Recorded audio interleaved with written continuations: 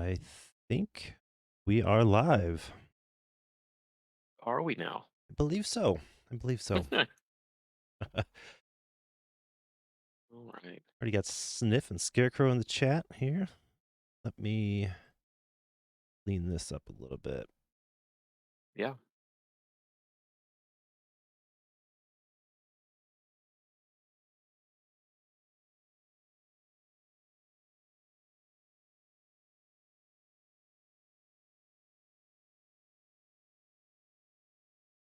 How you doing today, Derek? I'm doing great, Brad. How are you? Doing pretty well. Pretty well. That's good. That's good. I'm glad you're doing well because we're going to continue to do well with a really nice game of competitive Pauper Commander here. Um, it's like they're just shuffling up now. Mm-hmm. And there's Islane Hey, popping up on what's the up, screen. Islane? Hi, Shop. Welcome to the chat, buddy. How's it going? Yeah.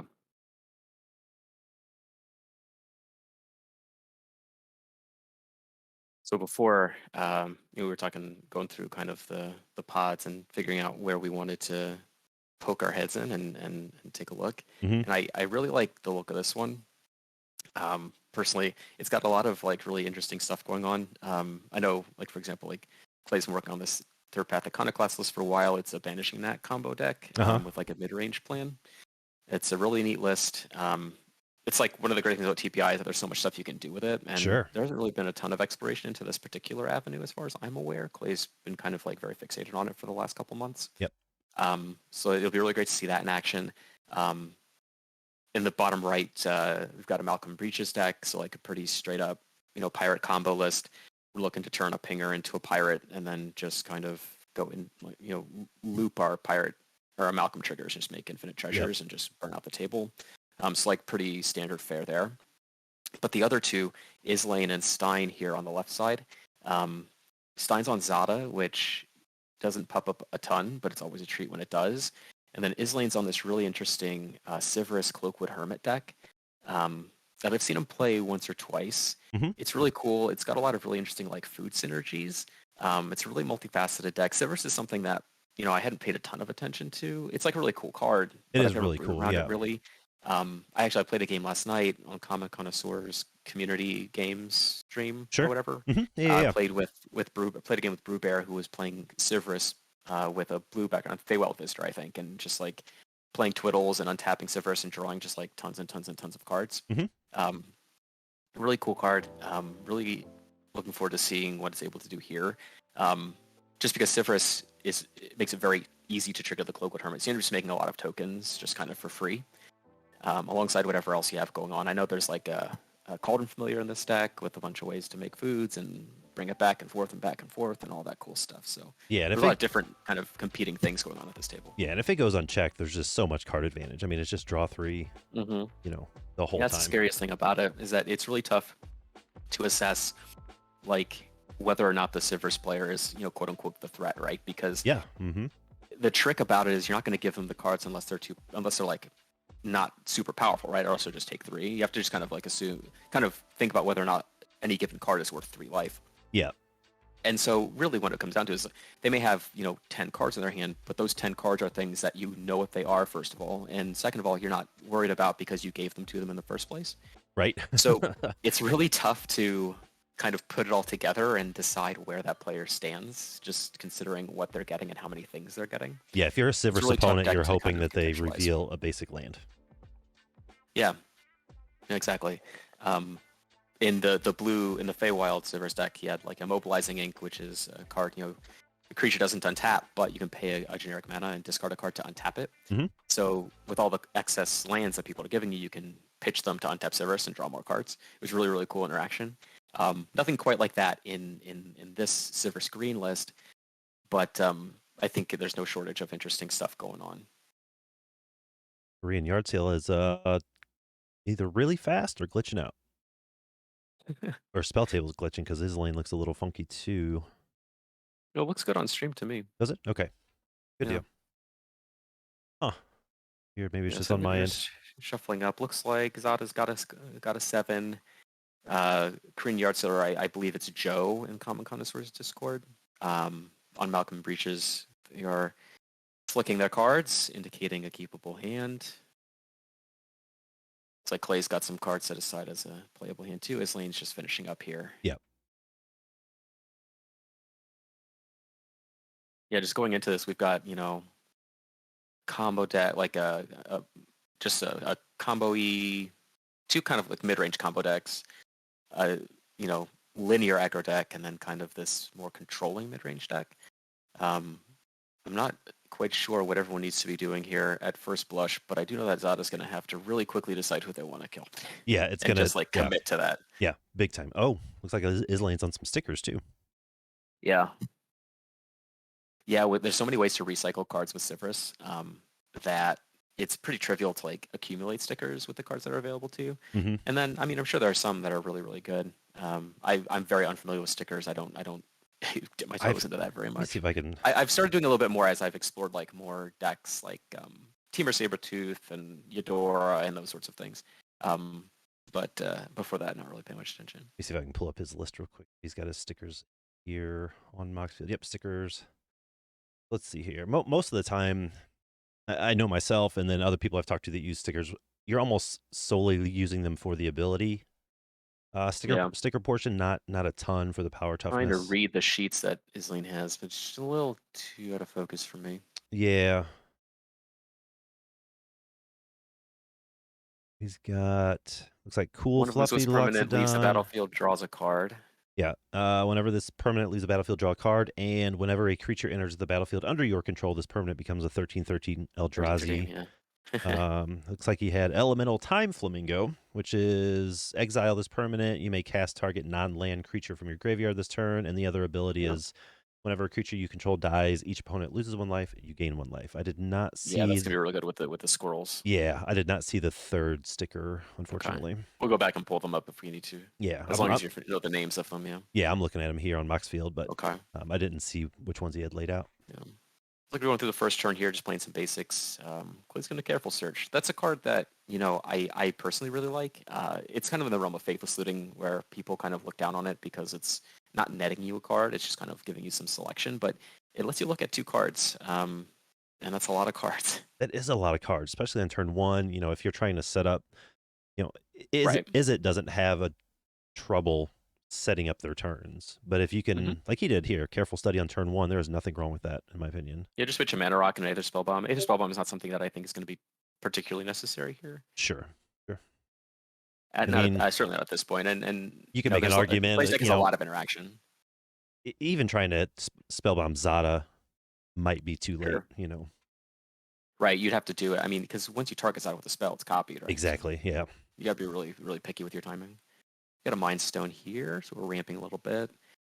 Yes. Sivrus a deck that benefits a lot from ramp because you have the background and the commander, and it's a 4-mana commander anyway. So third path on turn 2 for Clay is pretty straightforward. Yep. Just going to try and accumulate as many tokens as possible. I think that's what he needs to do just to protect his life total. Yep, and I don't mind this play too much. It's not often, maybe in the cPDH run, but it's not super often that turns 2 and 3 you're looking at direct targeted removal. Right, they're not just going to like burn your commander out on turn 2 or whatever. People are going to develop, especially like I said, like with combo decks and Azada, you need to be developing your board instead of not taking time off. Right, exactly. Yeah, especially because Stein's going to ramp a little bit playing Iron Mirror. Yeah, and even Islane in the really the only black deck at the table, he has the best option for targeted removal, but in that deck he still needs to spend some time setting up what he's trying to do. Mm-hmm. I think TPI is probably safe for a couple turns, and Clay knows it. That's why he ran that out there. Right. And heck, it's 2 mana. I mean, it's not like it's going to break the bank if it gets killed anyway. Right. Okay, so we're playing turn 3 Sivrus. Just going to get that engine online really quick. Yep. Yeah. I mean, it's a 3/3. It's a beefy thing.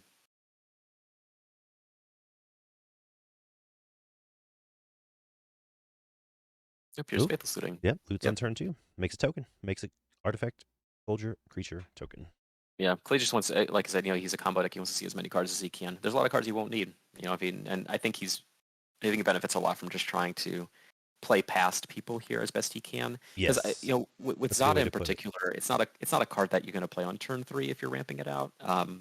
Because you want to set up a turn with Zada and not leave it to untap with it, because that's oftentimes not going to happen. Mm-hmm. you just want to play it, get your value, and kind of like go all gas, no brakes on like 1 or 2 big turns. So we're not going to see Zada on turn 3. At least I hope not. Right. So Clay's got some time to kind of really push. Yeah, you see he's like discarding Mana Leak, discard some. He's just discarding interaction. Yep. Mm-hmm. Kind of see how he values it and what he's kind of playing towards here. Yeah, I'm looking through Clay's list here on Moxfield that he submitted, and it is just 99 combo pieces. Like it's just Yep. leaning Yeah, it's a really hardcore into it. redundant knack list. Uh-huh. Yep. And don't think I've actually seen Clay play this list yet, so I'm pretty excited for that. I've seen him play his Malcolm list quite a bit. I played it against him in a pod last night. I was playing Goreclaw, and I demolished him, and then so he didn't get to combo because I attacked him with Goreclaw for like 20 damage or something like that. But yeah, I mean, there's a lot of scary things. He's kind of taking time to set up and not just like present combo piece, which is oftentimes like the right thing to do. Yeah. Yeah, his deck's all in, but I don't know if he wants to go in all in every time on every turn. Right, Honored Heirloom. It's a card that starting, I don't know, it was popular for a while, kind of people stopped playing it as much, and now it's kind of making a little bit of a comeback. I think people have gotten wise to the fact that like Graveyard Hate's kind of been slowly trickling out of the format in larger numbers. Mm-hmm. So you see a lot more Graveyard decks like Sivris. Yeah, Islane surely did not like seeing the Heirloom this early.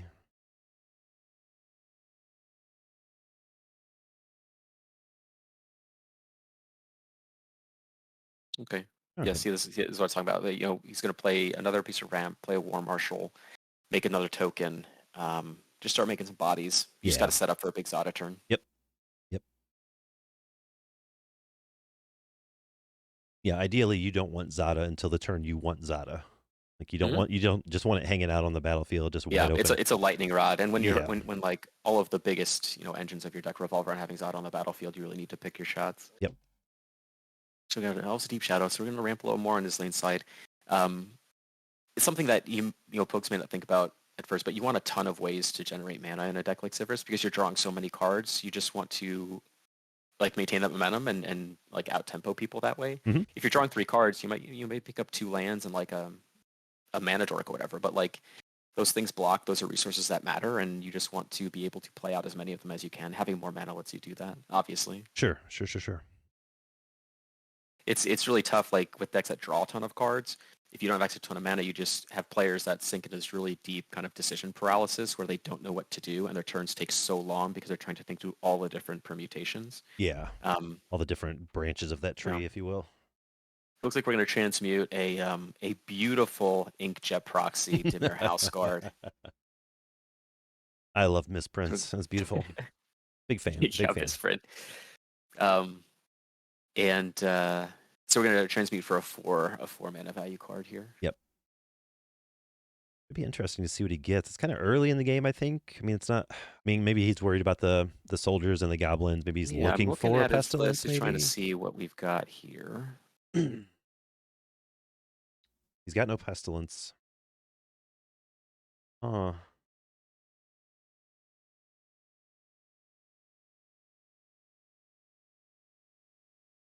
Must be going for Mirkwood Bats, probably either Falcon Noble or Mirkwood Bats is my guess. Chain Devil and Dread return the other 4 mana cards in his deck. Yeah, Falconwrath Noble. Noble. So it's an Aristocrats piece. It's a 4 mana 2/2 flyer. Whenever any creature dies, it drains a player for 1 and you gain a life. Yep. It's like a really strong card. I think it kind of gets swept under the rug a little bit in favor of new splashier cards. Sure. It's kind of been a mainstay in the Aristocrat strategies for as long as the archetypes like existed in Pauper Commander. But yeah, it's just you have cards value. like Mirkwood Bats, Nadir's Nightblade, other things. Yeah, there was a lot of tokens at this table. There's about to be more if Yard Sale can get online here. It's like it's a Universes Beyond card. I can't tell what it is. Lands. Is it not a creature? Let's see here.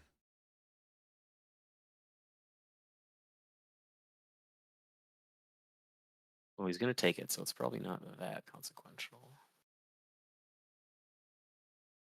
Is it many Possibly go for the partings, maybe? throat. Yeah, many partings. Revive the Revive the Shire. Shire, possibly, yep. We'll see.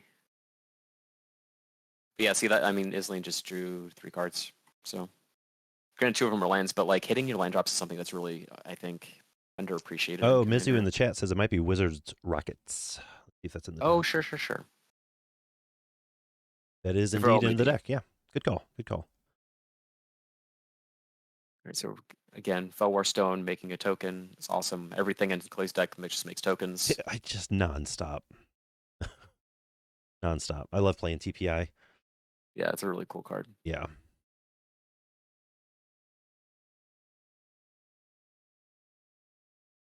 Yeah, so interesting point here for Clay.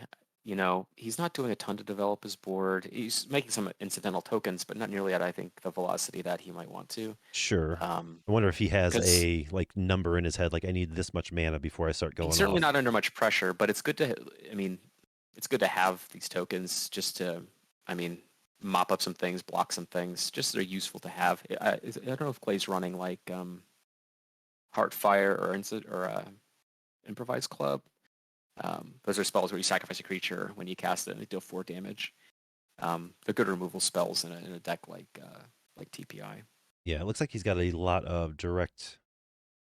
He's got Electrickery, and then he's got like Galvanic Blast, Yeah, he's not playing those Thunderclap. cards. Yeah, Yeah. I know Ryan does in his list. Okay, Alcadron in the so chat. What's up, buddy? hey Dave, looks like Joe's gonna play Malcolm. I am always leer. I guess he's got the heirloom up, but it's sketchy playing Malcolm, Malcolm's tapping out for Malcolm. yeah. Well, it's tough because Malcolm's. I mean, it's a 2 toughness creature that's like very threatening. So it's yeah. See, and he's just gonna pass the turn. I mean, Sure. you go right to Stein. Faithless Looting. Faithless Looting, and again, like another card that or another usage here that I think is really good. It's a card again. People poo-poo on it a lot, but people don't play it or in the right decks a lot of the time. I think in a deck where you're just looking for specific cards and don't need a lot of other things. Like Zada, you don't need a spell density because once you have Zada out, you can just draw a bajillion cards off of one thing. Yeah, your deck turns into massive. You're looking at specific cards rather than a density of cards. So Volatile Volatile Claws Claws. gone to the graveyard. And Otherworldly Outburst. Interesting. Okay, that's cool. I think honestly, in this where we're sitting right now at the game, I think Zada's probably in the best position. He's untapping with 4 mana, kind of sculpting his hand a little bit. And those Beetleback Just make a Chief. ton of tokens. Yep. Yeah, this is a good chief. Yep. Next turn's going The to only be thing pretty important for Zada, I think. Right. I think if he's able to untap with the board, then he's going to be able to make something big happen. Yeah. And this is a good board for it. Like, there's not a ton of stuff going on. Mm-hmm. As probably expected or predicted, the Sivers player is off to a slow start. I mean, that's just Golgari. Mm-hmm. That's just what it does. And that's okay. It's okay. Yeah, he's allowed. Cool. Thanks, Scarecrow. Thanks for sharing it everywhere. Appreciate it.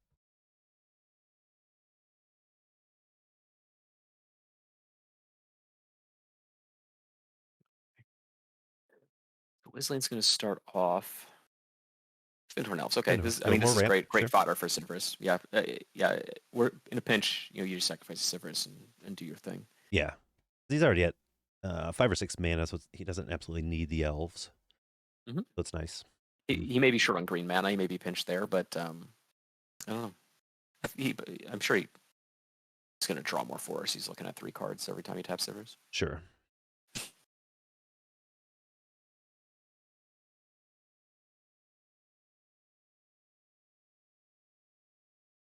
Going in the tank a little bit here. Yeah, I mean, there's not a lot of like combat pressure on this board, so it's. There really isn't. I mean, some fairly aggressive decks, and there's not a whole lot going on board yet. Right, because Islane's not attacking with Sivris. Clay's not looking to send his soldiers in. They're much better on defense. For sure. Stein's just building a board, so there's not a lot of pressure on life totals at all. So Islane really just has real pick of the litter in terms of like how he wants to approach it, being a kind of pure mid-range deck. Yeah. And I know the few times I've played Zada and I've been in Stein's position where it looks like you're sort of in control of the table, you're almost wishing that someone else had a better board state just to take the eyes off of you for at least for a turn or This is two. interesting. So we're gonna play Demon Disciple. This is actually so you don't. I guess you're just trying to tag Malcolm Breaches here, because he's got only at 2 pretty juicy targets. Everyone else can just sacrifice a token. Yeah. Would you hit Malcolm or would you try to get rid of your Flame Breather? If I was sacrificing, without knowing his hand, I would probably keep the Flame Breather just because it's. You can always recast Malcolm from the command zone, but I don't know what he has in his hand. I don't know what his plan is. Hey, but welcome generally to the chat. speaking, okay, he's going to keep Malcolm. It's interesting. He might not have the ability to recast Malcolm. Yeah, it would be. I guess he would have missed a land drop last turn. Yeah, even if he hit a land drop next turn, he'd be 1 short from casting Malcolm again. Yeah. That's a little so there's rough. Finhorn Elves. We're gonna roll the dice here. Forest. There's that forest. Another He's trying card to read it? that I can't see. I have no idea what that one is. And Spare Supplies. Spare Supplies is a good one. It is a good one. I like that card. This is the thing that happens with Sivers, though, is that you have to play because he eats artifacts to do this. You end up playing a lot of things that are just like not really important to draw. Like you look at these 3 cards, and I can't imagine that any of them are like that compelling. It's just like a volume of cards. You're just drawing 3, but what are you really doing? Right. Something I talk about a lot, like with particularly with like green decks. You don't have access to drawing a density of cards, but you have ways to select for ones that you need. And in this case, like whereas Islane might have a density of cards in his hand, how many of them are actually impactful? Right. And that's a pretty common problem with Golgari, I have found. It's like, man, these are all bangers, but none of them help me at all. Yep. Like Spare Supply is a sweet card, but like what does it do on this board? You cast it, you draw a card, and then you sacrifice the Sivris and trade it for 3 more that may or may not impact the board at all. Yeah. Exactly. It's kind of like an issue with Sivris, but it's just one of those commanders that asks you to build in a certain way, and it's just a consequence of that. And we were talking about this with Lobert, and I've said it before, these Commander Legend, these Baldur's Gate commanders, many of them are almost too powerful for casual tables, but either not powerful enough or too slow for competitive tables. They're in the, like this weird murky gray area. Yeah, and I mean it's tough playing. I mean, mid-range decks are always hard to play, but they're also like much harder to build because you have that problem with control decks where you have to select the right interaction, and you also have to select the right threats if you're playing mid-range. So it's like kind of getting out of both ends. Sure. They're really hard decks to build, really hard decks to pilot.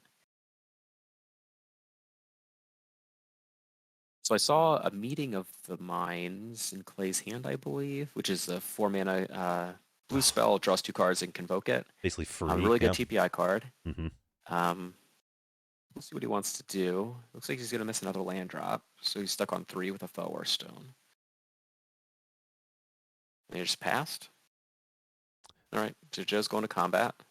That is surprising to see Clay not really do anything with that much mana. Just have interaction. That's true. He may just have a lot of interaction, and no one's doing anything worth interacting with. Yeah, his hand may be all instant speed stuff. Yeah, I mean, early he did discard a Mana Leak, discard an Aether Spell, so he may just be flush with interaction. Yeah. That's what I would take from it. All right, so it's like Islane took 2 from Malcolm. Cool. First blood. Gonna net Joe a treasure. Yeah, first blood. I think there was one trigger from the Flame Breather. Oh, yeah. But beyond that, nothing. Yeah. Oh, yeah, for the heirloom. Yep. All right. Oh, Behold the Multiverse. Okay. Oh, playing full freight for it. Oh. That is interesting. Yeah, just 4 mana, scry 2, draw 2. Nothing fancy. Great card, but yeah, just very straightforward. It kind of makes me curious about what's in his hand, because he's digging. He must not have ways to good ways to interact. Yeah. Or mana. Or all his interaction is 1 mana. Mm-hmm. Yeah. Because he has a treasure, so maybe he just doesn't care about tapping all his lands. We have like a lightning bolt and unsummon, something like that. Yeah. Even still, I probably would have tried to forecast it, or maybe just digging for a land. I don't know. Yeah. Because it's an instant, right? I mean, you could foretell it and then just cast it on someone else's turn for 2 if you wanted to. Either way, got him what he was looking for, I guess, and goes graveyard. All right, so back to Zada. Yeah, this is a pretty important turn, I feel like, here for Zada. Yeah, I'm curious to see if he has a big enough board to want him to pull the trigger here. Okay, Oh, Kiln Fiend. spicy, spicy. So we're gonna develop a little bit more. Yep. Wonder if he has a haste effect or he's gonna hope to have Kiln Fiend next turn. Yeah, like on the one hand, I'm concerned with like playing out too heavily into this table because these are all decks that play a lot of sweepers. A sweeper, I mean, And ton, like the whole right Zada's half of soft to the board sweepers. is just nothing but interaction. Right, but then I think about it, and you look at okay, I'm gonna expedite the Kiln Fiend. You look at the rest of the board, and no one's gonna play sweepers unless they're explicitly Expedite. looking to hose Zada with it. So maybe he's not concerned about people like doing that because that would just be kind of an inefficient use of that card. Well, he did have an expedite, so Sure did. everything's got haste. Kiln Fiend's no. He has on Kiln Fiend, so it's just gonna get +3/+0. So it's a 4/2. Oh, yeah. I was too 4/2 excited. haste. Too Yeah. excited. Yeah, he didn't play Zada. Yeah. And Hedron Crawler, it's another mana dork. Crawler. Yeah, 2 mana, 1/1 taps for a Collis. He's got 2 cards left in hand. So looks like he attacked Malcolm, Joe for yep. 4. Mhm. Can't tripped off the expedite. I mean, he's got to get to damage where he can. I honestly would have just shipped the whole team, if I'm being honest. I would have. I mean, he's tapped Yeah. out. I mean, what are you gonna do? Are you afraid of the crackback here? Like, Right? There's not a lot going. I mean, Clay can hit you for 2 or 3. Severus isn't gonna attack you right now. I mean, yeah, I wouldn't. If I was in a position, I wouldn't that'd care have been at all. 4, 5, 6, 7, 8, 9. I mean, that would have been 9 damage right there, 9 or 10. And just boom. Right. All right, so Hermit's on the board. Spare Supplies, draw a card. And he casts Cloakwood Hermit as well, so we're going to start making some squirrels. Severus is gonna do Severus things. Yep, supplies goes away. We're going to spin the wheel. Alcadron says, I always assume digging for a land is the reason for main phase draw spells. I completely agree. Yeah, most likely. Yep, 100%. So we got Prize Statue, a sticker card, I think. Yeah, I'm trying to. It's Ticket Automaton. It's the artifact that ETBs, and you get a ticket. Yeah, the third card, I have no idea what it is. not even going to try in front here. All right, so Statue goes to the graveyard. It's like Clay paid 3 for that. And someone paid See, 3 for that's. the other one. It is kind of. I love that he's exploring tickets in this deck. I will start with that. I absolutely love it. Stickers and tickets. I worry that they've been around long enough that so many people know that they are just shenanigans. They're powerful, powerful shenanigans. I worry that no one's going to give a Severus deck ticket makers. They're always just going to put him in the yard, put him in the yard, put him in the yard. Yeah, there was a Silt Strider in the yard. Yeah. That's or a Stilt Strider, not Silt Strider is a different thing. Yeah, Stilt Strider. Stilt Strider. Rhino Performer. Yeah. Right. I love the exploration of stickers in this deck, but I worry that, I was talking to Wales the other day on our Saturday stream, and I was telling him about, I basically built a little bit of a tuned down version of Yalaran's Blorpity Blorp Boop deck. It's just like Simic mid-range stickers, and Wales was like, I hate stickers. If I see stickers at a table, I'm killing that. Like, that's my first target is that player. Yeah. I don't know what they do. Yeah, they're crazy. So is it? Looks like Clay did an end of turn. Meeting of Minds here. He is convoking it. Plenty of mana. Like that's his land. That's just about all the mana PPI needs. Yeah. Be happy not to draw another land for us again. Well, who knows? Yeah, that's true, Alcadron. That's definitely what you want to do with Sivers is make people pay their life. But and maybe he's down deep enough that the stickers are just a diversion. Just a they're basically lightning bolts in this deck. I mean, there's really, really broad kind of game plan for a deck like Silver's Axe. Sure. But looks like Get Probe is going to get cast here for Clay. Who is he going to look at? Who would be your choice? I probably want to. He's going to look at Zada. Ooh, those Ancestral Angle. Yeah, those are real good. They both cantrip. I probably would have looked at Zada as well. Just based on how Malcolm Breaches is playing, I'm not terribly concerned about what they have.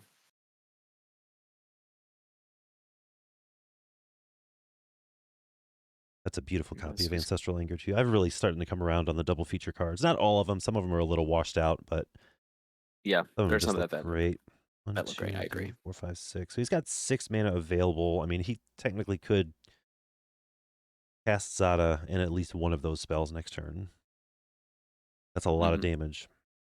It's a lot of cards. He's gonna draw a card for each one. Yeah, that's a lot of cards too. I mean, you just refilled. I mean, they're both cantrips. So Right.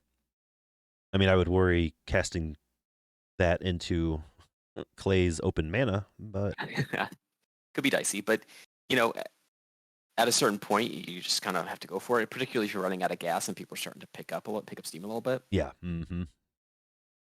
Like now, Sivers has kind of an engine going with Cloakwood Hermit, so Yep. you start accumulating a lot of blockers. And now he shields down. You have a really good attack on his lane if you want. Uh-oh. Okay, The the Fire Fire Weaver. Weaver. So Clay's got a plan. Oh, yeah. He knows it too. He's kind of set back and Just daring somebody to interact with it, Yep. basically. Like bracing for impact, yeah. Yep, pretty much.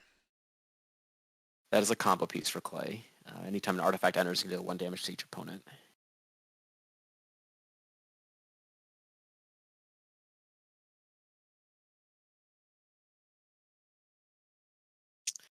Yeah, Malcolm Breacher's Fistful of Cards not doing very much. Yeah. Mm-hmm. Kind of feel bad for him. I'd like to see a Malcolm Breaches going up against TPI. Like, just is it versus is it? And see what came of it, but yeah, definitely a slow start.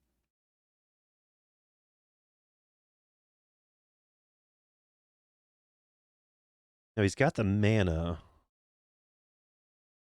Wondering why Breaches is not out yet. Is he waiting for a pinger? You think? I don't that's why play. I'm I don't curious play what's in his Malcolm hand. Breaches too much.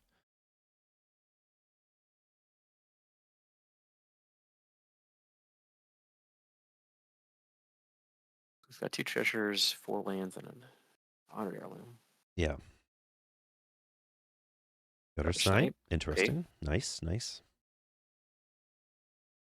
1, 2, 3, and he can still put Breaches down if he wants. He'd be completely tapped out, but Yeah, I don't think he'd do that. yeah, I a certainly little wouldn't. risky. They're just going to pass. Okay. So, like, this is a really great turn for Stein to mess somebody up. Sure, absolutely, and everybody knows it too. Like, putting Joe in a position to trade his Gutter Snipe off is great. Otherwise, he's going to take a bunch of damage. Same thing with Islane. Islane just has no 2, blockers. 3, So, 4, 5, 6, 7 creatures. Well, I guess you really couldn't cast anything after. But yeah, good I mean, he turn. could get blown out by like a fire cannonade or something like that. But Yeah. you know, it's a tough position because I don't know. I wouldn't play scared of that card because you're just going to get hosed to it anyway. You might as well just like Yeah, and a deck like present Zada, something. I mean, well, I say a deck like Zada, we only really have Zada, but you can't play scared. I mean, you just can't. You're going to lose more often if you play scared with Zada than if you take your chances, take your risk, be aggressive.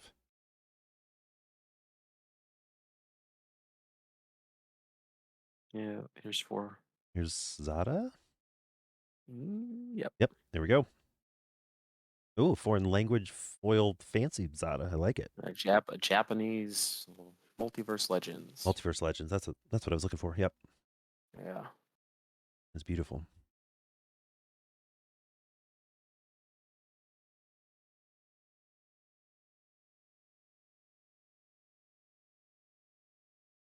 Like people are 14 getting viewers.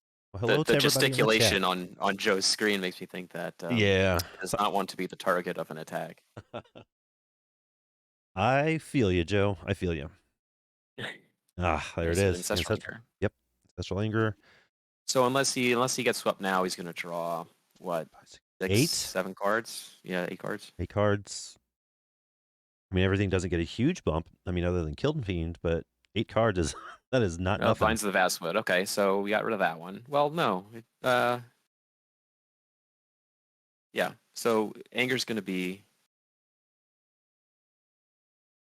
Oh no! Wait. This is hold on. I have to get this out. Is it Science Oracle list. text? Let me see. So it's a cast trigger for Zada Yeah. that targets Zada. So the spell's copied. It just won't resolve on Zada. Is that right? Your gains. And Zada reads whenever you cast. So yeah, it is a cast trigger. So he still gets to copy it. Just not on Zada, Yeah. I believe. That seems like an inefficient use of Vines of the Vastwood. Kinda. I mean, you're protecting one creature. I mean, you're hexproofing one creature or whatever. All right, we're gonna wisps too. Yeah, he'll get all the copies. Oof. We call refilling. Now I wonder. I'm gonna look at his list real quick. I wonder if he's running. He can't really cast Yeah, anything Dave, that's what I thought. else this turn. Yeah, so you may have just been playing Vines to like prevent him from casting anything else on Zada maybe, but I mean everything's an instant, so he's just gonna wisps. And get a bunch more triggers. Starting's got haste, starting's got +1/+0 and trample. Well, he can no longer target Zada this turn, correct? Well, he can target it with Vines on the stack. Oh, okay. Yep. Good call. Yep. Sure, draw just a cool like 15 card. He won't get Zada's. He won't draw. Oh, we're gonna counter with intervene. Okay.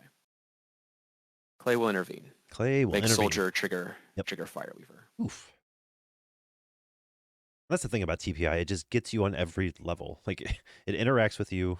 It makes a creature. It pings you for damage. Like it gets you coming Like and I going. don't understand. So he like, these counter spells intervened. seem really bad. He intervened the Crimson Wisp, correct? Yeah. Okay. But Stein's still gonna draw 15 cards. Is Zada not attacking that important?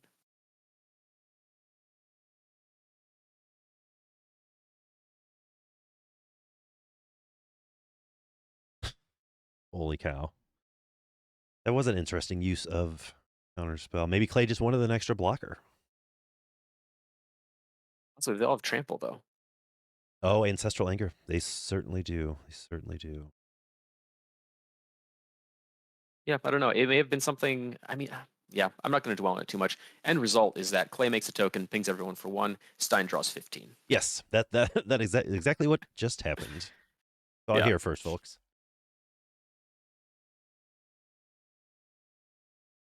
And Kiln Fiend gets +6/+0. It certainly does. Well, +7 with the Ancestral Anger. Right. So it's an 8 power creature right now. 8/2 trample. Casually. Yep. And the door, yeah. Pretty stock list, I think. Zada. I think he's running a few more creatures than I normally see. Yeah, Zada tends to be pretty tight. I mean, there's a lot of cards that you have to find room for, and there's not a lot of room. A lot of the cards are just like kind of best in class. You know, there's not a lot of like the flex slots. You know, got some mana creatures that are questionable, but fine, I think.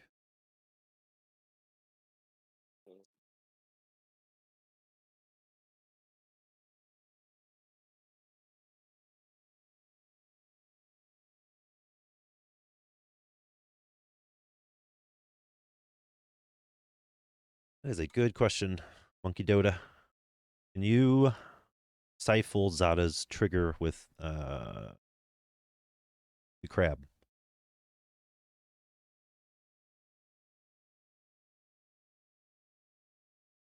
With I mirror believe with so. mirror shell. Should be able to, right?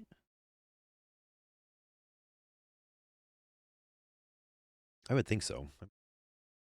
In my mind, it would be something where you target Zada, Zada triggers, and Zada trigger resolves copies to put on the stack. Prospector.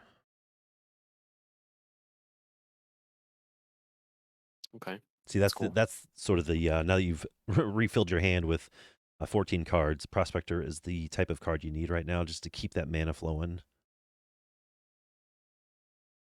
Yeah.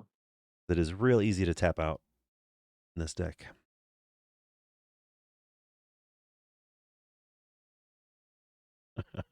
Throwing everybody how many cards he's got. Yep. I don't.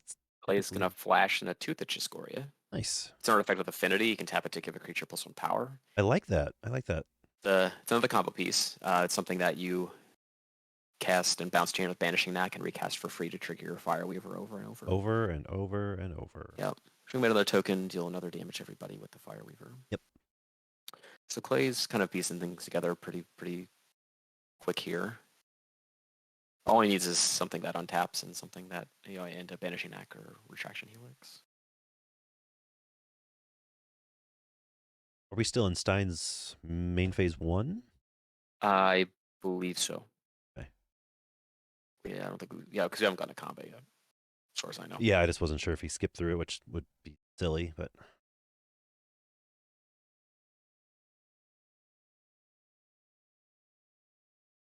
I mean, in my mind, there's literally no reason why you wouldn't swing the whole board at oh somebody right sure, now. yeah, you got to. Yeah, there we go. Turn them all sideways. You have established yourself as the threat with 14 cards in hand and Zada on board, so you better start swinging. Gonna keep the chief back. Interesting. Why? Lost Islane for a second. There we go. There we go. Get the whole All crew in there. sideways. Islane was too scared and pieced. Yep. He's like, oh man, I can't handle this. I'm out. Squirrels don't like the goblins. There he is. There we Okay. go. But honestly, like, I mean, Islane's an easy attack. It's kind of, I mean, it's obviously free, but it doesn't really. I don't think that reducing Islane's life total advances things in a really I don't think that makes him closer to winning. Yeah. tremendous way. Yep. I mean, it's something. So it puts yourself in a position where, like, if you can get rid of, if the other two combo decks end up like either interacting with each other or petering out, and you're able to kill them, whatever, you do need to pivot to the mid-range deck. Yes. And getting them at a softer life total certainly helps if that's like if Islane's like the last person remaining to kill. So in a situation where like there's a free attack like this, I don't think it's necessarily wrong. I would definitely offer up a trade for the gutter snipe though, and just like really I put the would hammer certainly on the think Malcolm about player. it. Yes. Because if I'm going to attack one of the two combo players, I'm going to attack the easier one to get. I'm gonna put forth the better trade of resources. Well, it looks like he did. It Now. looks like he split it up between Islane and Joe. Yeah, he did. Post combat sacrifice a couple goblins to make a thought vessel. Excellent. I was just looking at his list to make sure it was in there. Good draw. So now we're just going to pass with a bajillion cards and a lot of mana up. But really, I mean, you can sacrifice all his goblins to generate some mana here. If you so your sweepers don't do a whole lot for his board now. You could just sack him for mana and do whatever at this point.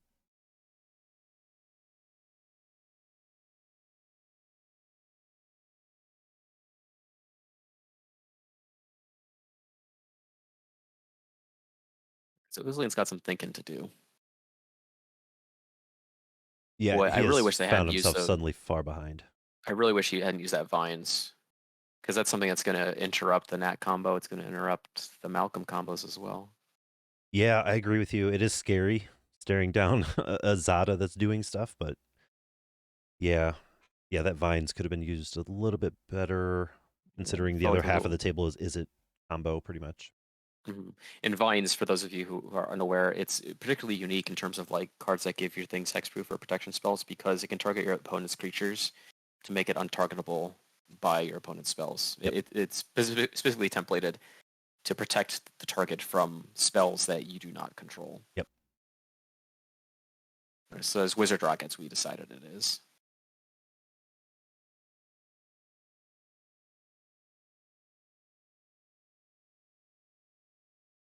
Interesting. He doesn't have, just kind of scoping over his list, he's not super aggressive. You tap 2 mana for it, so it can't be Wizard Rockets. See if maybe once we see the resolution of the spell, we'll figure out what it is.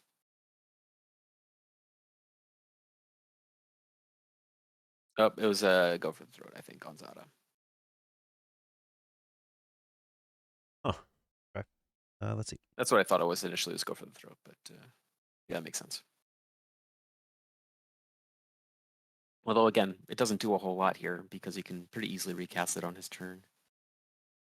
All right, so we're going to activate Severus, Nimbrite Schematic, a ticket thing, and Chromatics Forest. I think that's the two mana 2/2 that makes a ticket or something.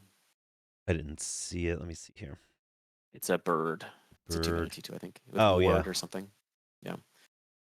So the Nimbrite Schematic's the only one that gets put to the yard. That's an artifact that enters, makes a 1/1 artifact creature token. Yeah. And it makes one that leaves the battlefield too. So they really don't want him to be able to like get value off of these artifacts. They like, for example, like prize statue up in the graveyard as well. Right. It's another one that makes an artifact token when it enters, and another one when it leaves. Yeah, it looks like so really just don't. But again, like, these are things that that card does not seem worth 3 life to me because he's already generating a ton of tokens off of the Cloakwood Sure. Yep. Hermit, ostensibly. So, like, Like, what's a couple more? I don't know. I feel like there's some misevaluation of resources here. I can't quite put my finger on it, but it kind of just feels like things are being a little bit misevaluated. Yeah. If that was chicken Because trope, it's even the things that he's drawing off of Cypress are not impactful no, cards. they're not super like impactful. Okay. They're So like this changes things. This is Mirkwood Bats. okay, there we go. That's something Now that's it looks actually better. impactful. Yeah. Mm-hmm. Now it looks better to deny those token generating artifacts. Good call. Yeah, I guess they could have just preemptively got rid of the token generators in Yeah. case bats came down, Look, and it did. they all may be vindicated, but I will never forget nor forgive.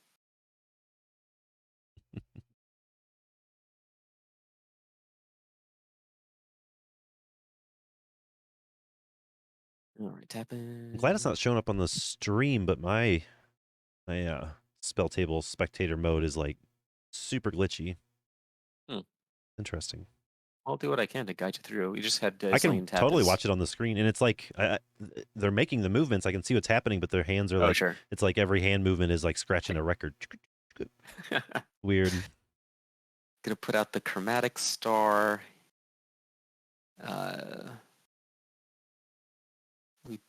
Rewinding a little bit. No, we got a token. It's tapped. Okay.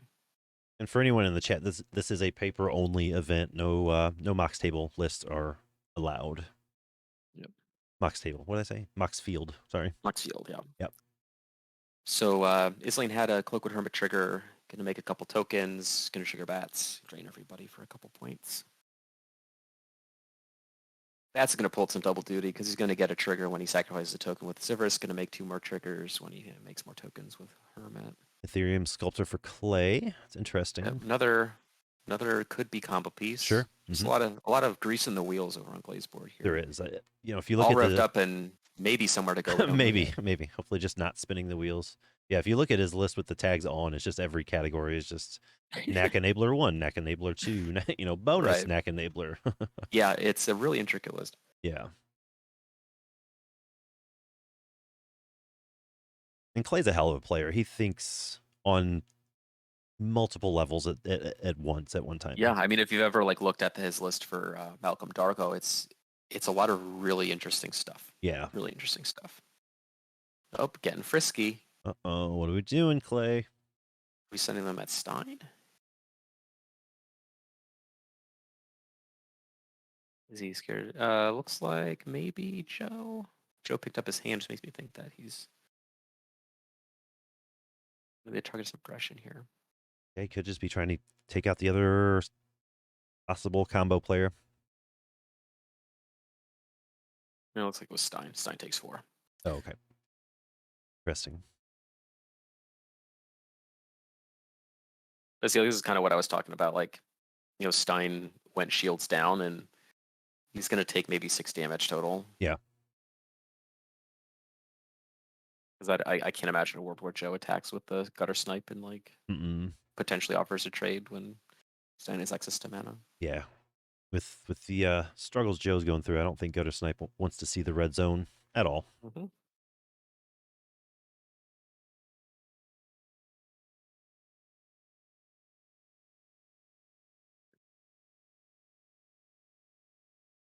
All right, so we got an end of turn spell here.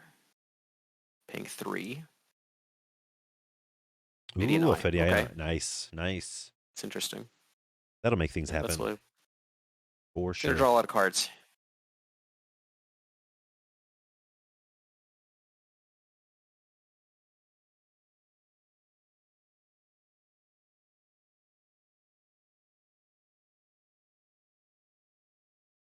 I'm not sure where priority is right now.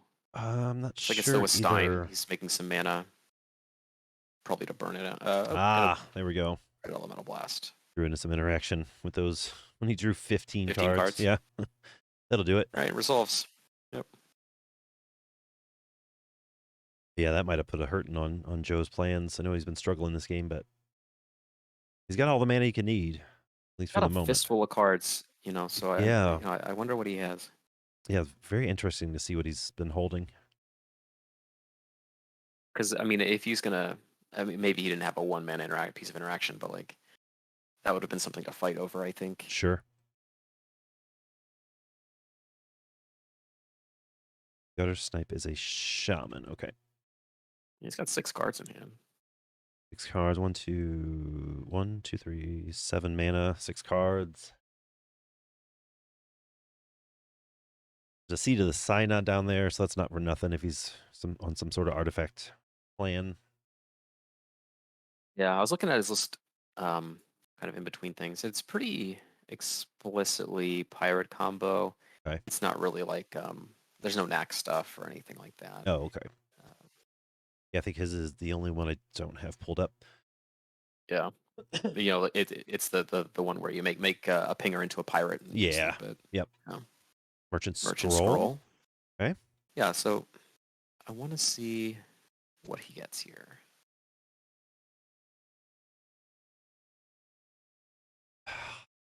You think it's another Ophidian effect? Quicksilver It Dagger, very anything like well. that? Well, he can get what's the I card? guess. Wings of Elspell. Yeah, Uh, that's true. or Trickery Charm to make Gutter Snipe into a pirate and go infinite. So that's what he may be doing here. Just deciding this is his window, trying to bait out interaction with the Ophidian Eye. Oh, that's a good call. I hadn't thought about that. Mm-hmm. Yeah. And Clay's still got interaction mana available. Yep, there's Trickery Charm. He only got 2 cards though, so this could very well just be the end. Stein's tapped out. Islane is on Golgari, so you know he's tapped out. Well, Stein's not tapped out. He can still sacrifice for Skirk Prospector. He has 2 goblins Oh, I didn't available. mean I meant Islane. Sorry. Oh, sure. Yep. But yeah, Stein. I did say Stein was tapped out. Yeah, he's got Thought Vessel. Yeah, and Skirt Prospector. Prospector. True. Mm-hmm.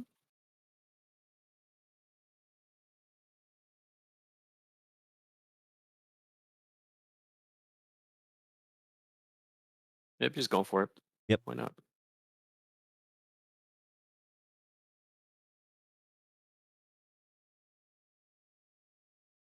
Great Charm. 1 mana instant. Choose one target creature gains flying. I don't think that's what he's doing. Target creature's type becomes the type of your choice until the end of turn. Guess he's making Gutter Snipe a pirate. Yeah, gonna make a ton of treasures. Yeah. Now he's down to It doesn't go. It doesn't go 1, infinite 2, until he 3, 4, has 5. a way to deal damage when an artifact enters. But every Gutter Snipe trigger is going to generate him 3 treasure tokens, which is insane. That is insane. That is insane. I'm still surprised we haven't seen Breaches yet. I mean, I know he's off to a slower start than he probably would have liked, but Yeah, looks like Clay's going to Echoing Truth. Gutter ooh, Snipe response with a red with REB. okay. So going to counter the Yep. Echoing We'll Truth. stack war.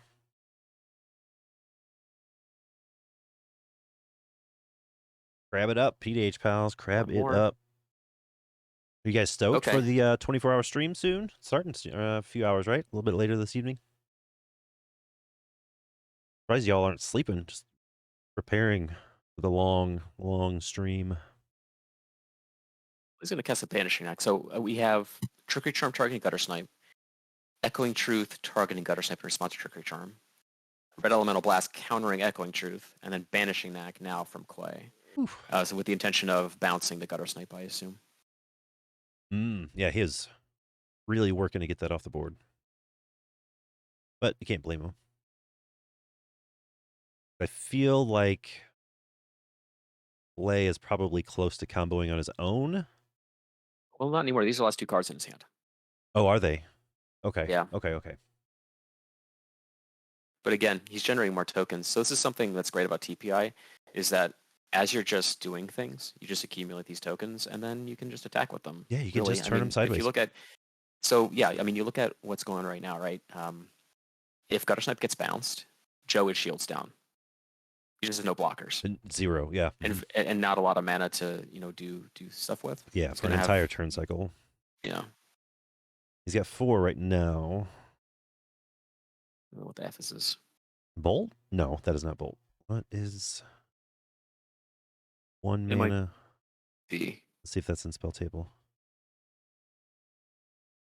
It is not. Let's see what the Mentioned it. It's a 1 mana red spell. yes. I can't think of any others that were in Mystical Archive.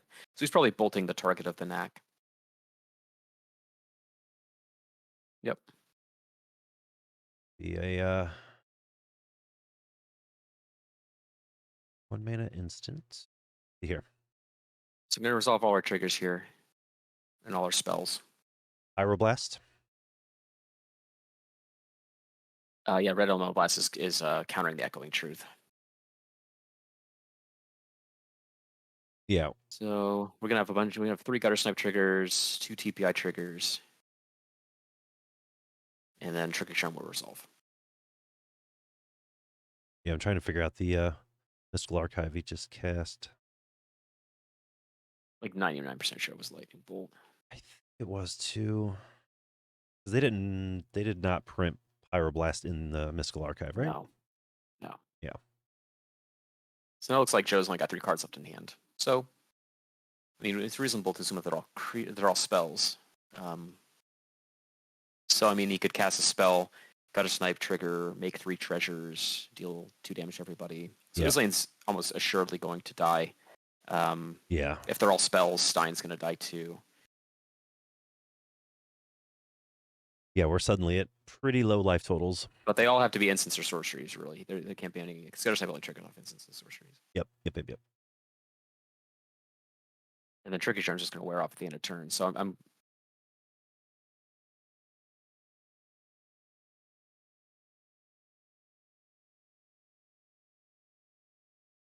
Clay's hands up. Uh-oh. Some gesticulations. What are we figuring out here?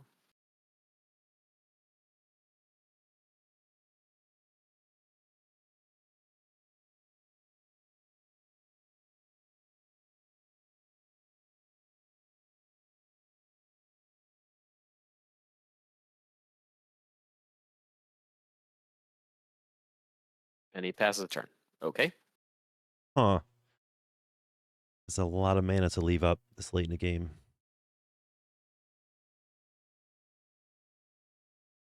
Not Then for a lack why? of trying, though.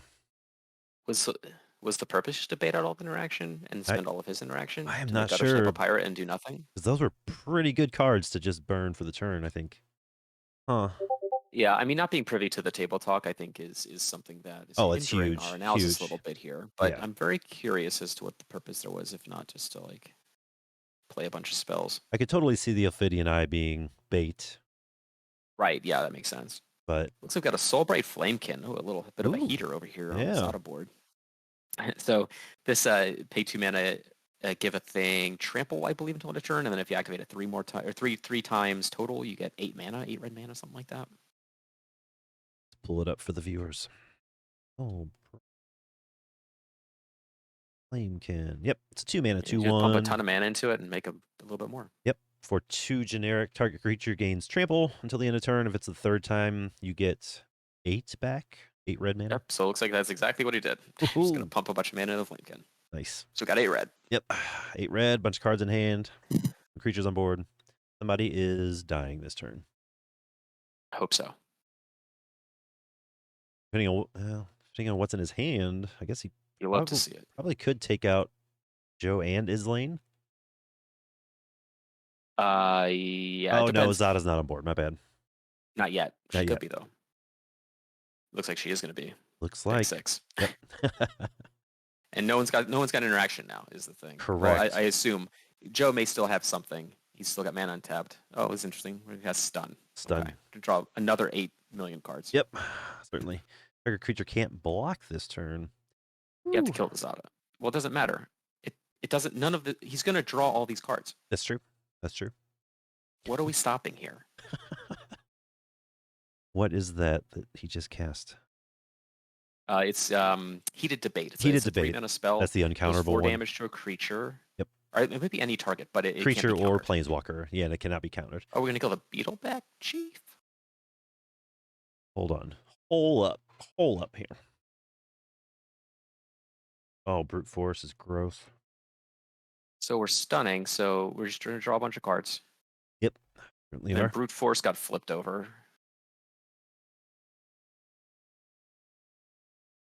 6, 7. According to the clicker, we are on turn 7. Oh, Islane is done. Right. He got a heated debate, and Gutter Snipe trigger killed him. Yep. Oh, there goes Zada, gonna kill Joe, I assume, and Yep. Clay, I assume. Yep, because he got plus Holy 2/3 trample. cow. Yep. Oh, good job, Stein. Good job, Zada. I thought, that was just really good. That was a good turn. Very good turn, Right. Zada is obviously. something where you can really only interact with it on the board. Like if you try to interact with it on the stack, they're still going to draw all their cards. They're going to copy their spell a million times. You just need to everything kill. resolves. You need to kill the little things. Focusing on Zada is not going to do it for you. No, because just like you said, as soon as it becomes a target, I mean, that's just it. That's right. If they play Zada and then do it, like the only real windows you have is like if they play Zada and then have to untap with Zada to do something, then you can like interact, end of turn, whatever, to a place where they can't like utilize like a brute force, something like that. But if you're right. just playing Exactly. a card to draw a bunch of spells, don't. It seems like such a waste to use your interaction there. Yeah, I had not walking into this game, sitting here in the commentator's booth. I would not have predicted Zada walking away from this game with Malcolm, with TPI. Two decks that are just focused on interaction and instant Well, speed. yeah, well, like it's kind of if we kind of circle back to what I was talking about earlier, like that turn where Stein softened up Islane's life total, let the two combo decks fight amongst themselves. Which they did. They had a couple turns where they went back and forth. Islane just dies passively to pingers, and then you just wipe up the other two. I mean, that's kind of what you have to do. Because Yeah. I mean, Zada wasn't in a position to just like kind of go ham and just like go turbo mode or anything like that. So Right. you're just gonna have to look for a window.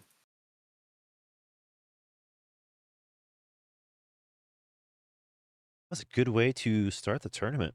Yeah, it was a really cool game. Yeah, very cool game. Really cool game. Glad we hopped in on this one. Yeah, Sure. so I hope you all learned a valuable lesson about interacting with Zada on the stack. Yeah, if there's one takeaway from this match, it is that. Yep. Once that spell leaves the caster's hand, it is too late. Yep.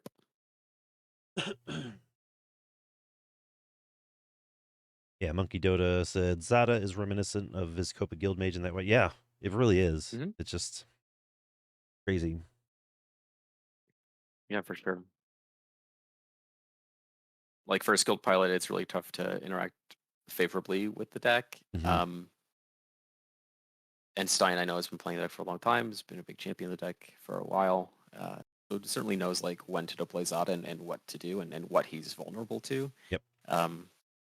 Like that was just a game where like if they wanted to nip the Zada thing in the bud, it would have required a sweeper, several turns ago. Yeah. Yeah. Yeah, because you can target Zada all you want, but if you have no other creatures on board, it doesn't matter. Mm-hmm. Yeah, exactly. The power of Zada is derived almost entirely from the size of the board that you have. So, yeah, I was really surprised to not see Islane going for a pestilence, but it's not even in his deck this time around. now, which is fine. I think Pestilence is a little overblown. It's It certainly is, good, it but doesn't is. belong everywhere. And that's just like And I recency think, bias, like looking at two sure, heavy creature decks. But yeah. I mean, this is a deck where you're generating a lot of advantage with your tokens, and Pestilence kills a lot of your things that you'd want to leverage for other purposes. right. I know Bobby said there was a timer the round. Wonder how much time we have left in round 1.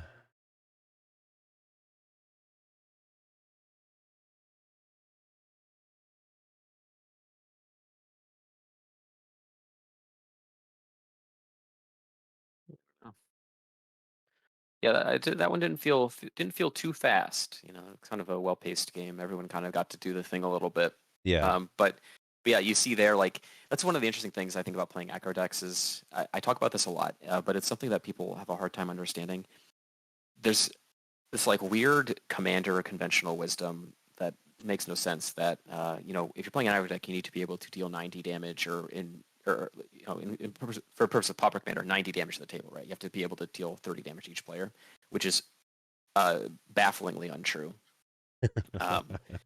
In the way that the format exists now with all of these pingers, there's so much passive damage that gets thrown around that really all you need to do is put people in bad positions.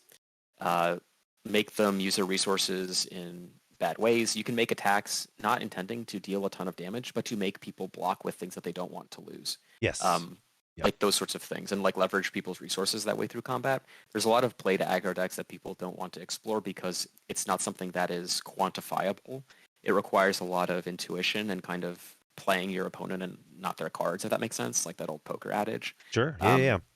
Yeah, I think that's a but very, very good way to describe aggro. but like you saw this game, like Stein had one big attack on Islane, let the two combo decks do their thing. They ran out of gas, and then he's able to mop up. So it's pretty mathematical like that. And B-Fine says we got about 20 minutes left for round 1. So we got a minute. Yeah. Let's see.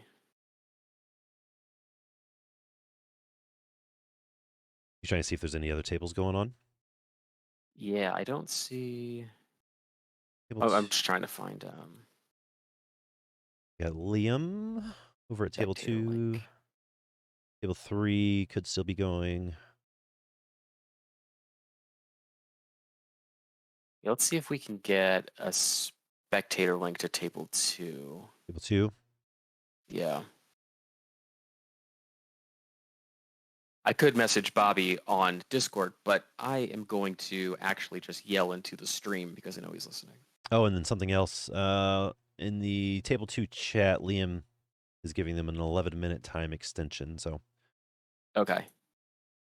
please post your spectator link. Yeah, looks like nobody. I'll go ahead and message that Oh, table. but Liam's probably spectating. That's probably why. Let's see if we can jump into table 3. Table 3. Looks like they posted a link. Okay, There I'm we gonna click on go. Look spectate. at that. Bada boom. All right, let's see what we're working with here.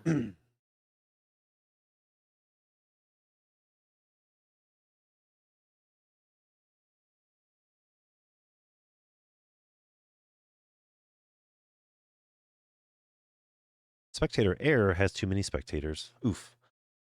Oh wow, did I just own you? I think I was owned by my Are you on co-host. table 2 or 3? Let's see here. I clicked on table 3. Oh. Too many spectators. Here, let me get out. You jump in, and I'll go off the stream. Okay, I need to return to We'll do it lobby. that way. Try again. All right, I'm clicking. We are professionals We are here. professional After all. commentators. Do not question our motives. Spectate. Joining game. Yes, I am in. Let me rearrange the properties on OBS.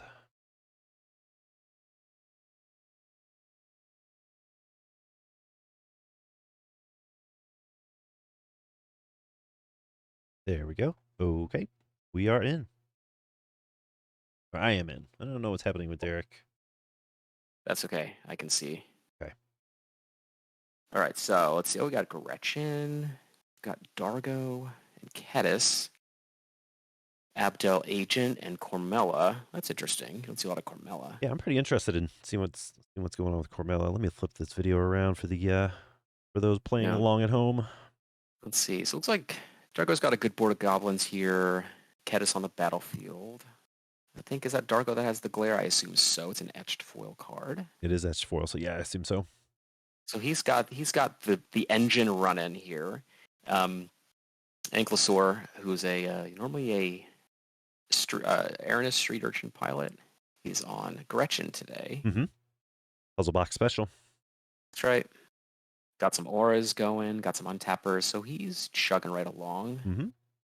Everyone's a little bit low except for Dargo, which I would expect since Yeah, Dargo looks is like everybody's got a active. decent board. I mean, I assume so. We're pretty late in the game, but Looks like Abdel's on line 2. 12 soldiers on the board, it looks let's like. see what we got here. Bonus bonus. Let's see what we can get for deck list for Cormella. Let's see what's Yeah, going you're on the there. expert, Brad. You're the Cormella expert. Well, I'm not the Cormella as we know it expert. I do jank Cormella. There we go. Cormella to me is just so flavorful. Like the card itself is so flavorful. So like Yeah, it does a lot I of cool just want to stuff. do threaten stuff. I just want to steal things because that's who Cormella is. Yeah, looks like Gretchen did get snuffed out, unfortunately. Yeah, she has no power to attack with. Why would anyone want to kill her? She attacks for 0. Yeah, it looks like we're on a combo build. Yeah. Let's look at kicked into the royal here.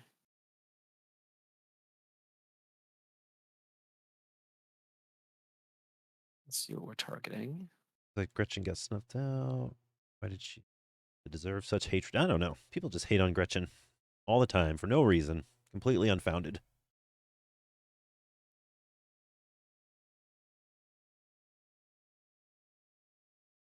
Right, so oh shoot, I didn't see what's targeted. Well, the card went back to Darga's hand. Yep.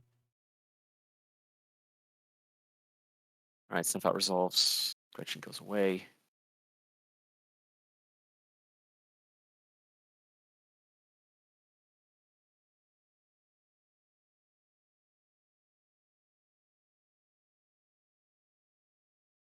So notably, the Abdel player has Abdel and Iron Throne online. Yeah. Tapped out though with 12 soldiers. Dargo's going to cast a Hellion, the Dominaria United card. It's a 8-mana 5/5 with trample that costs less for the largest power of creature you have on the board. Oh, So with Dargo on the battlefield, it costs 1 red. The monstrosity. Yeah. Yeah. And Yeah, that's a fun one. We passed to Ankylosaurus. So it looks like that was Dargo's turn. Attacked, did bajillion damage to everybody. Yeah, Gretchen Dargo's still hovering around starting life total, so that's This is the kind of thing. scary. Like, Kind of scary. either you answer Dargo or everybody dies is usually what happens. Because Dargo comes down very quickly and just starts chugging. And when you have Kedis, it just kills everybody. So Yeah. doesn't seem to be too interrupted right now. But it seems like Abdel may be like the most present or the most perceived present threat right now. Usually creatures that have to kill through combat damage are not like things that people are too afraid of until they're on one hit away from death. Yep.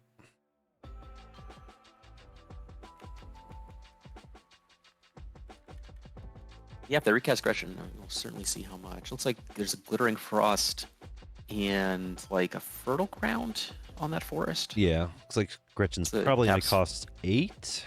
I'm looking at that right. So it taps for 3. So 2 untappers, so 3, 6, 9, 10, 11, 12, 13, 18 mana available. Yeah, Mentor, I'm looking. Yeah, I'm thinking it's 8. Yeah, it's going to be 8 mana, it looks like. There she is. She's back. He's back. Back in action. Back and ready to soak up 4 damage from a Dargo. And going with the alt art version. The manual, is that what it is? The manual version, what's it called? I always the rule book. The D&D rule book, yeah, that's whatever. what Yeah, that's what I call it. Yeah, Mentor, you did guess right. So you win the special prize. I think it's instead of a first place prize for the tournament, we're just gonna give it to you. It's $105. So check your Twitch account for that to be deposited as a credit. Yep. Courtesy of Mr. Robert Fine. Yep, of Mr. Robert Fine. And commentators are not accountable for anything. Nope. So no consequences for anything that I say. Correct. Apologies. All right, so Cormella taps here. Is this just like a combo Cormella as you were looking at it? Yeah, it looked like pretty straightforward combo. Okay. Just gonna involve, looping instance source out of the graveyard. Yep.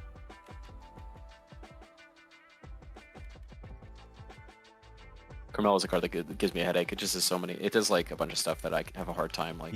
There's so many things. So many things. Spell-based combo, I have a hard time with. That's why I mostly play creature decks. Actually, let me look at this list again. I'm not seeing.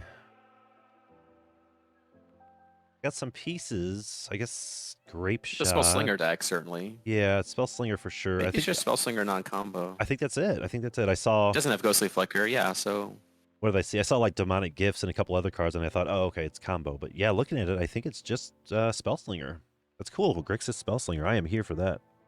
It's got all all the pingers, usual suspects. A lot of ways to kind of generate some mana. Got some rituals like Rite of Flame, Dark Ritual, Yeah, I saw Some Thermopod really cool and stuff. Demonic There's Oak Gifts, and I thought, okay, Teachings. this is a combo. But yeah, no, I like this. I mean, it very well may. I have a hard time parsing text like this. I just like to see them do it.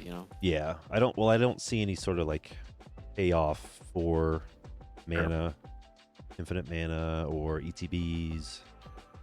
Yeah, like there are no Archaeomancers in this deck. Correct. There's no heck. There's no fireball. There's no like big mana sink. Kill That everybody. Exhume, that's sweet. Yeah, Yeah, there's a lot of really spicy pieces in this deck. and that's what I like about Perplex. Yeah, that's some, Cormella and specifically Grixis. Of the 3 color options we have, there's so many different because those colors are so good. Like there's just so many different ways you can take a Grixis pile.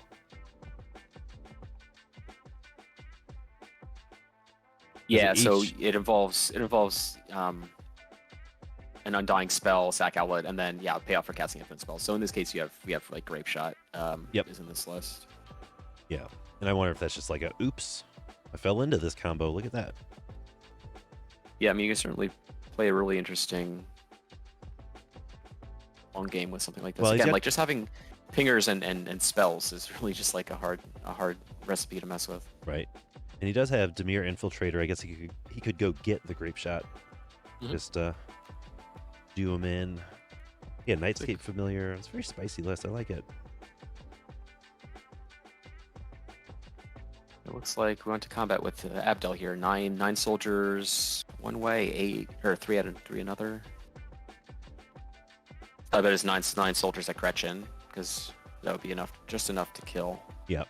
Without interaction. That Dargo board is just imposing. I mean, he's at 29 life. Creatures all over the place. Like, Yeah, Gretchen goes down. oof. Yeah, Carmella does need to come back on tap. That's why Demonic Gifts is the one that you need. The 2 mana one. Yeah, yep. Demonic Gifts is essential if you're trying to do Cormella shenanigans. Yep. That's one thing I like about like that combos that like take a redundant effect like those Grave Flicker effects, and you need like the one specifically templated to work with it. You just can't like jam all of them into the deck. Yes. I think that's I like that. I like decks that kind of fall into that design paradigm. Yep. Yeah, Demonic Gifts, 2 mana. Until the end of turn, it gets +2/+0. When this creature dies, return it to the battlefield under its owner's control. Mhm. Yeah, Demonic Gifts and Thermopod go infinite, but there's no... that's what I was looking at, pals. There's no payoff. There's no payoff for big mana. There's just a Grape Shot. Just a Grape Shot, yeah. But there's no Fireball, No, not for infinite. Yeah. Rolling Thunder, nothing like that. Unless I'm just missing it, but I don't think so. I read perfectly the first time, every time. Not so much. Yeah, but it's interesting, like, if you're already running Demonic Gifts and Thermopod, and I understand the Cormella list is like pingers, value, Grape Shot, this sort of thing. Like, why not just throw in a Fireball just in case? Yeah, I mean, or at least Rolling Thunder. That's like a pretty good like workhorse card. Right. You've already got every other piece you need. But I mean, yeah, I mean, even Rolling Thunder, is a card that you can just cast anyway. You don't even need to like combo with it. It's just like it's good just regardless. yeah, it's just there. Mm-hmm. Yeah. So who knows? Yeah. So Gretchen bit the big one here. It's like Dargo's deciding. I mean, so yeah, this is tough because if Dargo connects for full damage, he just like kills Abdel. So this is a combo. This is a combat step where there's going to need to be some kind of interaction. Cadis is going in for the kill too here. And yeah, turn the 5/5 sideways. Why not? Yeah, sure. Not there for nothing. 5/5 trampler. Just send it. Yeah.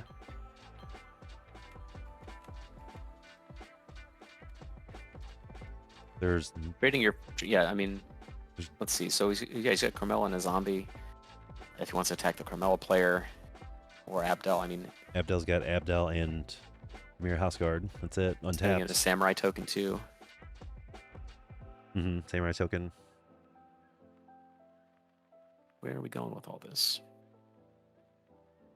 Oh, just all of them. This is what I like to see. You got to be taking out the combo quote Yeah, unquote combo 27. player, right? Again, yeah, like yeah, send him.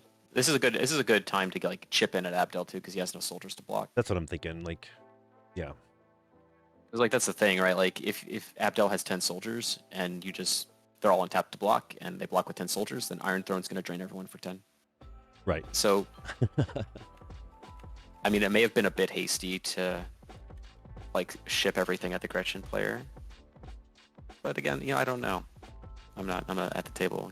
I'm not privy to the conversation. Sure. Yeah, and that's a big deal. That's huge. Echoing Truth. So let's see. Carmel's got something going on. Yep, Echoing Truth. I'm assuming just right at Dargo, right? Oh no, bounce the Iron Throne. Interesting. Okay. Not like a terrible target. Yeah, I mean it depends because if Dargo, it makes me think this is like a big attack at the Abdel player because if Dargo connects, I mean, Carmel's not dead. Right. All right, we've got Dragon Breath or Breath Weapon. Okay, so we wanted to bounce the Iron Throne before casting Breath Weapon to clean up. Smart. Yep. Yep. We had 20 minutes left, and that was... I don't know. Should be coming pretty close to the end to time, Yeah. so I'm surprised This one's Dargo like- has... I'm Yeah. interested to see what happened in the beginning of this game. Like, we're almost to time. Dargo's still at 27. How is that possible? The sacrifice of Ginger Brute, gain 3. 7 minutes left. Gaming for tryhards. Thank you.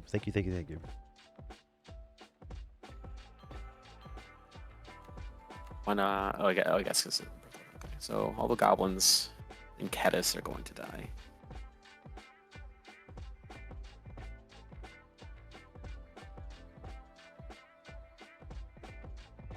Notably, he sacrificed a Ginger Brute, so if he has to recast Darko, he has a little bit of cost reduction. Mm-hmm.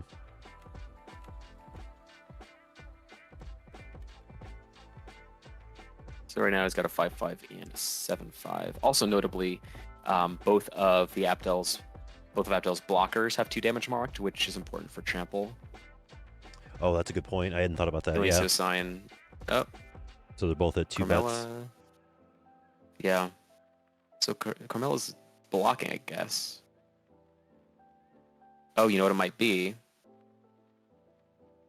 Is going at Carmella because the splash damage will just kill Abdel anyway. So block with Carmella, it takes 2. Dargo has to assign 2 damage. 5 goes to Carmella's face. And then I assume the Hellions going at Carmella too. So we'll see how life total shake out. Yeah, Yep. Carmella goes to 2. And he chose to leave her in the graveyard. Yeah. Without Kedis, Abdel's gonna live to see another day. I guess it Exhume. would have anyway. Yep, but, there it is. There's the Exhume we were pretty stoked about. Pretty good for Dargo too. Although I guess they may have put Kedis back in the command zone. But still, I can get Instigator or who knows what. Oh no, is that Slum Reaper? Slum Reaper, yeah. Oops. Curious. Oops. Interesting. I think Carmella might die again. Yeah, I think so. I think there's no way out of this one. Oof.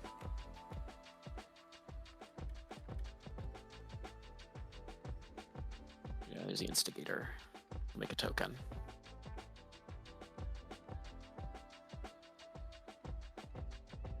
Carmella goes back to the yard. Oh, so she exhumed the Instigator to get the token to sacrifice it to Slum Reaper. Okay. Yep. I'm caught up now. Ooh, Carmella. Yeah, I want to say that's just an oversight. It must have been. I just forgot about the Slum Reaper. Yeah. Probably. It's unfortunate.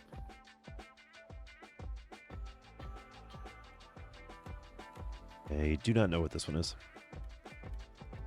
Tandem Lookout. Is that what that card is? No, Lorien Room? No. I thought it was Lorien revealed also, but I don't think it is. Is it a Tandem Lookout? The spell table cannot pick it up. Yeah, I I'm not. believe it is. Creature. Yeah, it's 3 mana.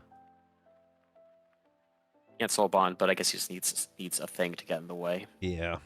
of Yeah. something. I mean, at this point, like of what though? I mean, Darko tramples, the monstrosity tramples. Yeah, it is tandem lookout for sure. The art. I'm not sure what the tax is on Kedis, but I mean, Dargo's the thing that needs to be taken out right now, or else both players are going to lose. Yeah. Assuming that they can cast Kedis for 4. Yeah, Dargo at 30 this late in the game is just lights out. Well, I think just so many resources were spent managing Gretchen and potentially even Abdel to a certain extent that there may not have been much left over for Gretchen. True. So Carmella is back. Got the Exhume? What? Hold on. Right, so Carmella died. He got the Exhume back. Recast the Exhume. Now he has a creature to sacrifice to the Slum Reaper. Okay. Right, because Carmella's a death trigger to get the spell back. Yeah, interesting. Yeah, so you just rebuy the Exhume. 2-minute 2-minute warning. Notably, once time runs out, active player finishes their turn, and then the game's over, or there aren't extra turns. Right, that's it. Yeah, whoever is the active player, when their turn is over, it is done. Yep. And if there's a draw, everybody at the table gets a point, not just the alive players. Players. Right.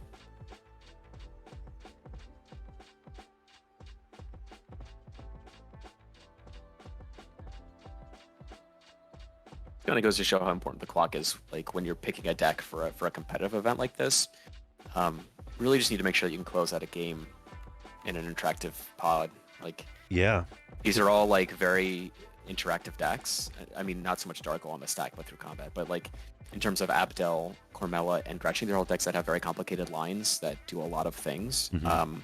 And if you're going to play a deck like this, you really need to know how to shortcut your triggers and just make sure you resolve everything as efficiently as possible. Yeah, that's pretty well key. The clock's a factor. Yep.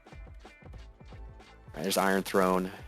Bibliotech Assistant put a Scroll Shift on top of the library, so we're going to try and flicker Abdel, looks like next turn, if there is a next turn. Yeah, most of the decks I like to play are too grindy for a timed event. Mm-hmm. And it's because of that, because there's so many triggers, because they don't develop until the later turns. Like, so like for what would be interesting here is if Dargo has a Lightning Bolt, they can bolt Carmella, put it going straight to combat. Mark 3 damage on it. Yeah, Mark 3 damage on Carmella, trample over for 6, kill Abdel. But, it'd be interesting. I'm not sure how many cards they have in hand. Looks like at least 1, 2, maybe. All right, just go into combat. I like to see it. Yep, straight up into combat with Kedis on board. So that could be the interesting real quick. 30 seconds. Uh-oh. Rut-row. Like it might end with...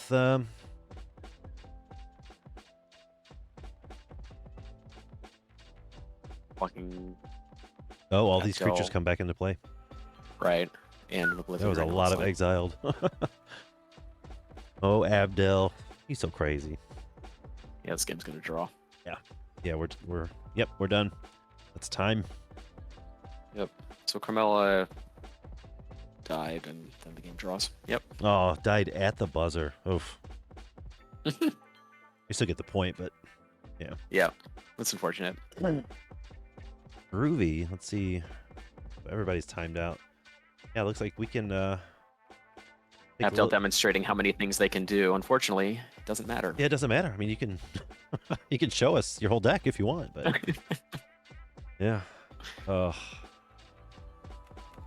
Yep, I think that's like, yeah, it's just a tough spot. I mean, Dargo's not set up to play long games like that as much. Yeah. Especially in a pod like this. So that's kind of what I was wondering. How did Dargo live this long and remain at 30 life like the whole time? A lot of dirtling. I'm sure they interact with Dargo with like the Oblivion Ring and kind of like keeping the player off Dargo as much as possible. Yeah. Or any kind of like significant, persistent proactive gameplay. But yeah, because we were here for 3 turns, I think, and not one spell was targeted at Dargo. Yeah. So interesting. Hmm. Like a pretty good game though. Yeah, definitely a lot of interesting stuff going on in those last couple turns. Yeah.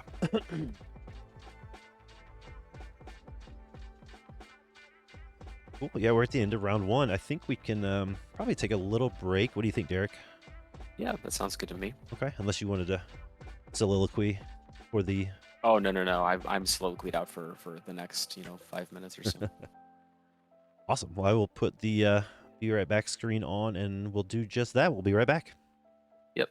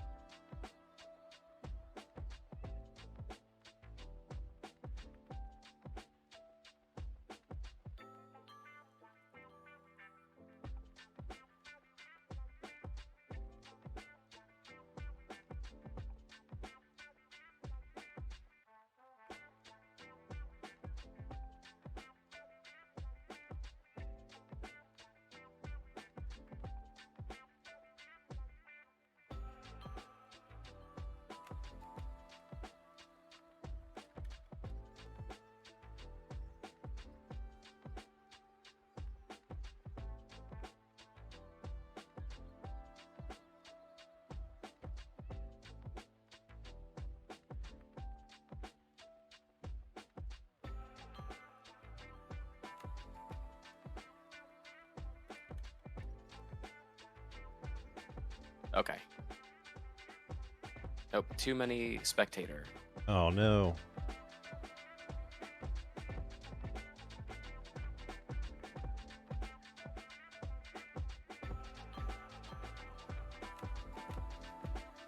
How many spectators does it allow? I think 2. I wonder who else is spectating.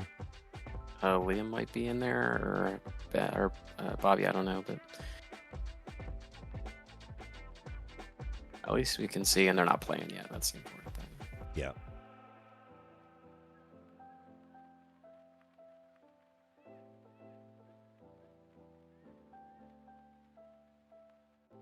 Oh, Liam's in all of them. Yep. Okay, that makes sense.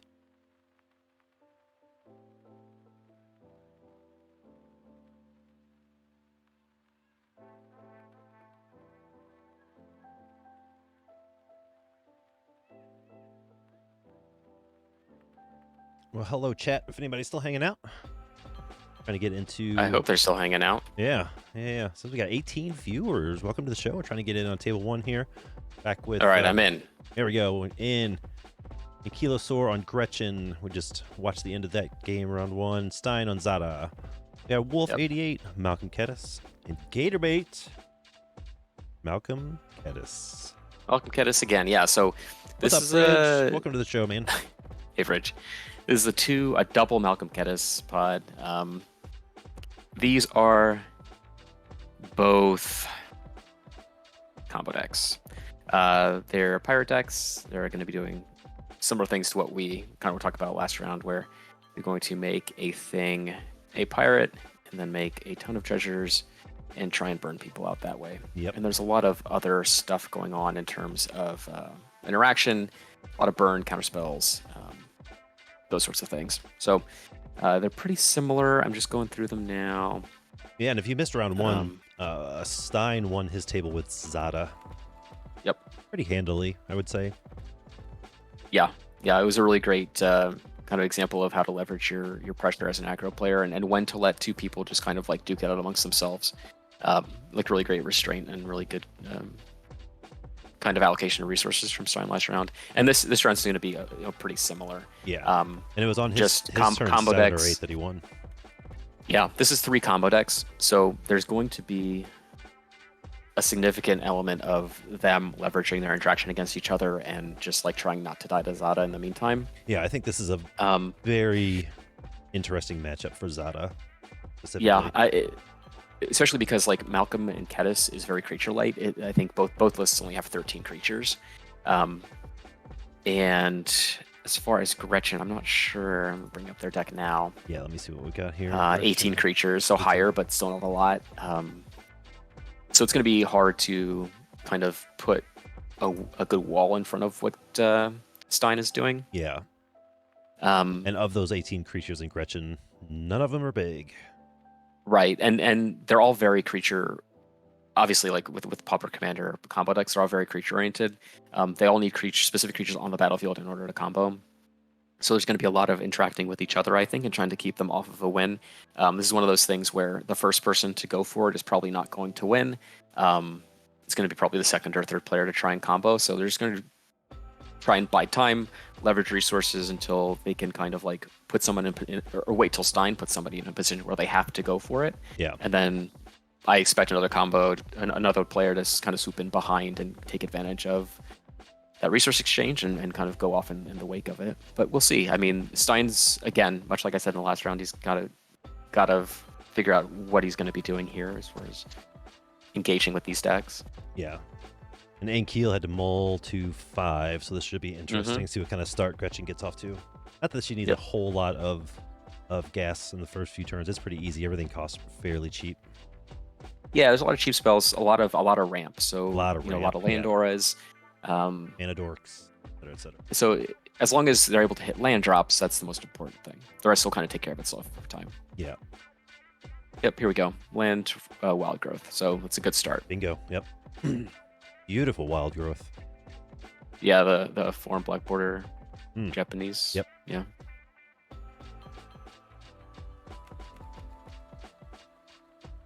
I have a foreign black border Korean Ironclaw Orcs. It's nice. amazing. Yeah.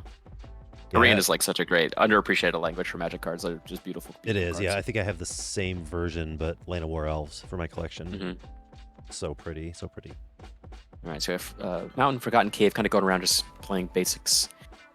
Oh, got an island and Image Crafter. Oh, just starting off, Yeah, just getting it, going huh? for it. Yep, it's a combo piece there. Again, when the deck combos off of making your creatures into pirates, Image Crafter is going to be a part of that. It taps to change the creature type of a creature. Yep. Until end of turn. All right, so Other than Gretchen, turn Legend 2, or land Wall. untapper here. No land, but a land untapper. So not being able to develop mana base a little bit, but still able to generate a lot of green mana. On the OG Snowlands, love it. Mm-hmm. Oh yeah, love those. Stein's off to Burning Prophet. I have such a love for that card. This is a really great card. Oh, good. I think there's a lot of underexplored space in kind of looking at how top deck manipulation in lieu of direct card advantage, like card draw, Yeah. is like a very valid way of building decks now. Sure. And Burning Prophet's like a really great way to do that. Any non-creature spell lets you scry one and it pumps it by a power, but the scry is important, especially in a deck like a mono red deck where your choices are kind of limited in terms of how you're able to generate card advantage. Yeah. And it's already a 1/3 to begin with, so I mean it's not. Yep. Yeah, it's got a respectable body. It does what you need it to do. Yep.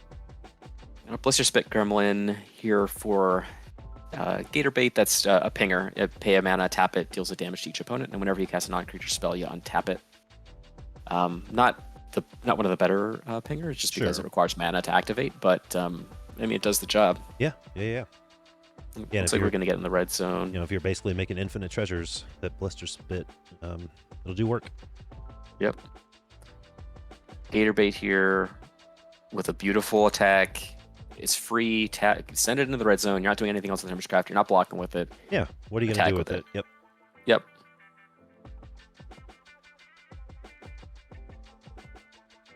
When an attack is free, it's just that. You should take it.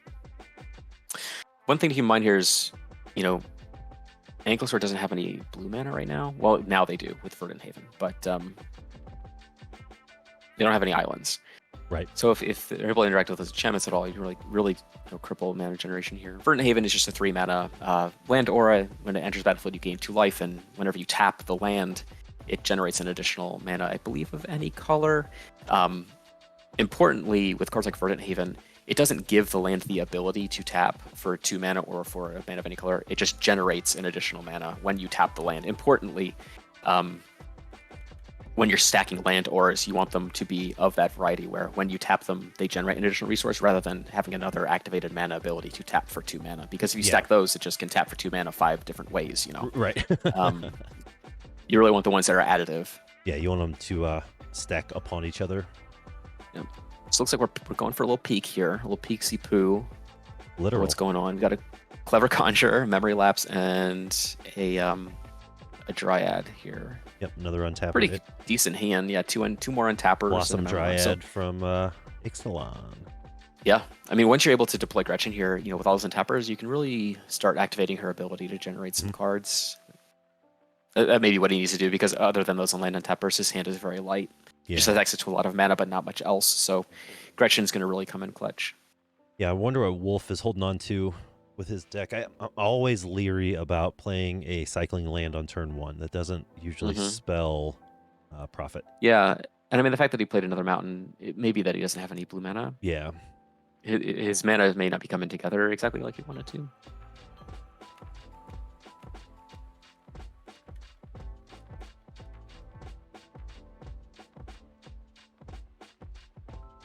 All right, so I have Fellwar Stone. So we're going to scry one off the Burning Prophet. This is another reason why Burning Prophet's great. It's a non-creature spell trigger, not instant or sorcery. So even off your mana rocks, you'll still get to scry. Yeah, and I know we have like a ton of prowess creatures and stuff, but like the Burning Prophet just pays you for what you're going to do anyway. Yep. It's so good. And Generator Servant is another underappreciated card, I think. It's really cool. It's not good everywhere, but in this deck it certainly can shine. It's a 2 mana 2/1, and you can sacrifice it to generate 2 generic mana or 2 colorless mana. And if you use that mana to cast a creature, that creature gains haste. Yep. It's like a little ritual. Getting in the red zone here with the Prophet. Absolutely. Yes. Doesn't get +1/+0 for nothing. That's right. So it's a 2/3. It has a pretty free attack wherever he wants to put it. So you went to Gator. Oh, exiling Simian Spirit Guide, and we're going to cast a Fiery Oof. Cannonade. Oh, Yeah. So doesn't take care of profit. So Wolf is playing catch up here. Yeah, Is yeah, what that's this is. kind of a desperation sweeper. You're just trying to clear things off the board. Yeah. We've all done it. No shame in it. Yep.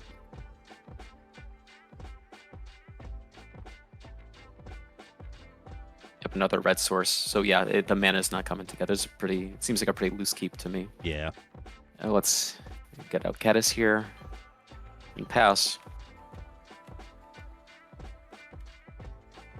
Peter Beach playing another land, hitting those land drops. Again, no, ramping seems luxurious and attractive, but really focus first on hitting your land drops. That's what's going to pay you off more. Yeah. Yeah, absolutely. How do you feel about the double feature basic lands? They're fine. I don't like them because what I like about basic lands is like evocative artwork, and Sure. there's no Sure, color on those. So yeah. that's what gets me. It's exactly the opposite. Yeah. I like colorful lands. Yeah. All right, so we got Malcolm here on an empty board, pretty much, or an otherwise unthreatening board. It's a pretty safe Malcolm. Yeah, that's a good way Especially to put it. like you can look at the coast being somewhat clearer just because like Wolf his mana is not coming together and he's not doing a whole lot. So like this is a pretty good place to play like a bullish Malcolm. Yeah. Here comes Gretchen. And remember, like Anklerstar still has 2 land untappers in his hand to deploy. So didn't really set him back very much. Yeah, there's just one Dryad. turn. Yep. There's really no significant cost to rebuilding here. And honestly, if I'm Stein, I'm just happy to sit back and generate value off of this Burning Prophet. Oh, yeah, absolutely. Just get in some damage. Everything has 2 toughness except for Gretchen, so or 2 or less, right? So you play 1 non-creature spell, Burning Prophet as a free attack. Yep. Because every creature on the board right now Gator. isn't necessary. There's no expendable creatures on the board right now. Yeah, they can't trade with it. Yep. Reckless Impulse. Okay, yeah. Solid. See, this is great. This is even better because you get the trigger. It's a cast trigger for Prophet, so you get to scry it going into the Reckless Impulse. Yep. There's a reason why I really liked Dragon's Rage Channeler as a mono red competitive deck. It does a lot of this sort of thing. Just value on value, yeah. Yep. All right, so Stein gets to choose the top card of his library, and he's going to exile the top 2. I don't know, Mentor. I do like the double feature lands, but I think of this particular table, I think you got to go with the OG snow lands. It's interesting. Simian Spirit Guide and Bronze Walrus. Bronze Walrus is a card I like actually a lot. I feel like people sleep on this card quite a bit. Scrying in a format with limited card advantage options, scrying is very powerful. Again, it all comes back to like controlling the top of your deck. If your top decks are better than your opponents, then it's basically just card advantage. If they draw a land and you draw a spell, right? Or they draw a dead card and you draw a spell that you can use. Bronze Walrus is a mana dork. It's a 2/2 mana dork, first of all, so it's a little more resilient. It scries you 2, and it taps for mana of any color, and it's an artifact. So it goes anywhere you want it to go. It just kind of hits a lot of marks. It's a card that I really respect as kind of just like a workhorse part of any kind of mana base where you want things in that range, like that 3 mana rock kind of range. Right, and I feel like this particular deck or any real mono red deck would just love to have it. Yeah, it's very serviceable.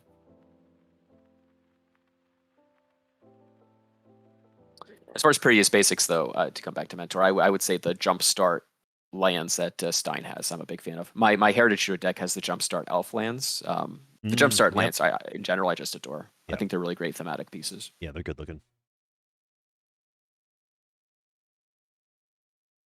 I like that Felwar Stone, too. Is that a secret lair? It's a promo of some kind. I'm not quite sure. Yeah. I don't recognize it. I like it. Yeah, it's cool. Yep, and a free ship for 2. Yeah, just chipping in turn after turn until he can get everything set I would snap off an attack at Gator Bait here. Just like offer the trade for Malcolm. He's not going to take it. You do 2 damage. Yeah, that's exactly what he did. Has he just not put the Spirit Guide in the graveyard yet? It's still exiled. Yeah, I think he's until his exiled. next turn. Yep. But yeah, being able to kind of leverage these attacks, like sure, it may look like Gatorbait has a blocker, so why attack? But he's not going to block with it. It's Right. free. And if he does, he loses Malcolm. I mean, it's a win-win for you either way. Did Wolf play a Sandstone Needle? What is that? Zapron's scary, perhaps? Oh, scary, scary. Okay. Yeah. Okay, so that's a depletion land. These are oldies but goodies from Arcadian Masks. Yeah.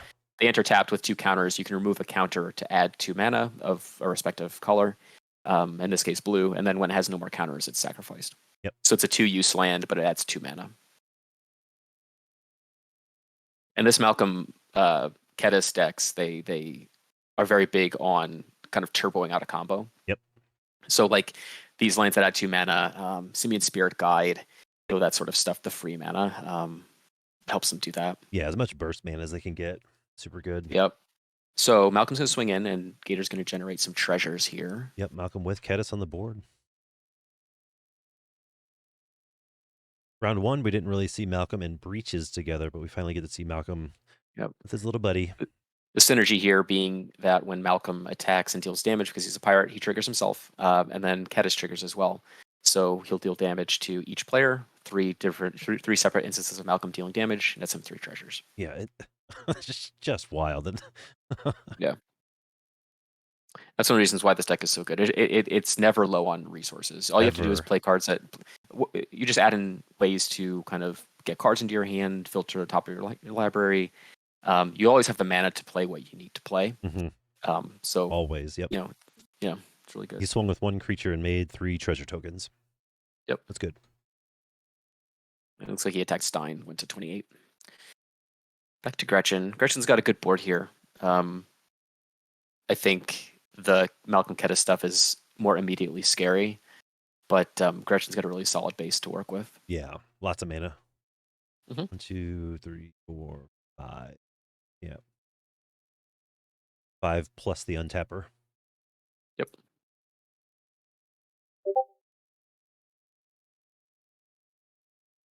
And we'll just pass right back to Stein.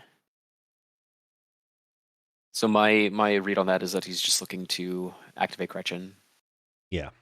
Probably. He did it twice, it looks like. 3, 6, 8. Yeah, you can do it twice. Maybe holding up interaction and then Gretchen at the end of Gator's turn. Yeah. That's why Gretchen is great. Like you can use your mana either to interact, or if nobody does anything that you want to react to, then you can just channel into Gretchen and draw some cards, play some lands. Yep. Right. Monastery Swiftspear. Ooh. Spicy.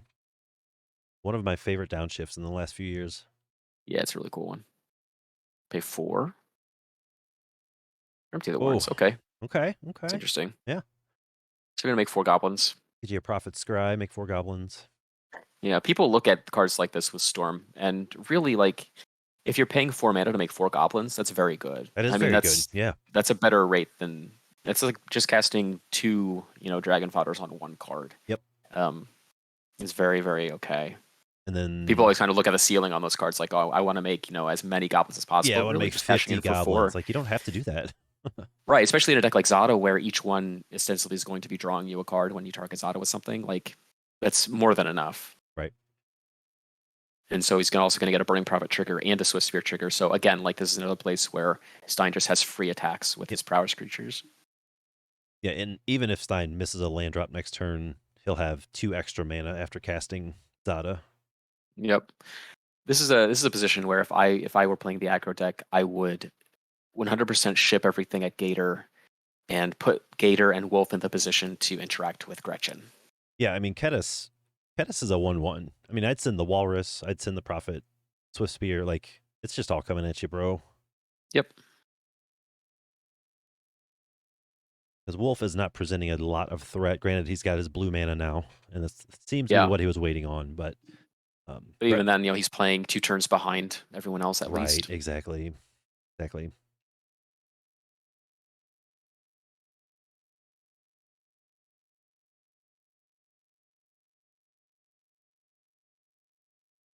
I mean, I don't really see the harm in. Well, I guess if you want to leave the Walrus up for mana, but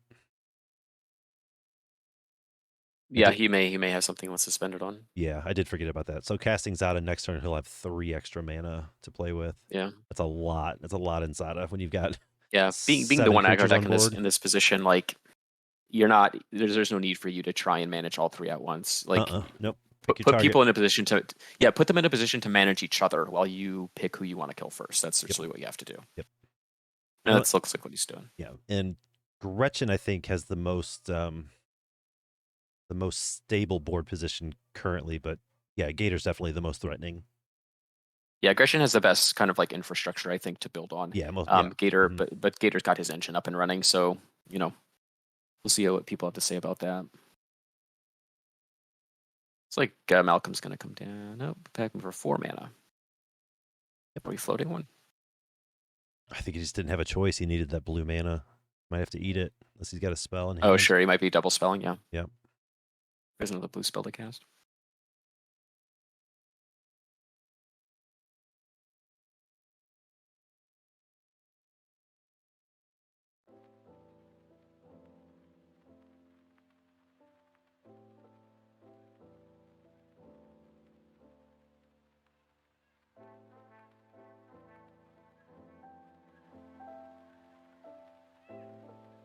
Yeah, because I mean, if he's not going to use the blue for anything, he could have just tapped the Savage and Scary and 1 red mana to cast Malcolm. Yeah.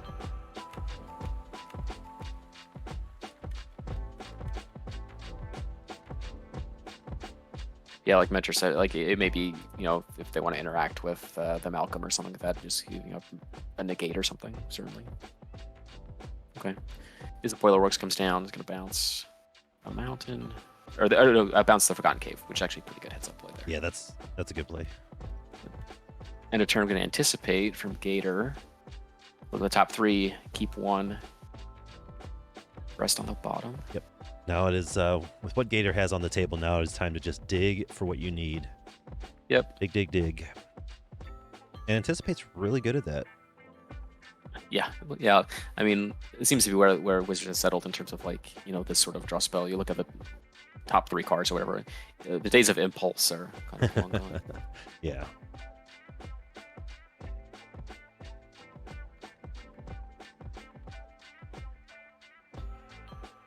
And that was an end of turn Anticipate as well, so. Yep. So we're going to untap. Play another island.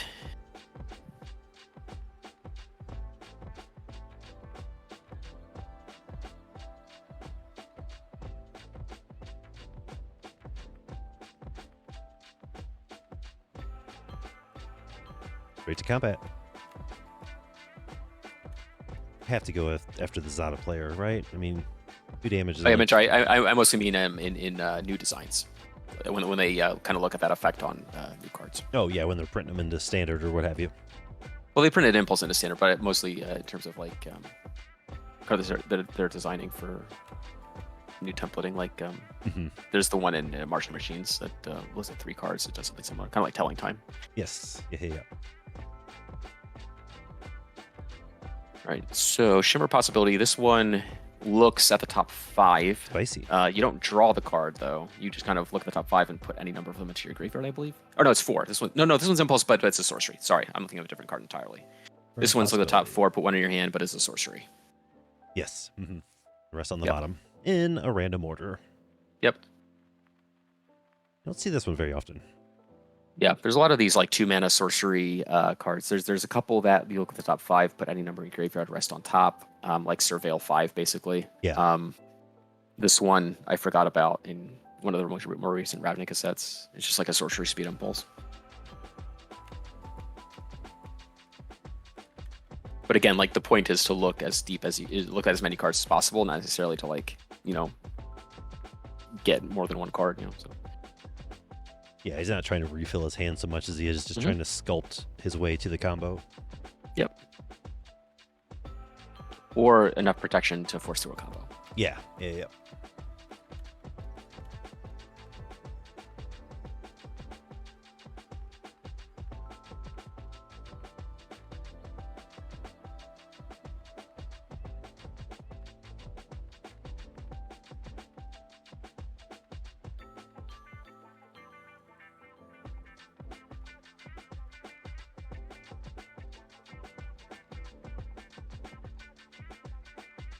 Yeah, look at it.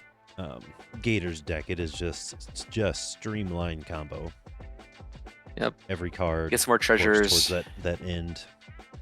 Okay, so there's a pinger. Keswick Flame Breather, a 1/3. This is probably like one of the sturdier ones. Yeah.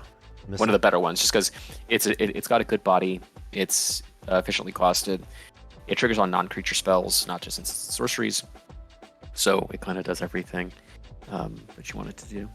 He's missing one or two pieces. Yep. Yeah, he's gonna need like an artifact pinger and a type changer. Yep.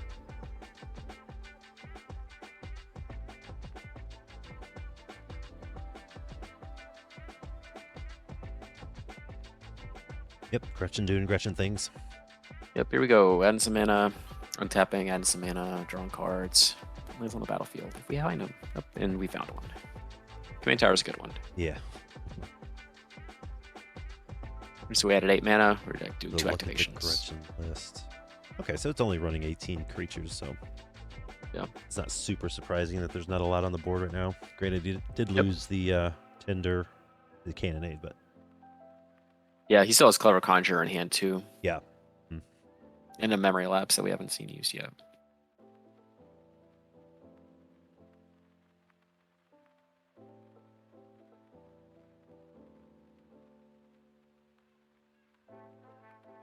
All right. So he's got, I think, 5 cards in hand now.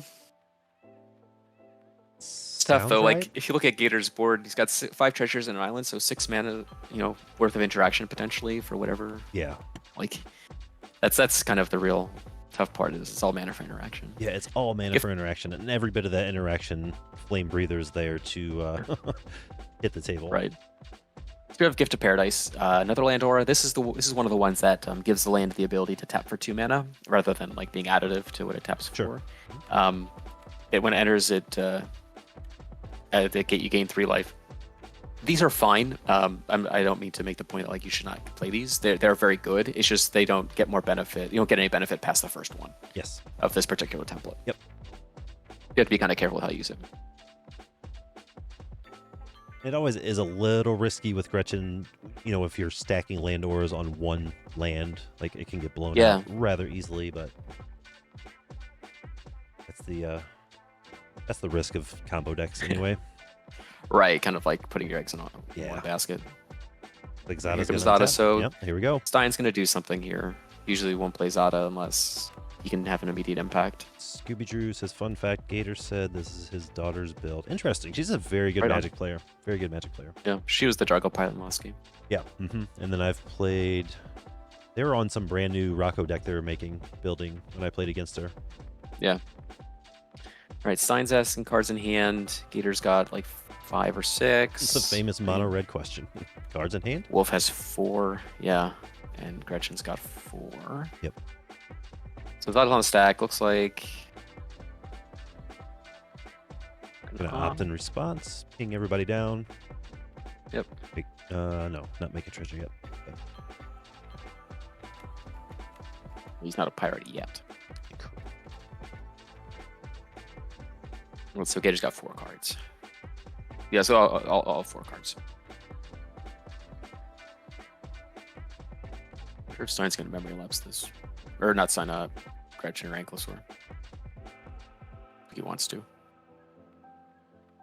I don't know if I would, if I'm being honest. If you would memory lapse Zada?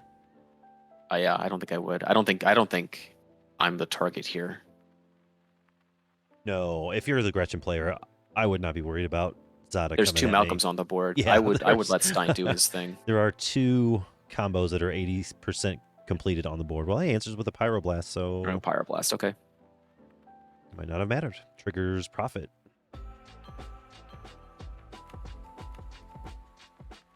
$24, $26.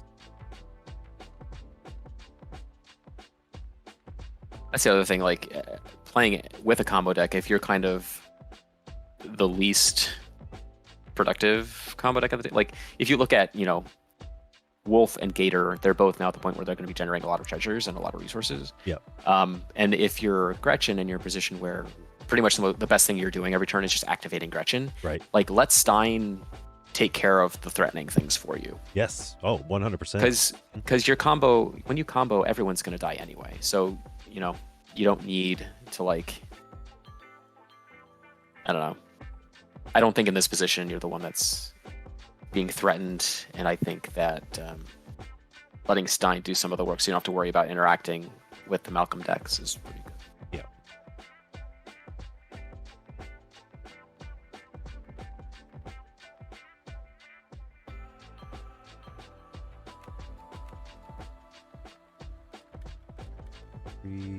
So it looks like Pyroblast is on the stack. Some table talk. I imagine they're trying to figure out if anyone wants to interact with the Pyroblast.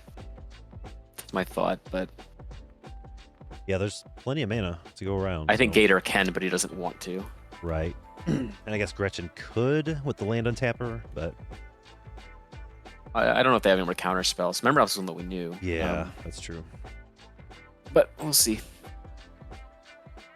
Yeah, looks like Gator's gonna do something. If I were Gator, I would definitely interact to try and keep those out of many of the battles. Yeah, that is a problem for what you got going on. Like, I could see him blocking with the Flame Breather, but it's just going to be a lot of damage coming at you. Yep. He spent 3 of it. 2 treasures. On... Cannonade. Oh, Cannonade. Uh-oh. Uh-oh. That's a good one. That could be the end of Stein's game, honestly. You know, I'm not sure because he's only going to lose the goblins. So and Zada the did walrus. resolve. If Zada looks like it's going to resolve. But Stein just loses the goblins. It's not the worst position to be in. You still have a prowess trigger and Swift Spear, Prophet. Yep. You lose the walrus and the goblins. Yeah, I guess it's not horrendous.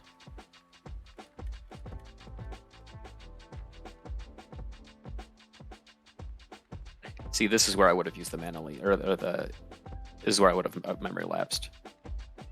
I would have used it on the can. Like assuming that they go through and nobody has any interaction or whatever, it comes to the point where Gator has to cannonade. I would memory lapse a cannonade because again, I think Gator's the target for Stein. Sure. I would play into that. It's not guaranteed, obviously, but I think it's a strong. I think the ceiling on that kind of action is much higher. Yes, I agree. And like, this is a very volatile pod. I think taking chances on those edges is really important. Yeah, I think you have to in a pod like this, to a certain extent. Mm-hmm. The poor wolf's just hanging out, waiting for everything to resolve. I think he has one untapped land that's slightly off screen. Like a Great Furnace, I think. That's right. I did see that. Yep. I think you are right.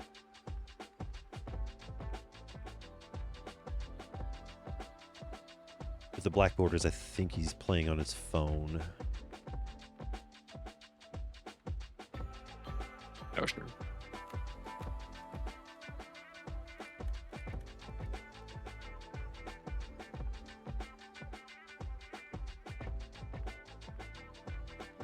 So it looks like Cannonade resolving.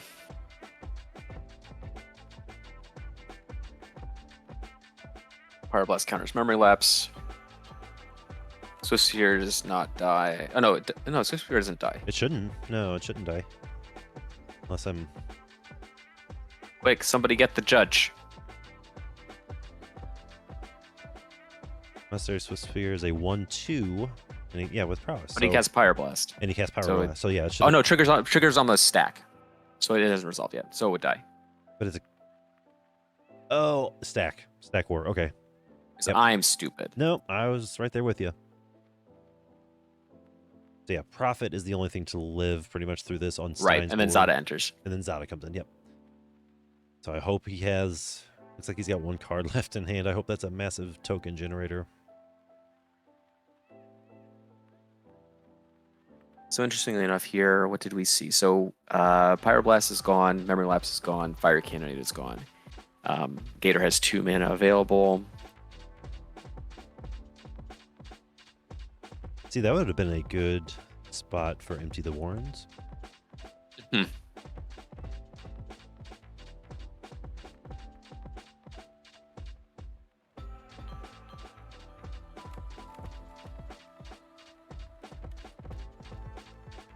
I think that was really well played by Gator. That whole interaction. He's very conscious of the situation he's in. You know, he knew what Ankiel was capable of, and obviously, like, Zada's always just like heart on my sleeve sort of deck, so you knew what was going on there. Right. So I believe the last card in Science Hand is Expedite. Yep.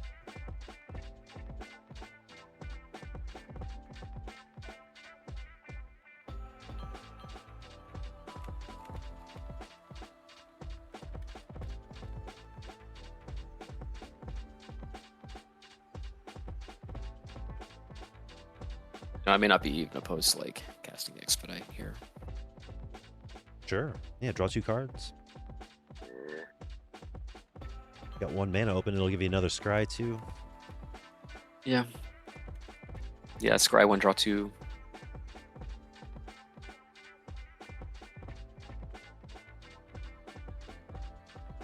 But I guess he can do it whenever he wants to, so. Yeah.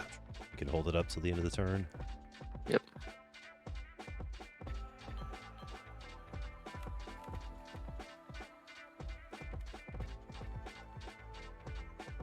Alright, so Wolf is gonna untap here. Finally enough mana to do stuff. Yeah. Oh, let's happen. The Scary's got 1 charge left. Yep.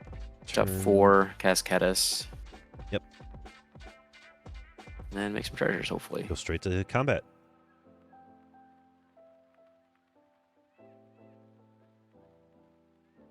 Of 1, 6. Yep. 6 mana available. Yep. I know, 5, right? 1, 2, 4, 2 for Scary, 3 5. treasures. Oh, yeah. Somehow, yeah, play tap land, so. Yeah, I miscounted. Yep. All right, no, we're past there. And he didn't Back do a to whole Gator. lot, but I think that was a good turn for Wolf. Like, Look, yeah, I mean, he's been playing from behind all game, and he just needs to get to the point where he has enough resources to start doing stuff again. in that 1 turn, he's sort of ahead of Gator. Yep, and depending on what he has in his hand, he has enough mana to interact. If Gator decides to go for something, should he have the cards? I mean, it's not a bad position at all. He doesn't need to like play too aggressive. Like, Stein's board's been set back quite significantly, so he can just kind of take a turn off and develop his mana a little bit. And Gator's got 3 cards, 2 up to 4. Let's see. Spell Bomb. Spell Bomb. It's a good one. Good trigger Flame Breather, yep. Yep. There we go.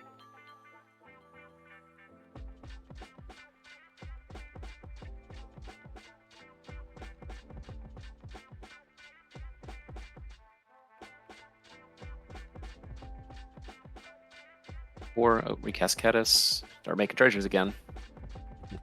Here we go on the treasure train. Yep.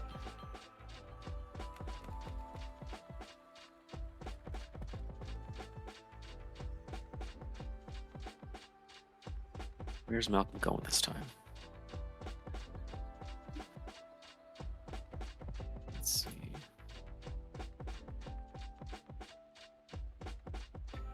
It's like my best guess. My bet would be Anklesaur, just because he already has 4 Malcolm damage on him. And just keep that commander damage train going, and because I mean you're going to draw cards and damage everybody anyway. Yeah. So you might as well just stack up as much commander damage as possible. Again, it's just free.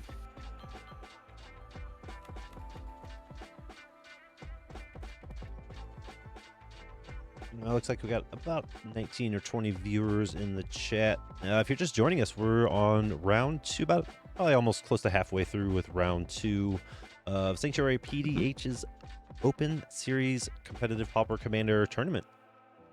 Yep. For August. I know Bobby was talking about doing these every 2 to 3 months, I believe, once a quarter, something like that.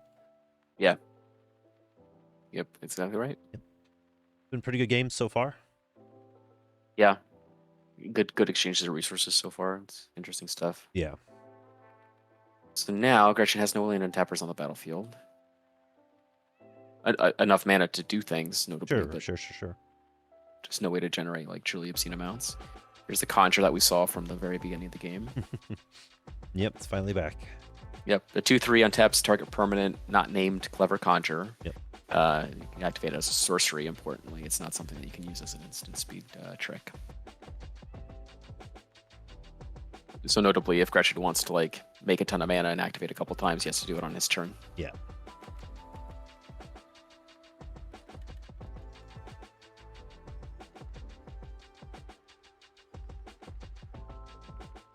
And ultimately, it looks like the end game for this Gretchen deck is going to be possibly a compulsive research, like make you draw your whole deck sort of thing. Could be a capsize lock.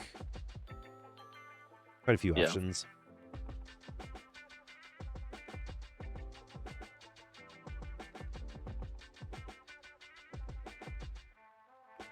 All right, so back to Stein. So it's just Azada and Flame Prophet. Oh, makes some War tokens. Party. There you go. Yep, that'll do it. It's a good draw. Yep. This is going to be more fuel, so unless someone else is able to wipe his board again, I can make 3 tokens. If I believe last card in his hand is Expedite, in which case if he casts, he's going to be drawing 5 cards. 1 mana, draw 5 seems good. Look, it's very not bad. But we got Wolf spending some mana here. Yep. Mana leak. Oof. 1 mana more than Stein can afford. Yep. Unless he's holding that elemental blast.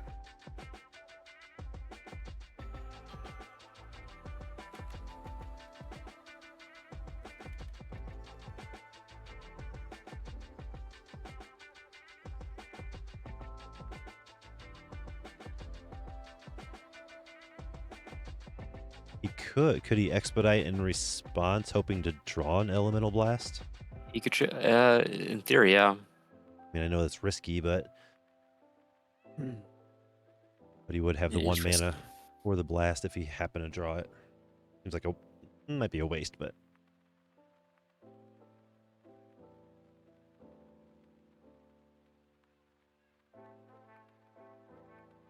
see, into the graveyard. Again, I don't mean to sound like a broken record here, but like the fact that Gator can rely on his opponents to deal with Azada is a huge deal. And he knows it too.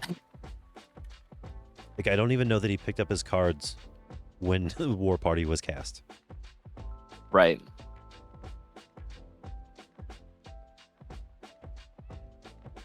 Like, the things that they're doing by using their resources in like kind of a scared way like this, that's what they should be allowing Stein to do to Gator. Yes. Yeah. Like, make Gator use Aether Spellbomb, make him block, make him do things, make him use the cards in his hand, because he has the more powerful board position right now. Yeah. The only thing Gator's done this whole game is just build his board and improve on his game state, his board state. No one's really put any sort of pressure on him at all. And he's at a higher life total, like. Yeah, noticeably, like a significant amount. There's Sandstone Needle, so it's like Sapphire and Scary, but for red. Yep. And those are surprisingly pricey in paper last time I checked.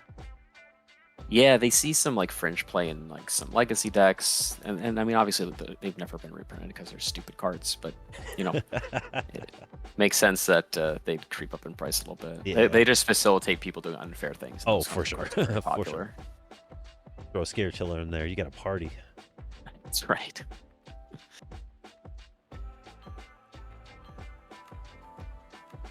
All right, so yeah, Wolf goes to combat, makes some tokens. Looks like he attacked Gretchen. Or maybe Stein, I'm not sure. Oh, no, he attacked Gator. We haven't seen too many draw spells from Wolf, have we? I think. The Gator's been digging and drawing and digging and drawing, but Wolf hasn't. Kind of slow on the upstart. Yep.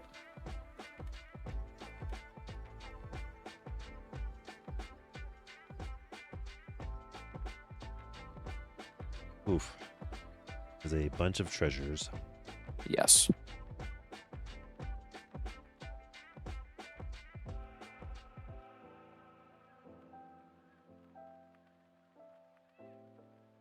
Oh, good.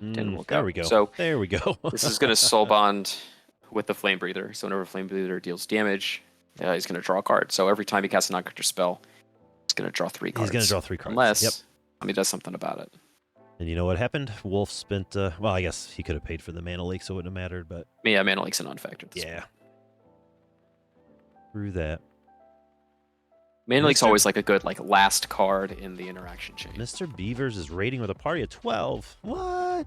12 people. 12 people. I have 12 more people to entertain. Yes, a dozen. A cool dozen. What? What a tremendous burden.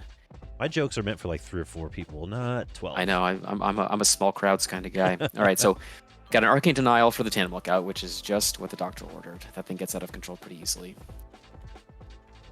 Dax. I don't want to entertain Dax. He's... Come on. Moonsuit, what's up, Mr. Beavers? Oh, Mr. Beavers, we'll forgive you this one time. Everybody gets one. Right, and this is your one. All right. Thank you. It was awesome. Awesome. Excellent raid. I'm gonna flash in an Ophidian Eye. Oh my. So basically, same effect as Tandem Lookout. Yeah, whenever it Gator's deals damage. just, Notably, doesn't have to be combat damage. Just any damage, you're gonna draw a card. So Gator's again, off and it's gonna running. be, draw 3 Off cards at and any running. time. Yeah. But yeah, for all dozen that just joined us, we're running a little. We got Derek and Brad here commentating for the Sanctuary Open Series competitive Pauper Commander tournament. Yeah. Something notable here, Gator choosing to flash this in on the stack because if you let it resolve, you just want to make sure that everyone's using all their things in the same stack as much as possible. Yes. Yeah, Gator's another one of those players, like I was talking about Clay earlier, who thinks on these multiple levels, like sort of turns ahead, moves ahead, if you will, like 2 or 3 moves ahead. Right. It's very impressive to watch him play a competitive deck. So Echoing Truth. Echoing Truth, targeting... Most likely targeting a Flame Breather. I would think so, yeah. That is... Uh-oh. Does he have it all? Dispel for Echoing Truth. Dispel. Does Wolf have anything in the tank? So Gator's really incentivized to just fight for this as hard as he can. Yes, I think he has to. Because he can rebuild whatever cards he spends. He His can own just memory buy lapse them back from Wolf. with the Flame Breather. Yep. Yep, memory lapse. 40 minutes left in round 2. Perfect. Thanks, Liam.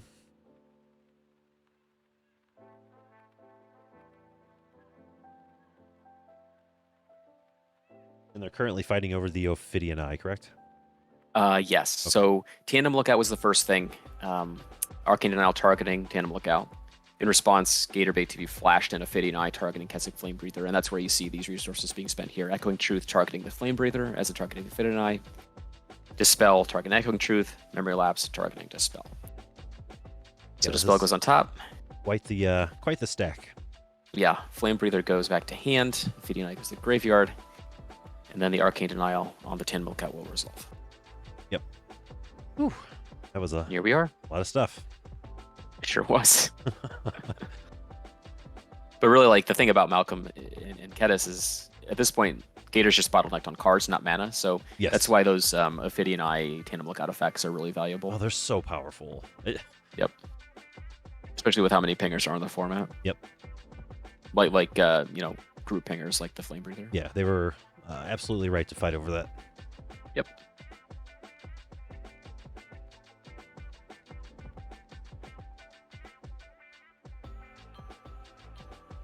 So after all that, we're just kind of back to the same board we had. Notably, Gator's going to draw 2 from the Arcane Denial, which includes Dispel, so that's known information. Yep.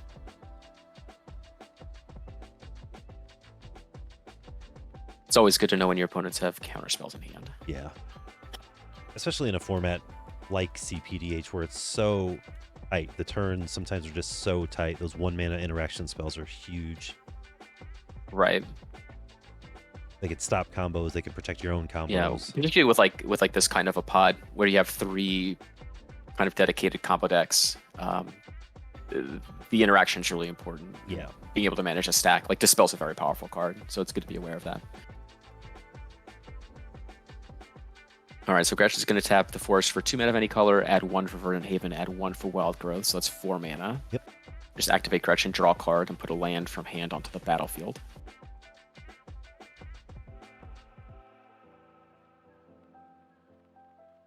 Found land.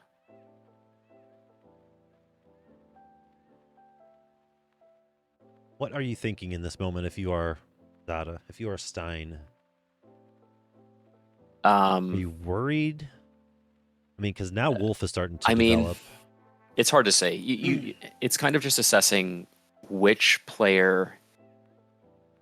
I don't know. It goes back to what I was saying before. Like, generally speaking, when you're talking about combo decks, the first player to like go for it is not going to succeed. Yeah. So you need to pressure somebody into going for it. It looks like Gator just decided to go for like a big old thing on his own. And now there's a bunch of interactions spent. The Dispel got rebought. So you just need to be aware of that Dispel. Granted, like, it doesn't impact you that much because all of your stuff cantrips and copies itself on cast. So it doesn't matter if your spell gets countered, you just draw one less card, and if it's a cantrip. So if I was playing Zada, I would... I might pivot to Gretchen, but it doesn't look like they're doing anything. It depends on like what I suspect they have in their hand. Because as it is right now, like they're just using their mana to activate Gretchen every turn. Yeah, they're trying to dig and not do much else and just hold up counter spells. Yep. So I might still just focus on Gator bait at this point. Because forcing Gator to interact will trigger the Flame Breather, which will ping down your opponents passively anyway. Yeah, that's a good point. So I would put Gator in a position to where he's forced to interact with what you're doing. And the only way to do that is to pressure him. Yep. And just looking at the life totals, I think that's something you have to think about too. I mean, Gator has a decent lead over everybody. Yep, exactly. There's so much damage being spread out between the Flame Breather and both Malcolms. Yeah. Yeah, it's starting to add up a bit, and I think pressuring Gator's life total a bit and force him into, using his resources in ways that he does not necessarily want to. Yeah, could go a long way to kind of bringing him down a little bit, because I think he's still in control of this game. Yeah, for sure.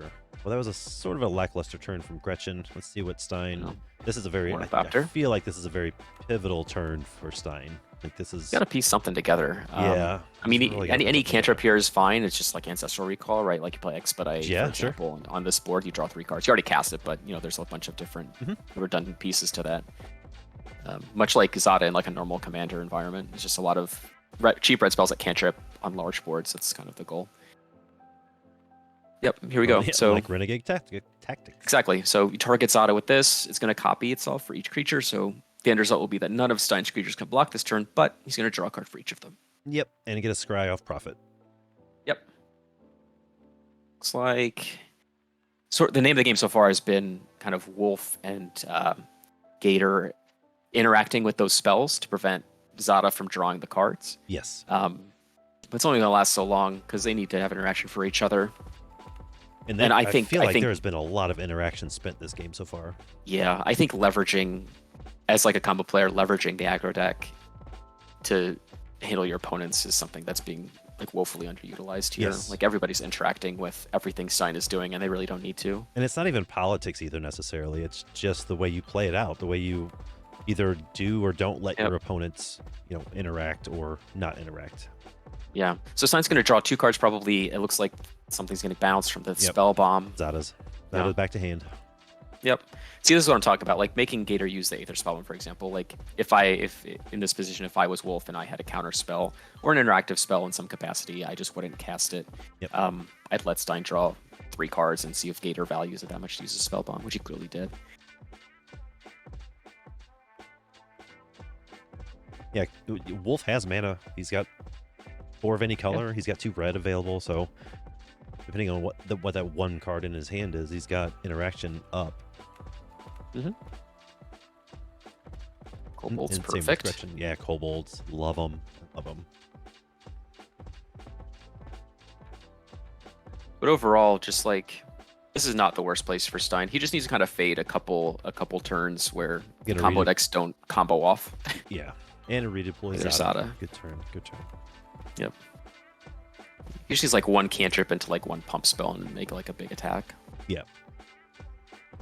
He can't hit that critical mass every time he's gotten close. It's been spell bomb, counter spell, whatever.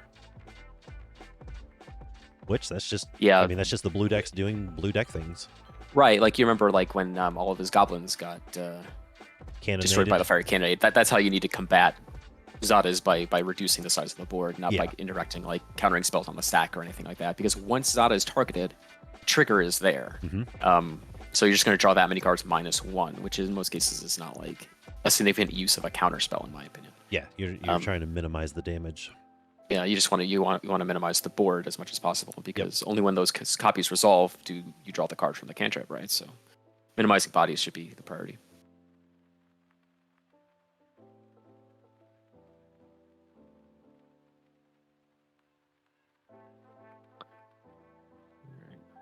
Let's see.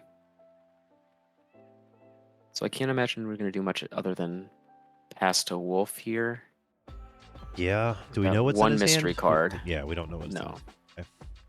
I assume if it was a draw spell, he probably would have cast it just to refill, if nothing else. Yeah. Looks like he attacked Wolf for 2 with the Burning Prophet. Yeah, Gretchen's still at 14. Wolf was at 14. Yep.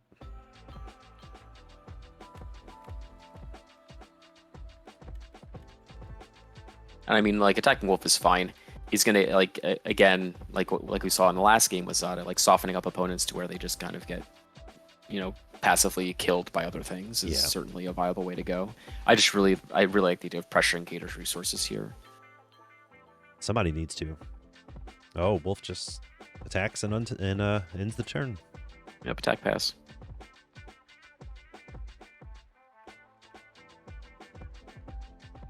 Gator draws cards up to 4, I think, in hand. Scary turn for Gator, or for the table versus Gator.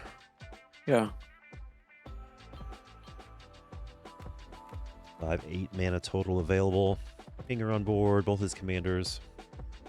3 or 4 cards in hand, so. All right, another Pinger. The Artillerist, so this one's better.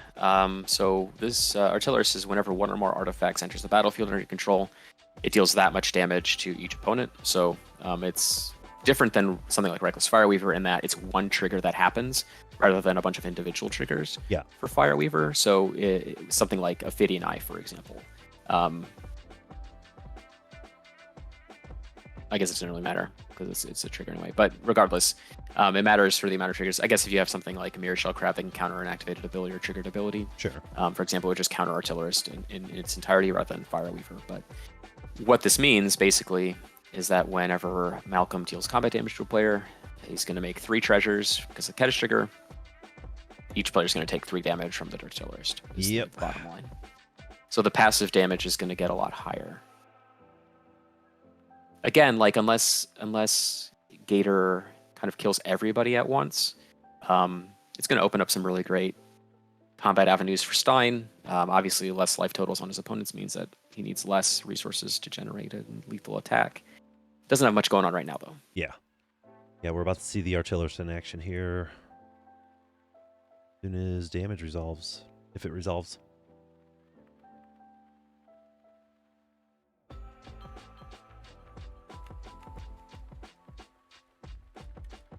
think Gretchen's tapping for a bunch. Yeah, I wonder if we're responding to the Artillerist, or if it's an end of turn thing. Into the Oh, Royal. no, it's end of turn. Oh no, I think it's like a pre-combat or declare attacker's phase. Oh sure, before damage, yeah. Yep. Okay, There's that so dispel. There's that dispel. Yeah, we knew about that. Yep. So that's going to trigger Flame Breather. Oof. Like Wolf has something to say about that. Pyroblast. Pyroblast. Pyroblasting the dispel, I assume. Honestly, if I had Pyroblast, I would destroy the Malcolm. Oh, yeah, that's a good point. Just like get it out of here. Yeah, you know? get this out of here. It's better than it being bounced if it's destroyed. So that is true.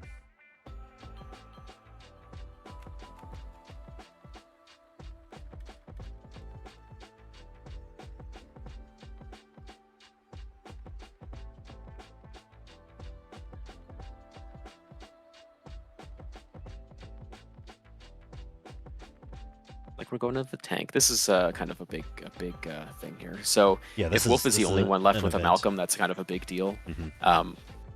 A lot of the way that Gator's going to close this game out right now, it looks like, is through this Artillerist, and losing his Malcolm's going to set him back at least one turn. Yeah. Having to recast Malcolm opens it up to a counter spell.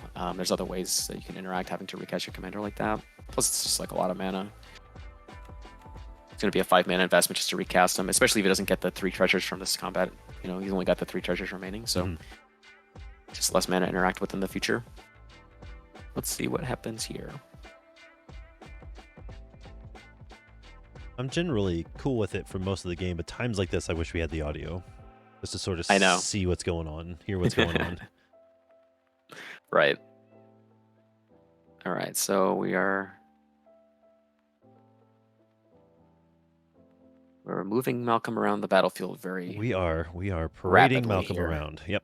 We are gesticulating with our Malcolm. Okay. Yep, so he destroys the Malcolm. Okay. Dispel resolves, countering it to the Royal, which no longer has a legal target. I assume he kicked it, right? I think so. So he won't draw the card anyway. Right. And it was countered and didn't have a target. So there's no way he's drawing a card off that. Yeah, true. All right. So that's another kind of big exchange of resources there. Again, every time this happens, it's better for Stein. It absolutely is. Yep. It's one Gator's got interaction 2 left. less that's coming at him. Yeah, it looks like Gretchen's got 2 cards. Gator's got 2. Wolf has 1.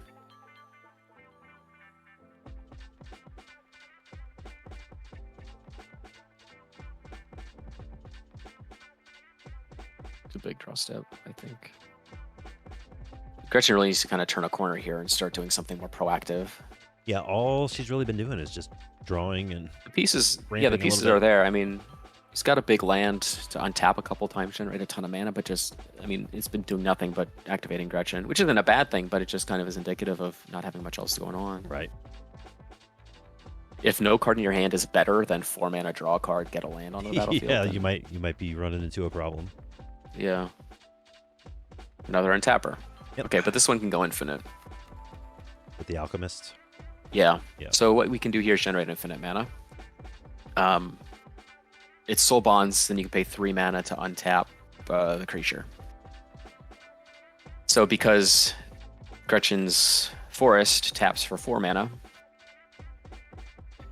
what you can do is soul bond with a land untapper, I believe. Tap the Forest for 4 mana, spend 3 of it to untap the Juniper Druid, for example. Tap the land again for 4 mana. Generate infinite mana. Yep. Whatever color you want, and then you can draw one mana your at a deck time. with You go Gretchen. infinite. Lofty Denial. There we go. That's not gonna do it. Don't think. Oh yeah, that's another. No. He can pay for it. Yeah, that's another leak. Okay.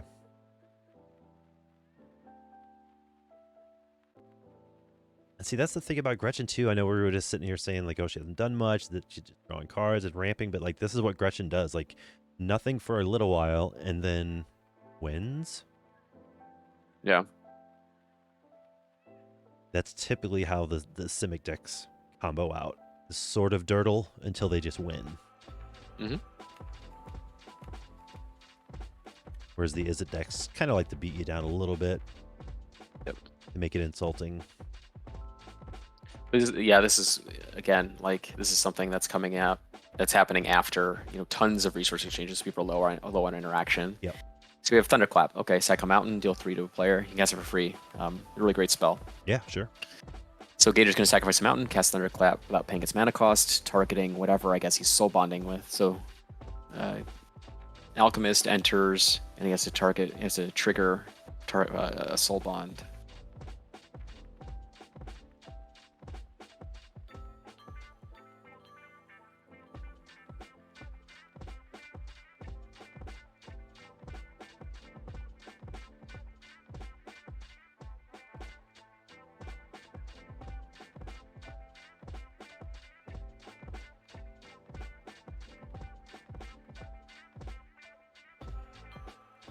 So we're going to tap the land here. Is this in response to the Thunderclap? Yeah. Yeah, it must be. Okay. could honestly just try to activate Gretchen and see if he draws an interaction. I don't know what's in his hand, but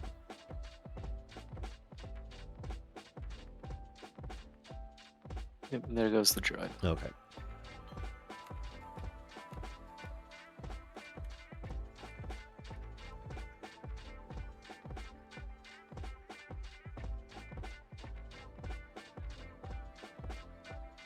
If I'm looking at it right, Stein's down to 1 card.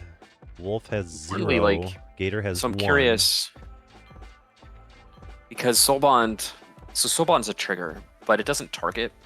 So you have to respond to the Soulbond trigger while Soulbond is on the stack, and you kind of have to guess what you're targeting. So I'm not sure if they thought that it was like, or maybe that's what happened, and he's just Soulbonding it with the clever conjure. He just put it on the Juniper to do it as like a better thing. All right, and then try and channel, or is the game just over? Yeah, game's over. Gretchen did the thing. Oh. I guess Gator was 1 mana short for Moonsnare prototype to. Oh, and that goes back to what I said. Bounce it. Simic just wins. Yep, everyone just ran out of cards, and Gretchen had the one that mattered. I guess I missed it. So he cast the Alchemist to bond it to the Druid, to the Juniper. No, he Druid? just cast Alchemist. So what happened was Alchemist enters. So first, Wolf tried to counter it with Lofty Denial, which is paid for. Galvanic Alchemist enters the battlefield, Soulbond trigger on the stack. In response, Gator targeted Juniper Druid with Thunderclap. But so he was just guessing at the partner. Yes. Well, because you don't target, you don't Soulbond until the trigger resolves. Right. And you don't. It's not a targeted trigger, so you have to just kind of like put it. You just have to pick one. It doesn't matter because he has 2. In this particular instance. So. Wow. Yep, there you go. There's Gretchen for you. That was the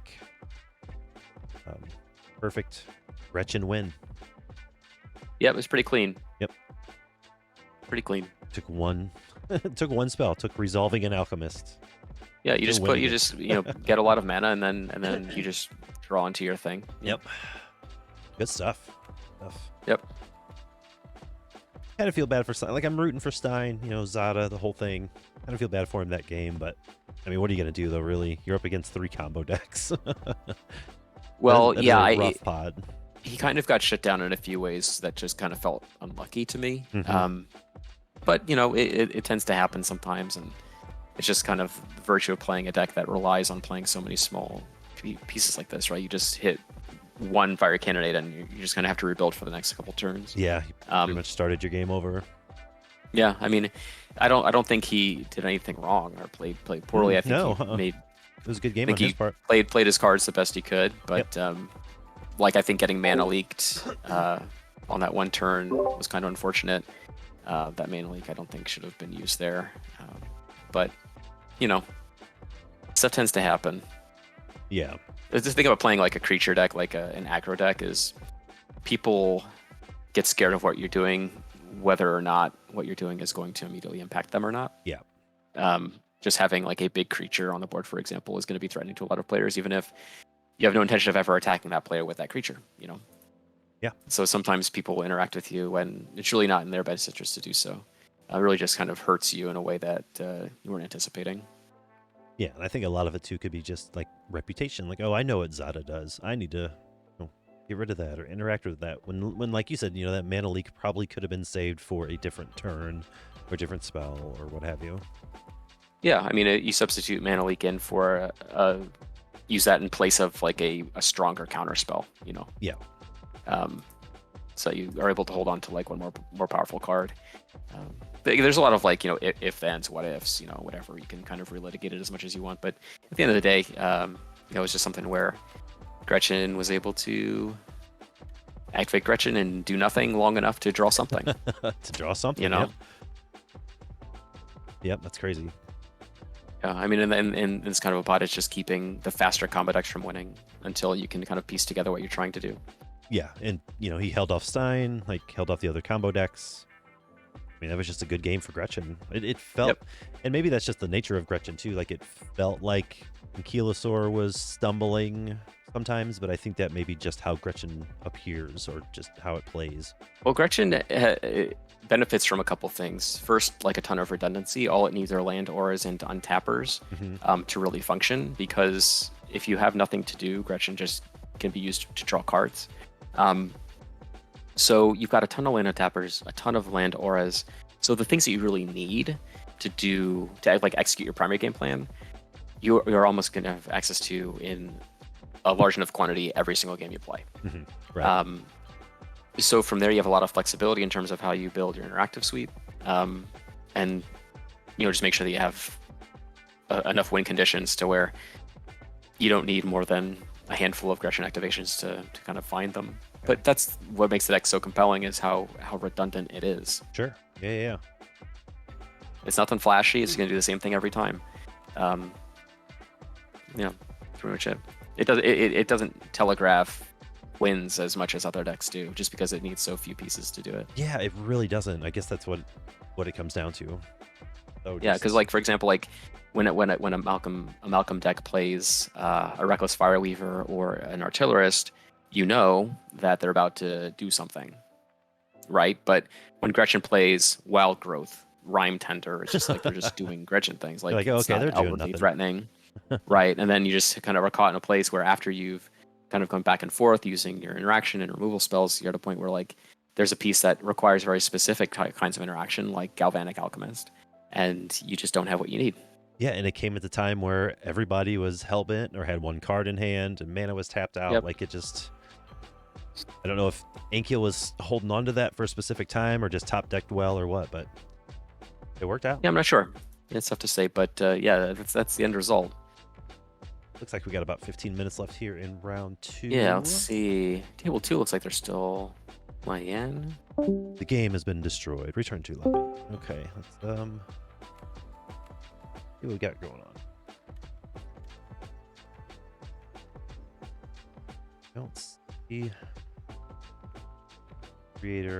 spectator link. Table 2. Yeah, I don't think we've gotten one yet. I know Liam's in there, so if you can get a link and get in, I'll draft off the stream. Let's see. Yeah, so table 2 is still playing. That let me see who's in there. It's like TPI, Garna, Bloodfist of Kel, Ooh, Dargo Kedis, spicy. and Malcolm Breaches. Table 2 is the last. Was this the?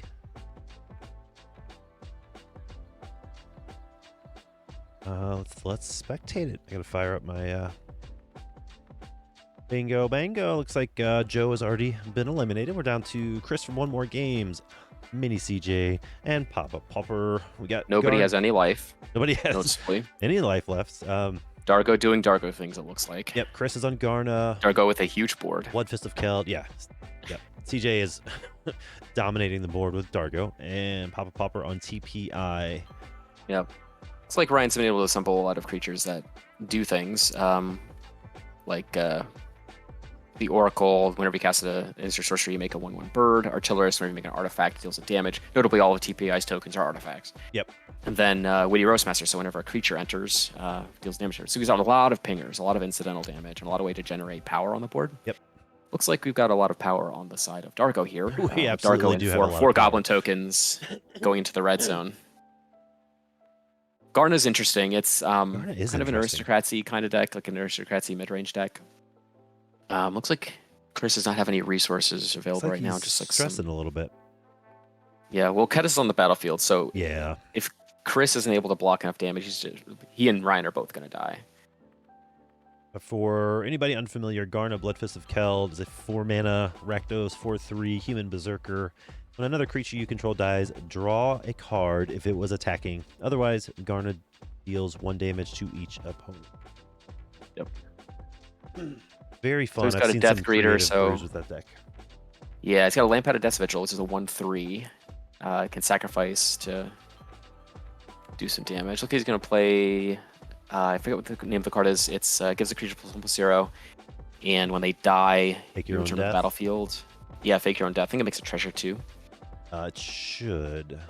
Take your own death. So he's double blocking Dorgo. I think it's 6 power or 6 toughness rather. Garna has 3. Lampad make a has treasure. 3. +2/+0.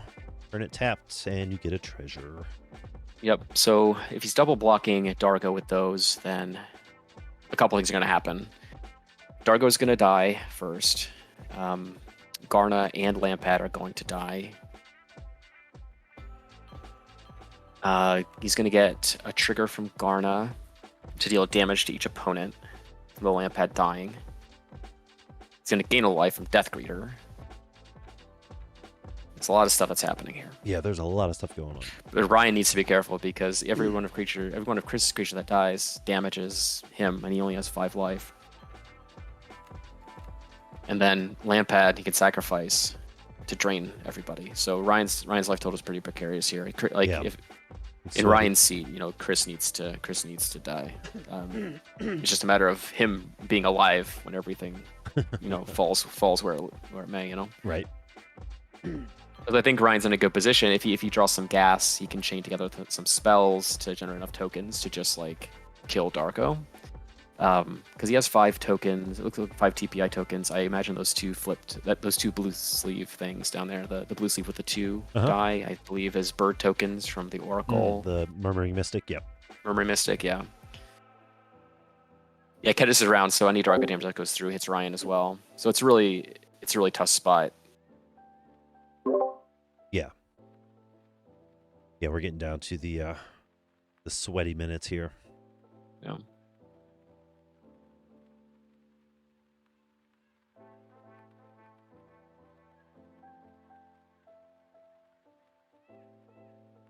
So like if he does double block with the Garna and the Lampad, he'd block 6 damage from Darko. He'd take 1 trample that would be multiplied, or rather transferred from Kedis to Ryan. So Ryan would take 1 from that. Then he'd take 1 from the Lampad dying in combat. Yeah. So he'd take 2 at least. And then he'd make a treasure. Lampad's going to come back. Lampad can sacrifice a creature with that treasure to drain everybody again. So it's another point of damage Ryan has to be on the lookout for. Yeah. That's one reason I hate these aristocratic decks. It's just so many triggers, and it's so hard to parse the board. So hard.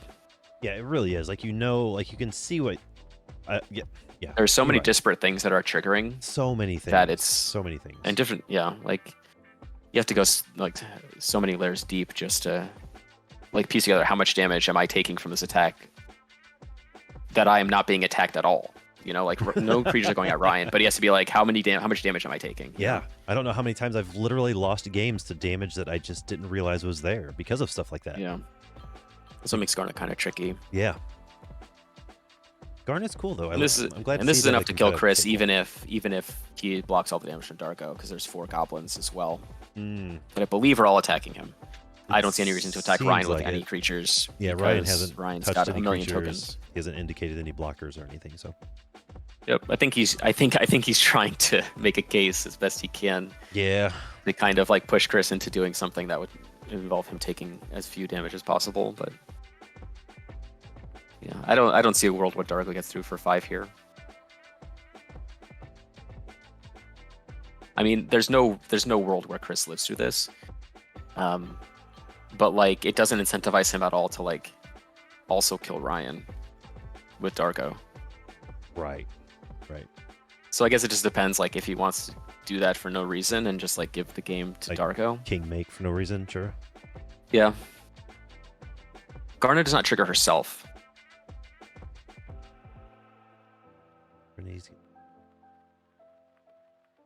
Yeah, it's another creature. This one, another creature.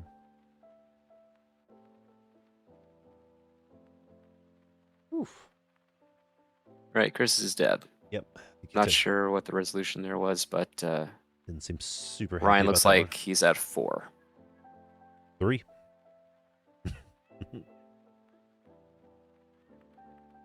Oh, 3, yep. He needs to do something this turn. Oh, dead. Nope. Collateral damage. Use a counterspell. Collateral damage is 1 mana instant. Sacrifice a creature when you cast it. Deal 3 damage. Oh no. Getting bolted. Yeah, you're getting bolted, and he has a blue and a red up. Well, a Path of Ancestry and a red available. Yeah, I mean, if he can counter the spell, then that's really good. But Right, he's gonna have to. I don't know what else. this is another one of those things. If he casts any instant or sorcery, again, like a million triggers, a million things happen. Yep. This pod must have been like really frustrating to like play through. Yeah, I'm glad we didn't start with this one. And it's a breaches Malcolm deck. Oh yeah, this would have been a trigger fest. If you're looking to expend all of your mental energy in 20 minutes, then this is the pod for you. It certainly is.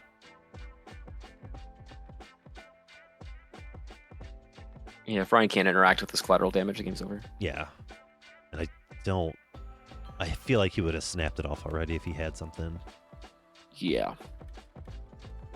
Just prolonging the inevitable, Ryan. And it is not a feel-good way to die. It's not. You put in 55 minutes or whatever, and you're just going to die to a bolt. But, I mean, it happens. Whatever. I've lost PDH games to Sign in Blood. It just happens. Doesn't feel good, but... Well, Sign in Blood's one of those, like, kind of memer ones, yeah, right? for sure. It's kind of fun. I think we're waiting for Ryan to accept the icy jaws of defeat here. Yeah, he's got a collateral damage coming at his face for the last 3 points. But he's not one to just like scoop up his cards. No, he's probably trying to when he's about to lose lose the game. When he's about to lose the game, he's very, very thorough. Yeah, he wants to make sure he loses. I guess that's it. Yep. Oh no, what's going on here? Yep, they're talking. Okay. Yep, he's done. That's it. Dargo is 2-0. Look at that. Chris is in deep thought. I feel bad for the guy. Look at him over there. An internal conversation with Garna. Man. Yeah. Well, his brain is probably oozing out his ears after all those triggers. Oh my god. Melt. I can't imagine. stand it. I can't. Imagine. Again, this is why I play decks that just attack and block. That's all I want to do. Yep. Maybe draw some Attack and cards block. every now and then. Yeah, attack, block, and then resolve 8 triggers. No thanks. Yep.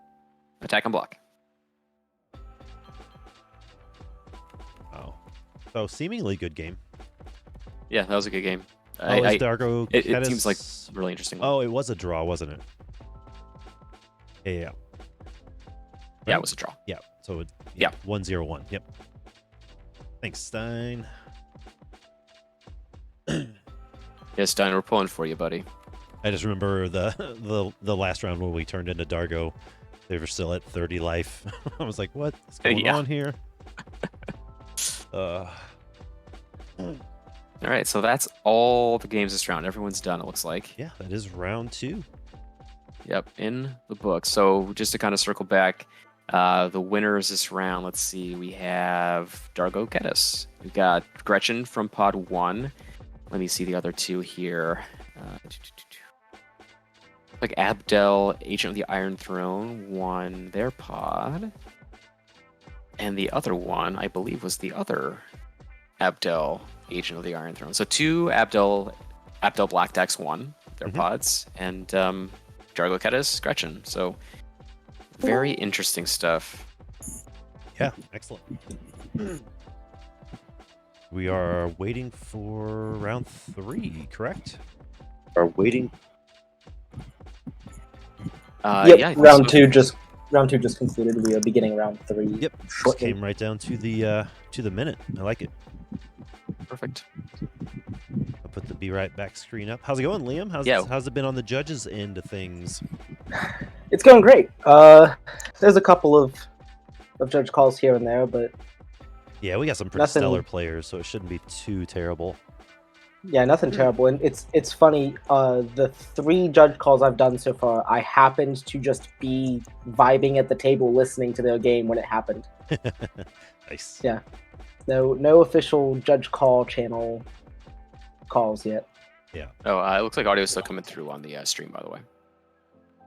It looks like audio on. Yeah. I just wanted to chat with Liam on the stream. Oh yeah. Get a little judge perspective before we take a break before round 3. Oh sure. I wasn't sure what your intention was. Yeah. Cool. I don't really know my intentions most of the time. That's fine. But yeah. Getting ready to pause it here in a second. If anybody's still hanging out in the chat, looks like we got 26 people. We'll be back shortly with 26. round 3. So hang tight. Yeah.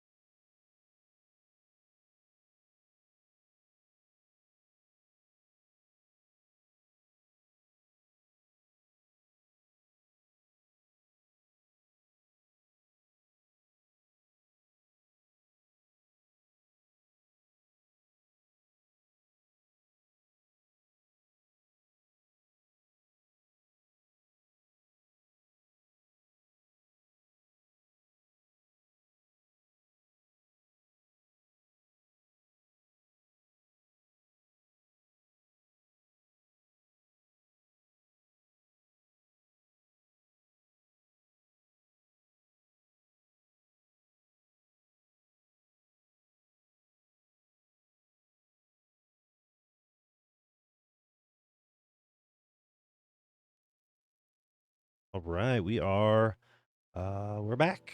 Hello, everybody. Hello, everybody. Welcome to round 3. Yeah, Scarecrow. I was setting it all up. I was clicking buttons and doing all kinds of crazy stuff. Brad just doesn't want anyone to listen to him talk. We want, That's right. instead of commentary, we want you to fill in the commentary with your own internal thoughts of what's happened in the game. It's kind Right, of exactly. an experimental take on the format. We're trying to push it into new territories here. Bobby's trying to break some new ground here. That's right. It looks like we got Aaron aggro on Gut leader, naturally. Mini CJ has been tearing it up with Dargo. Kedis. Stein. Stein's been pretty well with Zada. Lost last round, but that's just what happens when you face a whole Gretchen and 2 Malcolm decks. And then Trunks on Abdel Iron Throne. Abdel Iron Throne. So this pod's a bit of a heater. Not just because there's a ton of red decks here, but it's a lot of aggressive decks too. Darko and Kedis are just going to beat people to death. Yep. Got True Soul Zealot and Inspiring Leader, again, going to beat people to death. Zada's going to do so on a little bit of a more extended timetable, just it requires a little more setup, but looking to do very similar things. Yep. And Abdel is going to try and grind all 3 of them out, which it may do. I mean, there's going to be so much attacking here that it very well be something that Abdel is just going to be able to whittle everyone down with Agent of the Iron Throne triggers. Yeah. When life totals get low. So it's going to be really interesting to see where people decide to point their weapons here. Like Abdel Iron Throne is I think by far the slowest deck at the table. So it may just suffer from the quote unquote combo deck in a pod full of aggro decks problem. Yeah, I was just thinking that same thing. But really, it depends. For example, like whoever decides to go after the Abdel player, hot and heavy, they leave themselves open to being attacked by the other players, and Yep. It's kind of going to be interesting to see how they dance around each other here. Stein says the secret, according to Feinhorn Brownie, that I have never lost in seat 3 with Zada. We'll see. Hey, yeah, why not? Yeah, why not? I think we lost Kunks' video.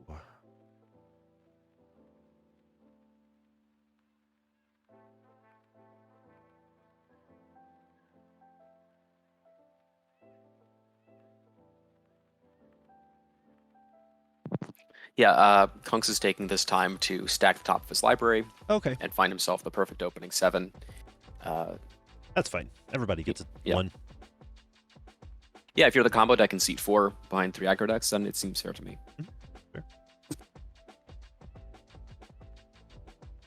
Yeah, this is a hard pod to approach because you're right. Each deck is extremely powerful, but it functions and they're all sort of different angles coming at you and at different speeds. Yeah, exactly.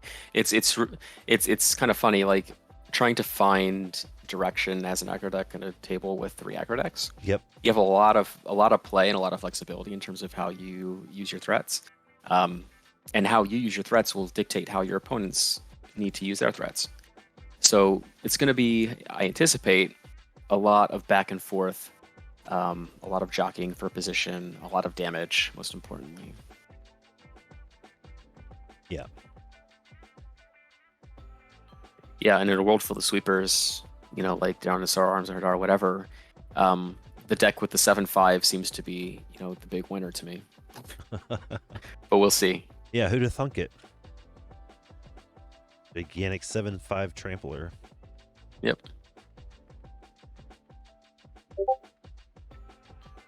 Yeah, it's really going to come down to who I think deploying threats in relation to one another is going to, like sequencing as we go around the table here, is going to be really important. Much like with combo decks, we talked about people trying to combo first versus second versus third, whatever. It's going to be kind of also, table position matters a lot in terms of when you're allowed to play your threats in relation to other players, but also how you choose to sequence your turns and what you do and how you use your mana. If you, for example, if you have more interaction as a gut player, if you run heavier on removal.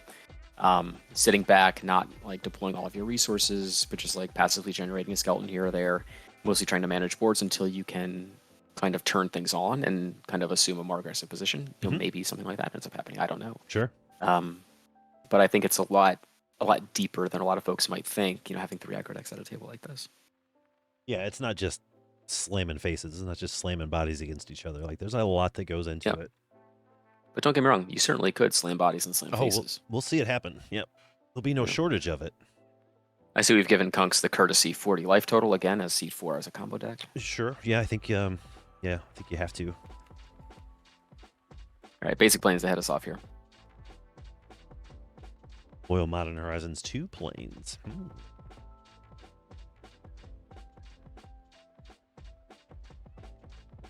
Implement of...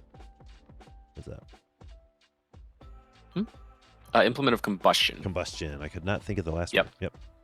Yeah, I like the implements a lot. They're really interesting cards. I just like the ability of like being able to sacrifice an artifact to draw a card and still being able to use it to do something. I play a lot of these cards in like Dragon Trade Channeler, for example. Oh, sure. They come down, they trigger Channeler, they surveil you 1, and then you can sacrifice it whenever you need to draw a card. Just having an instant speed availability to access the top of your library is really good. Yeah, especially in this case, it's just fodder for Dargo. Yeah, true. We have Viscera Seer coming down, so that's a good card. Usually, like free sack outlets in this format are very, very valuable. Yeah. So it's a little awkward on turn 1. Yeah, I may not have played it on turn 1, but it depends on. I mean, again, like you want blockers, right? Like that's true. That is a good point. Having a board is certainly better than not. And I don't think Viscera Seer is something that's going to draw a lot of removal in a pod like this. Yeah. Yeah, it should just generate a bunch of value for him over the. Yeah, over you don't want to be the guy that dies with 7 cards in your hand. Correct. Oh, Aaron Ash Barons at the end of the turn. So now we're just randomizing real quick.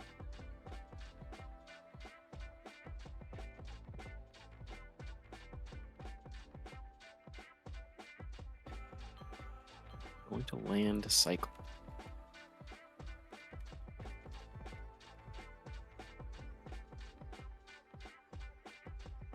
Aaron's playmat is staring into my soul.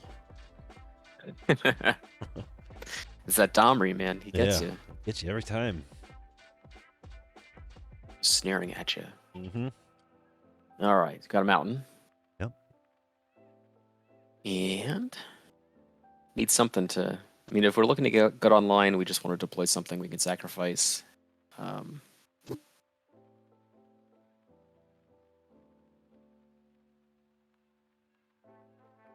Instigator's a good one. There you go. It gives you 2 bodies for the price of 1. Yep. Great gut fodder. Oh, this is a foiled out gut deck. Even the tokens. Okay. All right. Knows what he's about. 100%. Got the etched foil background, Commander.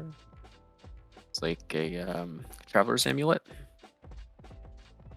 Again, another 1-mana artifact. 1 mana sacrifice it, get a land from the basic land to your hand from your deck. Yep.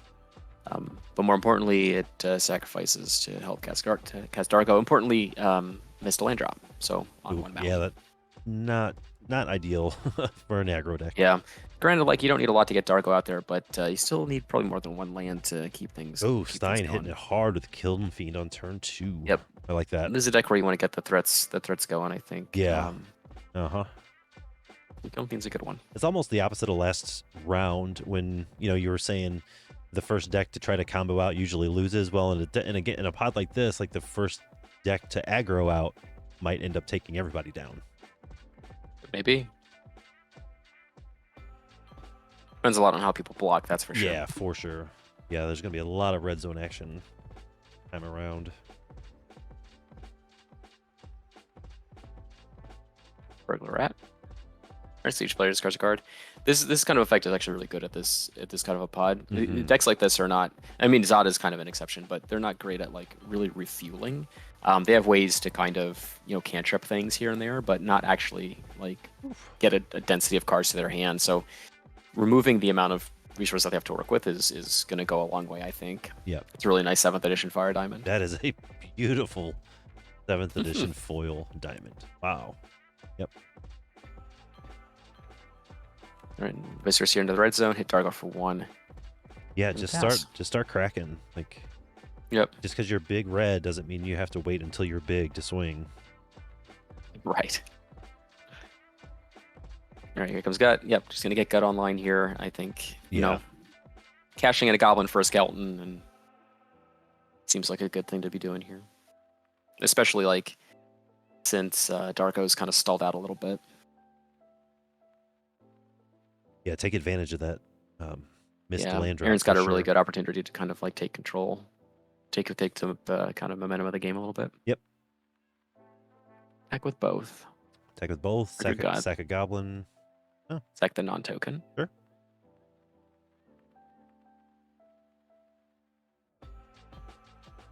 And there's Skeleton.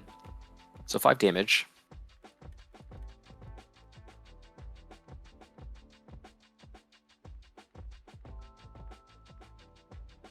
And it looks like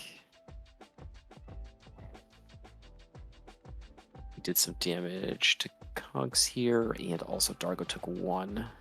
Oh, he split it up. Okay. Yep. Mm-hmm. All right, so another mountain off the top for Dargo.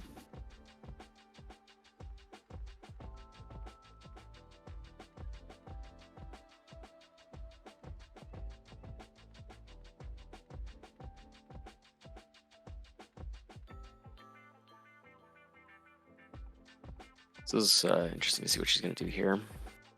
Funny, we got one Orzhov deck like trying to police the entire chaos of the rest of the table. Right. All right, it's a 0-mana artifact, so Dargo can come down this turn. Yeah.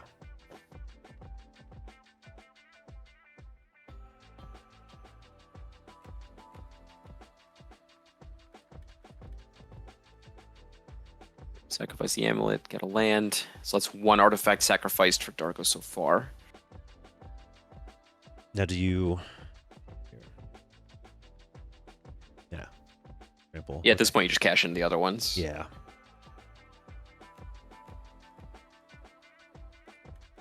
I mean, you still draw your card off the implement. That's why I like that card a lot. I do too. It's not Yeah. like you know, like a chromatic sphere where you have to sacrifice and you draw a card on resolution of the mana ability.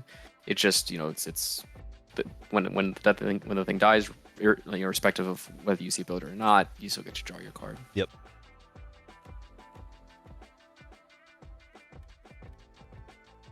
Doing some 3-card Monty over here. Find the queen. Okay. Lose. There's. Oh, well, just guessing. I'm not sure. Get the wrong one. There we go. There we go. There's Dargo. We're gonna draw a card for him. All right. He wanted to do Kedis, but I don't know. Really bright, shiny. Yep, moving the Dargo over There to we the go. shadow. Appreciate Okay. that. Thank you very much. Send our best. Thank you. Compliments to the chef. Compliments. Yep. No, don't go back. We're blinded. Yep, That's it. okay. We know it's a Dargo. Yep. We've established.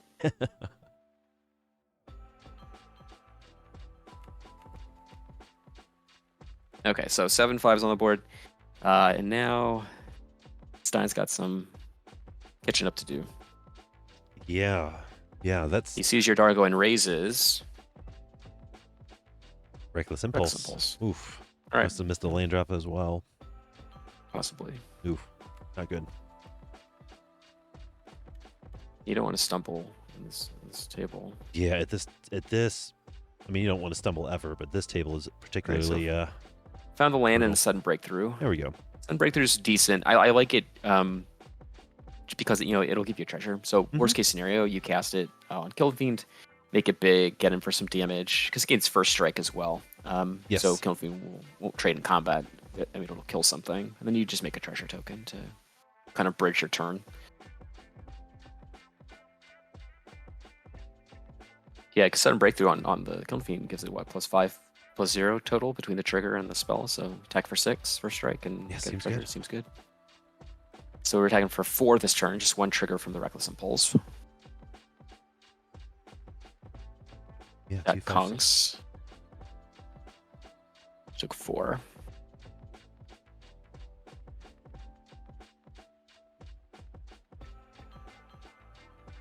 Yeah, you know, and Goodness. Conks may just suffer from like the result The of playing Commander against Sphere? 3 red decks. Like, you know, maybe Stein had it planned to attack the Dargo player, but then oops, Dargo Commander came down. So Sphere. Commander Sphere is 3 mana. Did he have a treasure or something that he sacrificed? no, there should not have been a treasure. So what am I missing? Commanders, so 3 for Commander Sphere. Yeah, where'd the extra one come from? I don't know. Hmm. Where's Interesting. Liam's watching? Maybe.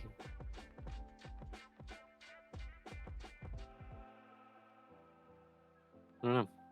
Interesting. Maybe I missed something.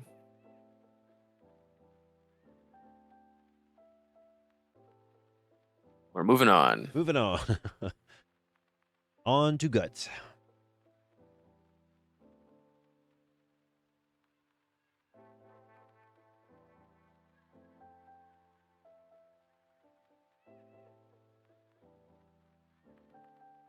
Standard Bear.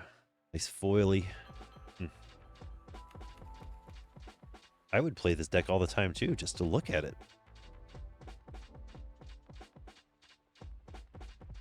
Yeah, Standard Bear is a good one. Yeah. So this is going super to good. do some interesting things. It's make it really hard to interact. Yeah, I think this probably hurts Stein the most, right?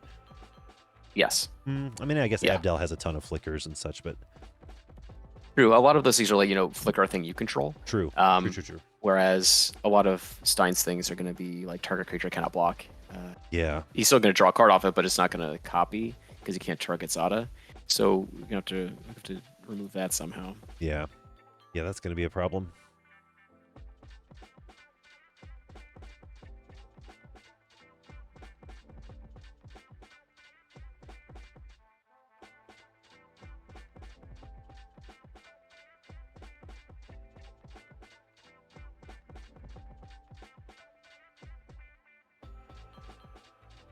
We're doing this thing again. Yeah. Pretty intensely. Not sure. Okay, well, whatever, however they want to cut their deck.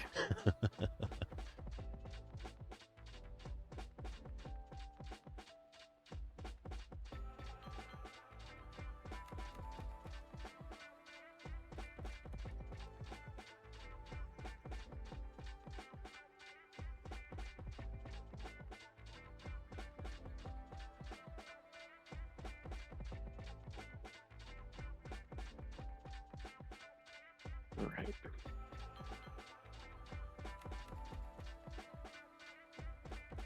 Okay, so it looks like we're stopping here. We are.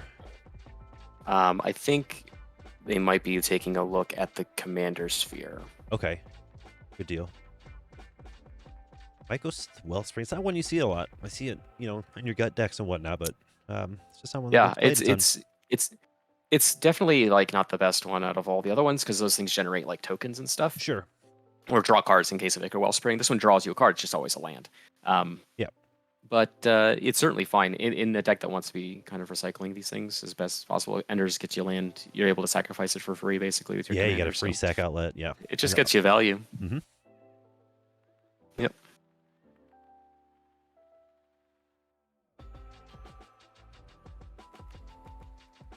Yeah, I think they're discussing the Commander Sphere right now. Okay. Yeah, that was a good catch. It looked a little funky, but Yeah, I was doing like OBS stuff, and I just sort of caught it out of the corner of my eye, so I wasn't totally sure, but yeah, I sent a message to Liam about it just to make sure that he saw it. Because I don't know if I missed something, but he tapped 2 lands, cast the Commander Sphere, tapped the land in Commander Sphere to cast Night's Whisper. So yeah. Yep. I think trying to figure out what happened and the best way to do it, because you can't really do much as far as rewinding the game right now. Right. And I think it's pretty well straightforward. I mean, turn 1 was Seer, turn 2 was Rats, and then turn 3. Mm-hmm.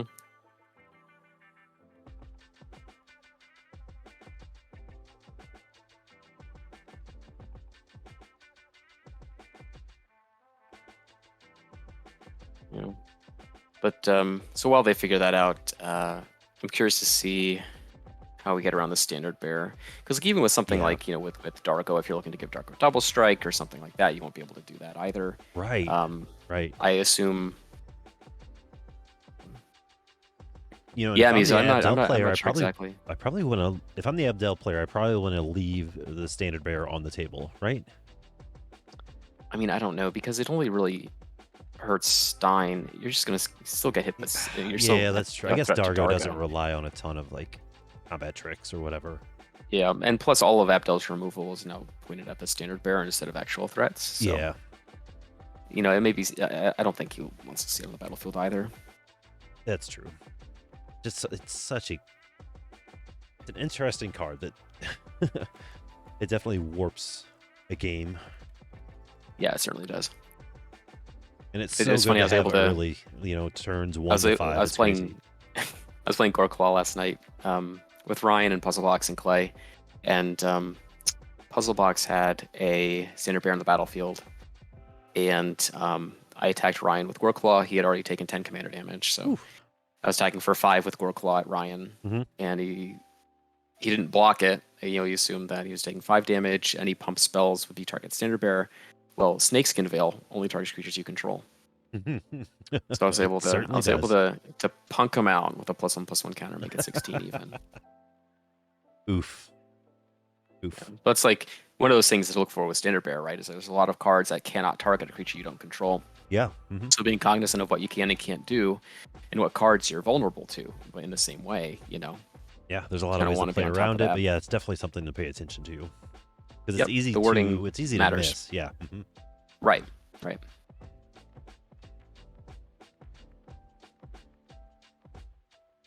is our first on-air judge moment today. That's right. How is everyone in the chat doing? Still hanging out? Still got about almost 2 dozen. Solid. Thanks for hanging out. Spending your Saturday with us. Yeah, at least part of it. You don't have to stay the whole Saturday. Yeah. We'll release you once the tournament's over, but eventually. Right. We don't know when. We don't know when that'll be. We can't make any promises. No promises. No promises. Yeah. Take no prisoners. Doing good, Monkey Dota. Good. Good to hear. Yeah, join the club. Yeah, absolutely. Okay, so looks like we're revealing hand here because there's no way to account for the cards that he drew off Knight's Whisper. Oh, okay. Yep. So rather than putting cards back or shuffling or whatever, we're just revealing the hand. So we've got 3 removal spells and a swamp. Yep. Echoing Decay, importantly, is going to be pretty good against the tokens. Zada plays a lot of goblin tokens. Darko plays a lot of goblin tokens. Gut plays a lot of skeleton tokens. So I guess he's putting 1 on top. Maybe 2 on top. I don't know how they're deciding this, but either way, I guess some cards are going on top, but we're showing information. Okay, so we're revealing the cards and putting 2 on top. Okay. And then the commander sphere should be well, I guess it's like a penalty, just leave it tapped. Yep. Okay, so we're just gonna rewind it like that. We are straightened out. Not too bad. Yep. Yeah, not terrible. Not terrible at all. I mean, it sucks for Kunks that like now people know kind of what his next draw steps yeah, the token are, deck saw the Echoing Decay. Yeah, I mean that's one of the consequences of playing your 3-mana rock for 2 mana, I suppose. Yeah, for sure. Yeah. I'm certain he wasn't trying to cheat, but it's just kind of unfortunate. No, that was just I think that was just a miscalculation. Yep. Yeah, like they said earlier, I think Musu mentioned it may have thought it was like an Arcane Signet or another mana rock, just because the art, the arts on these cards is they're reprinted so much, the art changes. It's hard to keep straight what's what. It's not very command sphere-y, you know what I mean? It's not. Yeah. A lot of the command spheres, they have like a central focal point of the art, and it is the sphere. Yeah. Okay, going to combat, swinging out. Yep. In this situation, I don't know. I mean, Stein's open. Kunks is pretty much open. I mean, he's got creatures that he's got a cheap don't rat. matter. Yeah, exactly. You can block with a rat for fodder. Abdel needs those things, Right. That's the problem, is that with Abdel, if you don't have like a burglar rat or anything to flicker, it's not doing a whole lot, and we know that the next 2 draw steps are removal spells. So there's not going to be any more permanents entering the battlefield. True. True. All right, so let's see where everything's going here. So it looks like Dargo, looks like a Goblin token. No, well, I don't know why they attack Dargo, but they just lowered the life total and raised it back up to 28. Oh. I imagine some amount of it's going to Stein, some amount of it's going to Kunks. Yeah, it would have to. Probably Gut at Stein, just to make sure that Gut doesn't die somehow. It doesn't block, yeah. Yeah.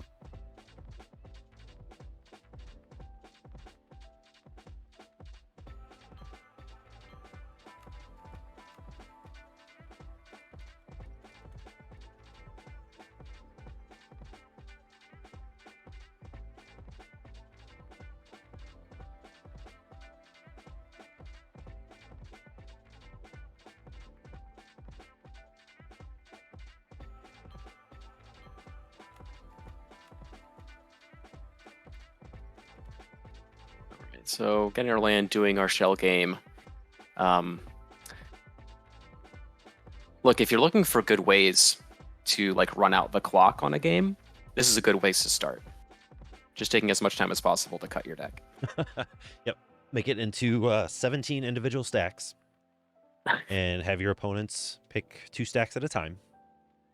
Yeah. And then put them back, and then shuffle.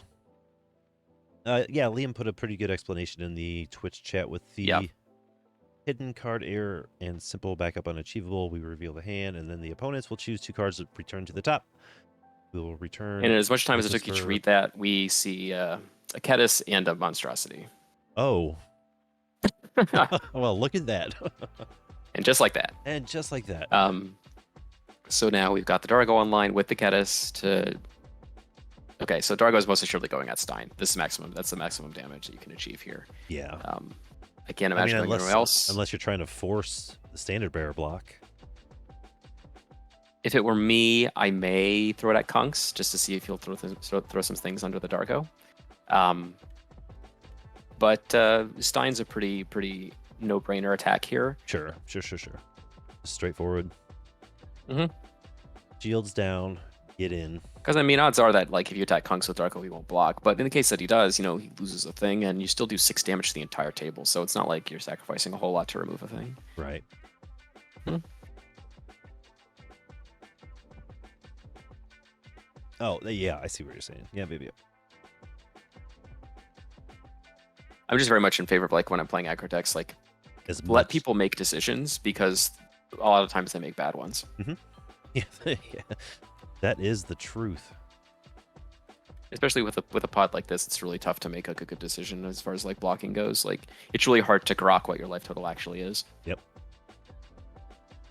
So we got Scuttlemutt here, taps for mana and also changes the color of the permanent, I believe. Yep. Target creature becomes the color or colors of your choice until the end of turn.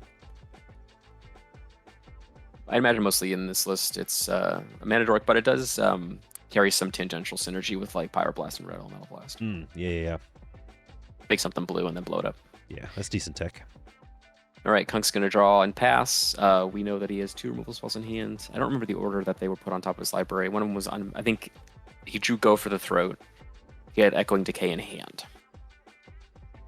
Yes, I believe so. Whichever one he casts first is going to go to the standard bearer.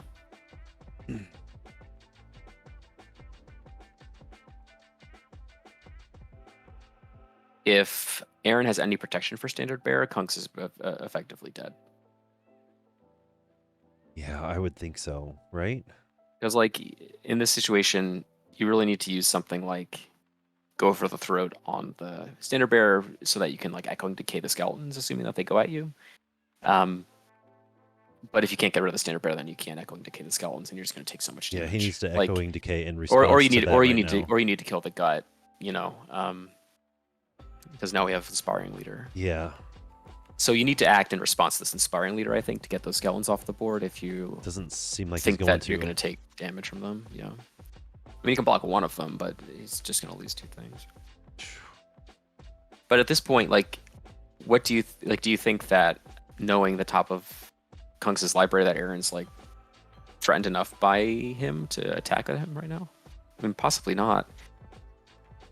Yeah, that's a good point. Honestly, like attacking the Dargo player might be better here. Yeah, the skeletons do have menace. You're gonna make another skeleton more than likely. So here's go for the throat on the Sinner Bear, which will kill it. Fine. And then here is the Echoing Decay, just like you drew it up. Is this in response to the leader or after it's resolved? I'd imagine so. Okay. It doesn't. Yeah. I think in response. Good deal. No, Stein. Do not lose your creatures. They're not named Skeleton.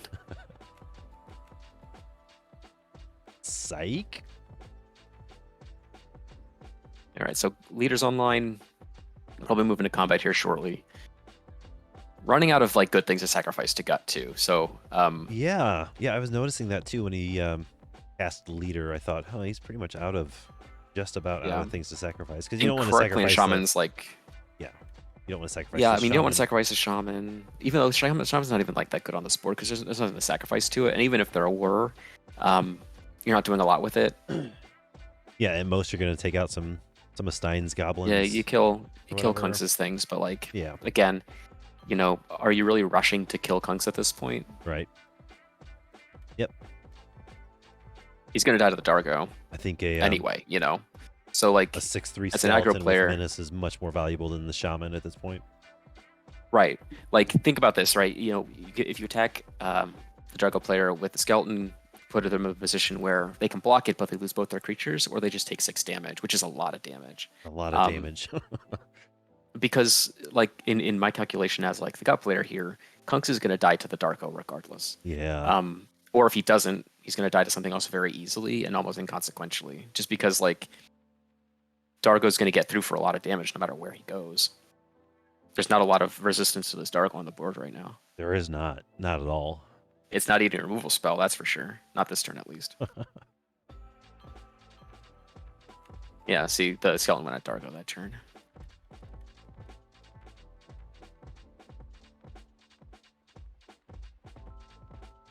And then if I'm Dargo, I probably just swing right back, honestly, at the gut player. Oh, sure. Yeah, I think you have probably to. with both creatures. Yeah. Like Stein's a few turns away from doing anything. Stein's a few turns away. Kunks is not a super threat at this point. Kunks is not much of a factor right now. I think, you know, it's going to be interesting to see what he does with the unmake that he draws next turn if he chooses to use it. Yeah. Well, even still, he's just now at enough mana to cast Abdel, so I don't think he's super threat at this point. No, and even if he does cast Abdel, he's nothing to do with it. Exactly. When what does Abdel do? It picks up a burglar rat, makes a token. And... Yep, that's about it. Then he has a 4/4, which doesn't do a whole lot. Nope, just kind of hangs out. Yep. Looks all and again stoic with the sword in hand. It doesn't matter because Dargo is going to deal damage to either Stein or Aaron and kill Kunks regardless. That's like a really like tough position to be the Abdel player here. Yeah, like you didn't have a chance to do anything. Yep. Like I've been that player. I'm that player often because I do end up playing slower decks, and it just a weird feeling. Like, oh, I shuffled up and played some lands, spells, but it didn't really impact anything. But it's not over yet. I mean, we'll see what happens. We're sending in the monstrosity and the Dargo.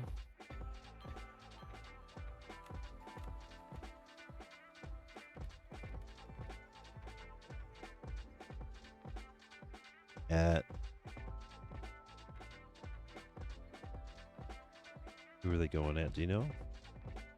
Not yet. Looks like Aaron took 12, so both at him. Okay. Everyone's going to take 7 from the Caddis trigger. Oh my god, that's disgusting. Disgusting. Yeah. Yeah, 5 from Monstrosity and then 7 from Dargo. And what do you do, you know, as the Abdel player, even with 2 or 3 removal spells in hand, like, you got to worry about the gut, and you got to worry about the Standard Bearer, and you got to worry about the Kedis, and all this other stuff. Like, it gets overwhelming at some point. Yeah, it's pretty defeating to be in that position right now. I think Aaron's work is cut out for him. I think that I mean, unless the Dargo player has some significant interaction, like they can just die to the gut player. Yeah, We'll see. unless I mean, Dargo's hiding something, it might be GG's for Punks yeah. and I mean, Dargo the next skeletons turn. the skeletons have 6 power, so Yeah. Let's see what Stein's got. He's kind of a wild card here. Everybody's kind of locked into their play patterns right now, I think, except for Stein. Mhm. I think he has the most freedom to act.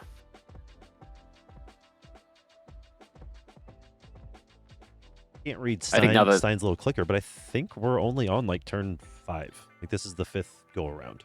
yes, he has turn 5. Wow. I think that Aaron's pretty priced into killing Dargo as fast as possible here. Yeah. And I think Dargo is inversely incentivized to get rid of Gut, which leaves Stein just kind of caught in the middle, and Kunk's just dying to whatever decides to attack it. He's just dying.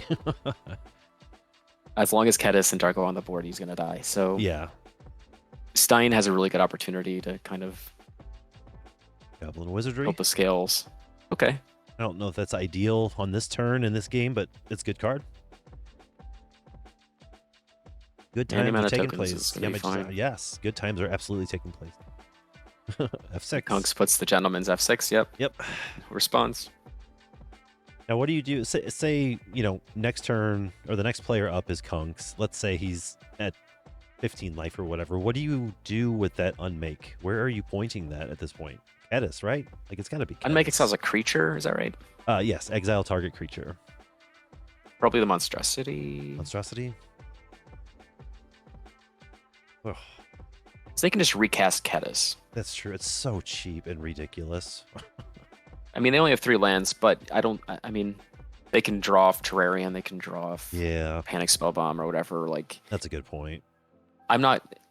Maybe I just kill the monstrosity and make it somebody else's problem because everybody's going to die to that thing. Yeah, that's true. Everybody's incentivized to kill the Kedis or the Dargo. Yeah, it's not like Kedis is just affecting you. Right, it's not just Kunks' problem. Yeah. Although he is the most close to dead with it. I think that getting rid of the monstrosity might be a little bit better because it forces Aaron to reckon with the Dargo and the Kedis, and you just like remove a threat that you would want to get rid of anyway. But I don't know. All right, we're going to Rile. Yeah. So deal a damage to Kiln Fiend. We got double. And then draw a card. Double Kiln Fiend triggers this turn. Yep. Oh, and against Trample. Yeah. Interesting. Yep. And then it goes at Dargo. Got no way to cast it unless it's like a gut shot or something, which I don't even think is in his list. So. Yep. So 7 to Dargo. Yeah. So this is a really interesting position. Everybody's dead to each other. Except for Stein. Possibly, unless Dargo goes after him with everything. That's what I was just thinking. Yeah. But I don't think Aaron can afford to let them untap. No, there's got to be some deaths here pretty quick. Wait, what? Did Punks just skip his turn, or? Nope, he untapped. And did Anything what? untapped and passed because he has passed. Okay. Yeah, draw. It went draw go. Okay. Yeah, drew the unmake. So he's 2 cards in hand are unmake and Night's Whisper, which Night's Whisper is uncastable at this point, basically. Yep. Goblin Arsonist. That's a good one. That'll kill the Kedis. Okay. And it'll actually just yeah.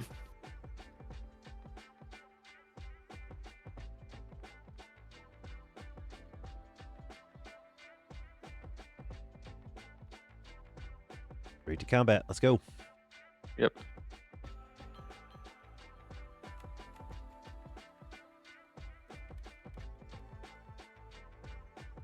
Sacrifice the Arsonist, deal a point. Yep.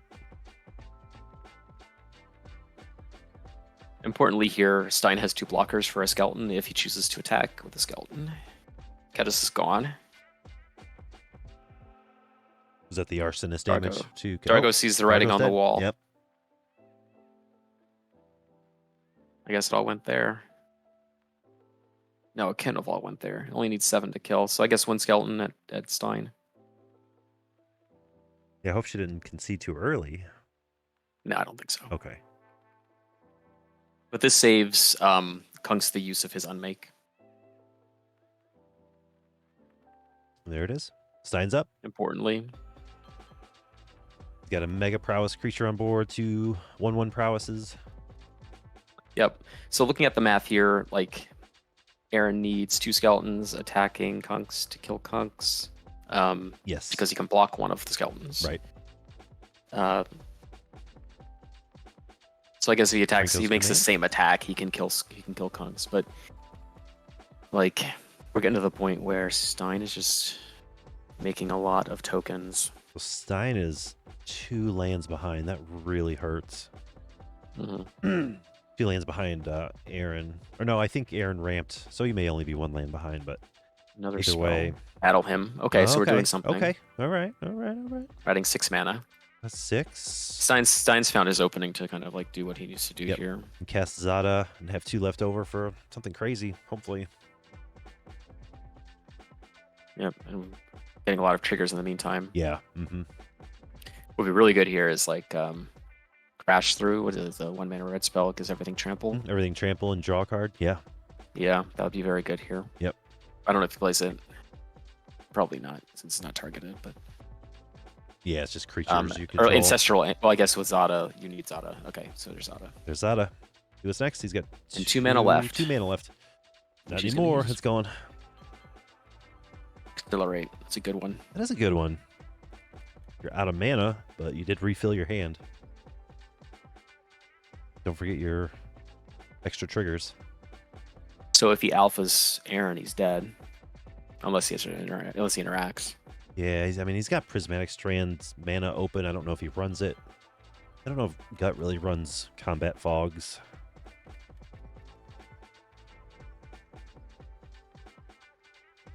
Yeah, I don't know.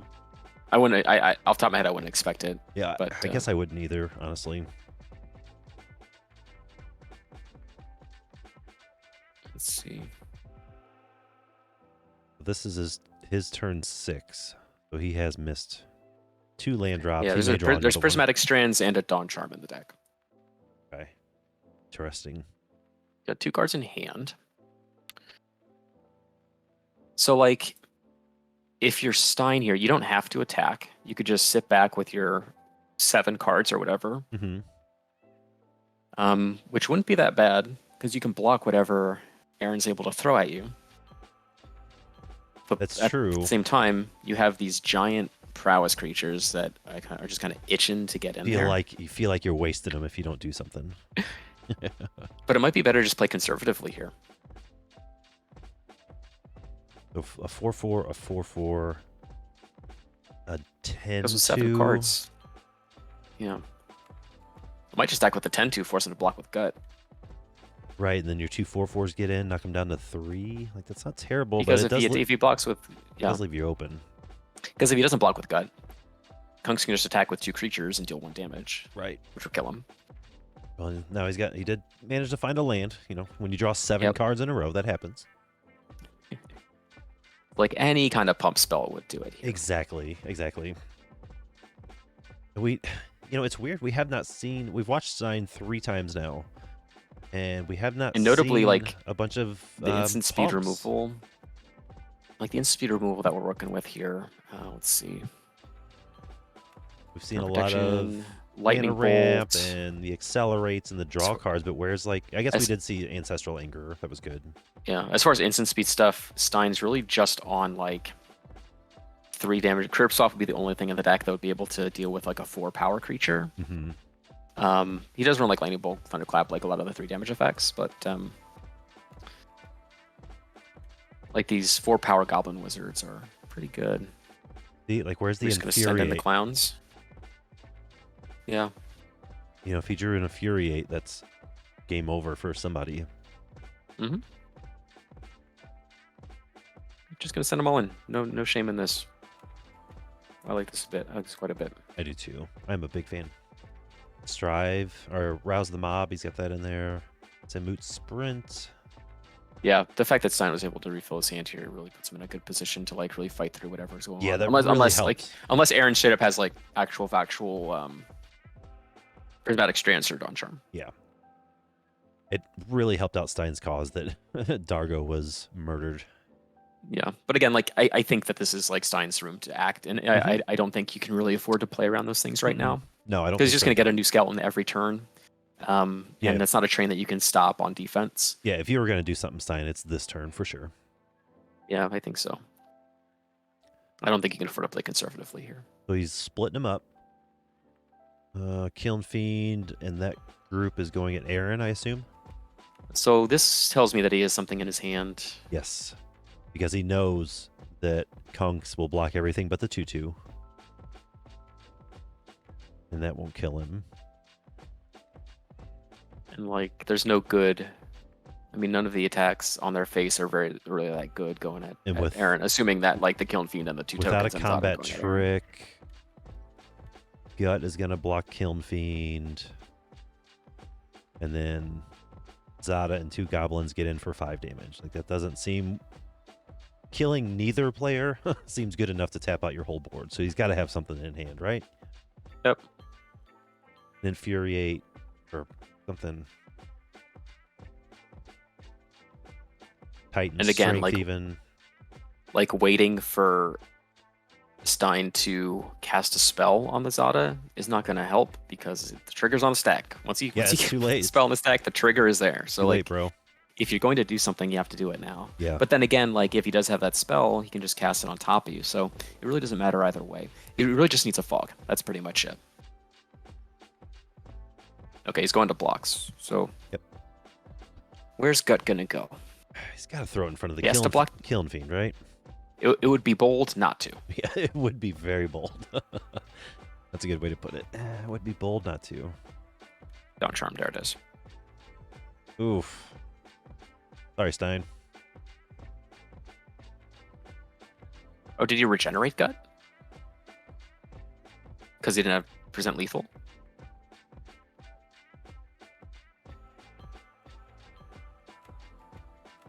Yo, what's happening with this Dawn Charm here?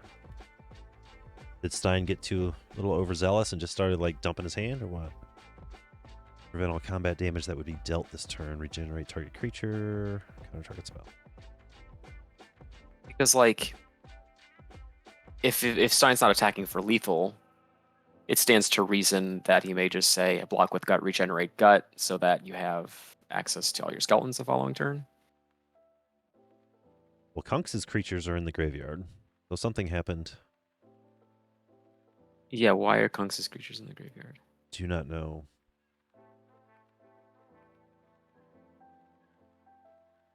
But then he cast Brute Force. I guess that would negate all the combat damage. Yeah, why is... No, Brute Force just gives us... Yeah, it doesn't matter. Yeah, it doesn't matter. Come on, Kunks. The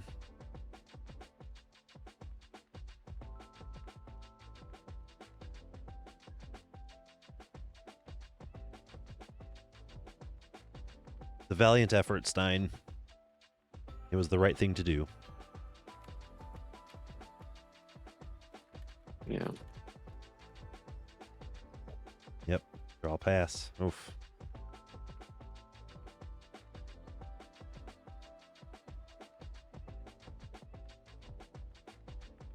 Looks should have his creatures. I think.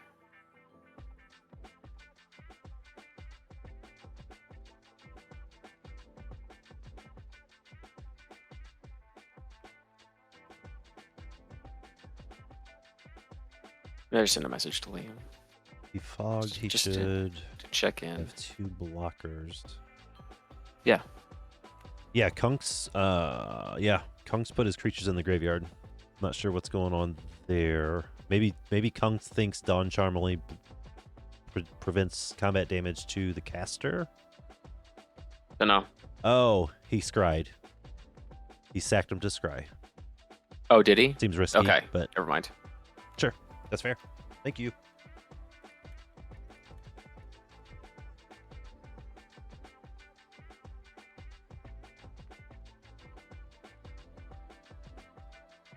That does seem risky. So like this is pretty easy and nothing to block. And he knows about the unmake. So I guess there's just like a question mark as to where that goes.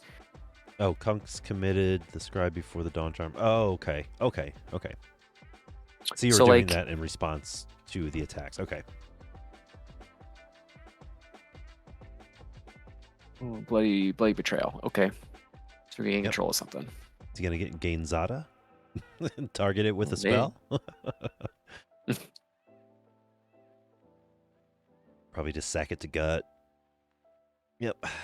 There it is. This might be game over. Yeah, it's tough to see how it's not. Yeah. Stein tried. That was a hell of an effort. Yeah, I mean, sometimes you just got to force him to have it, you know? Yep, for sure. Because if you keep waiting for them to have it, eventually they will have it. Yep. So still the unmake. I'm not sure how he's splitting up his attacks. It could matter, but probably not.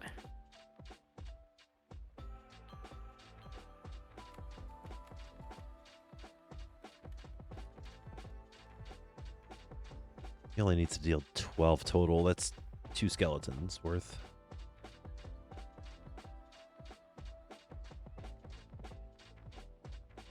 Yeah, but if he removes gut, the skeletons drop down to 4 power. True. That is true. That's why I think he's trying to set up his attacks to where even if gut is removed, he still has lethal on both players. Yeah. I mean, I guess he could sacrifice Commander Sphere, try and draw into something else too, but not sure.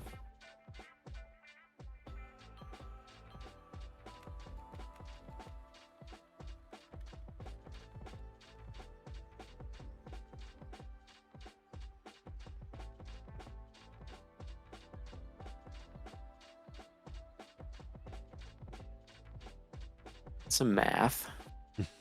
Some serious math. Because you have to be... I mean, you know that Kunks is holding at least 1 removal spell. Yeah.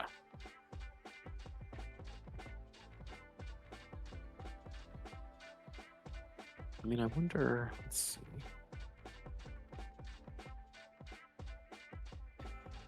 Just looking at the list here. Unmake is an instant, so... Yep, there it is.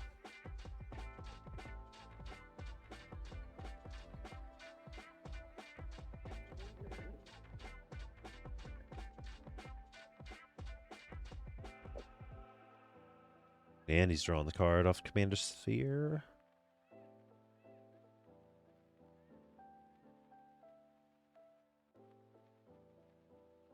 Did the game freeze for you? What's up? Oh, never mind. I think I lost my internet. Oh. I lost my connection. Hop back in here. The last 2 seconds. That's it. Game over. Game over. Yep. Sounds about right.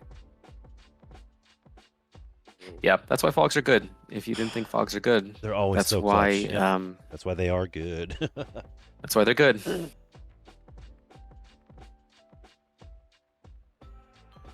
Particularly Dawn Charm. It's so cheap. It's so easy. It's modal. Yeah. Crazy. Yeah, it does a ton of stuff, and they're all relevant. Like you can not get burned out. You can fog. You can regenerate a thing. Right. I mean, really, just whatever you want it to do, it'll do. Yeah, for a white card like this. Yep. That's exactly right. Yep. Oh, Gut Leader shows Yeah, again really good how, stuff. why it's the top tier Boros aggro deck in the format. Right. Yeah, I mean, you saw it, as long as it's able to keep turning out skeletons, it's just really tough to stop. Yeah. It has access to a lot of great interactive tools, just having white and red. The white cards are really, really good, and being able to draft off of like a lot of sideways artifact synergies too is really valuable. Like you saw, like Clan Shaman there. Like if there are more artifacts, he can sacrifice that to clear out a bunch of like tokens or little things like that if he needed to. Yeah. Just a lot of different ways to go about it, and obviously like 6 power menace creatures are powerful. Yeah, they are a problem. It was a really, really interesting game. It was. I'm glad Stein went Through for it and on the through, turn that he. I mean, he had to go for it on that turn. So, Oh yeah, absolutely. and like you said, he just had to make him have it. He had to make Aaron have the Dawn Charm, and he just happened to have it. So, Yep. that's what That's it's right. like. That's the life of an aggro player. Right. I mean, there's no real way to just kind of like say go, because if Stein attacks you with all, he would have 3 skeletons that combat step. You know, if he attacks you with everything, and you can block them all, but you lose your board. Right.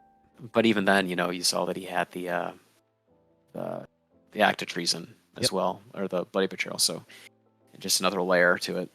Yep. Makes it really complicated. Excellent. Looks like everybody else is wrapped up. Yep, that was the last one.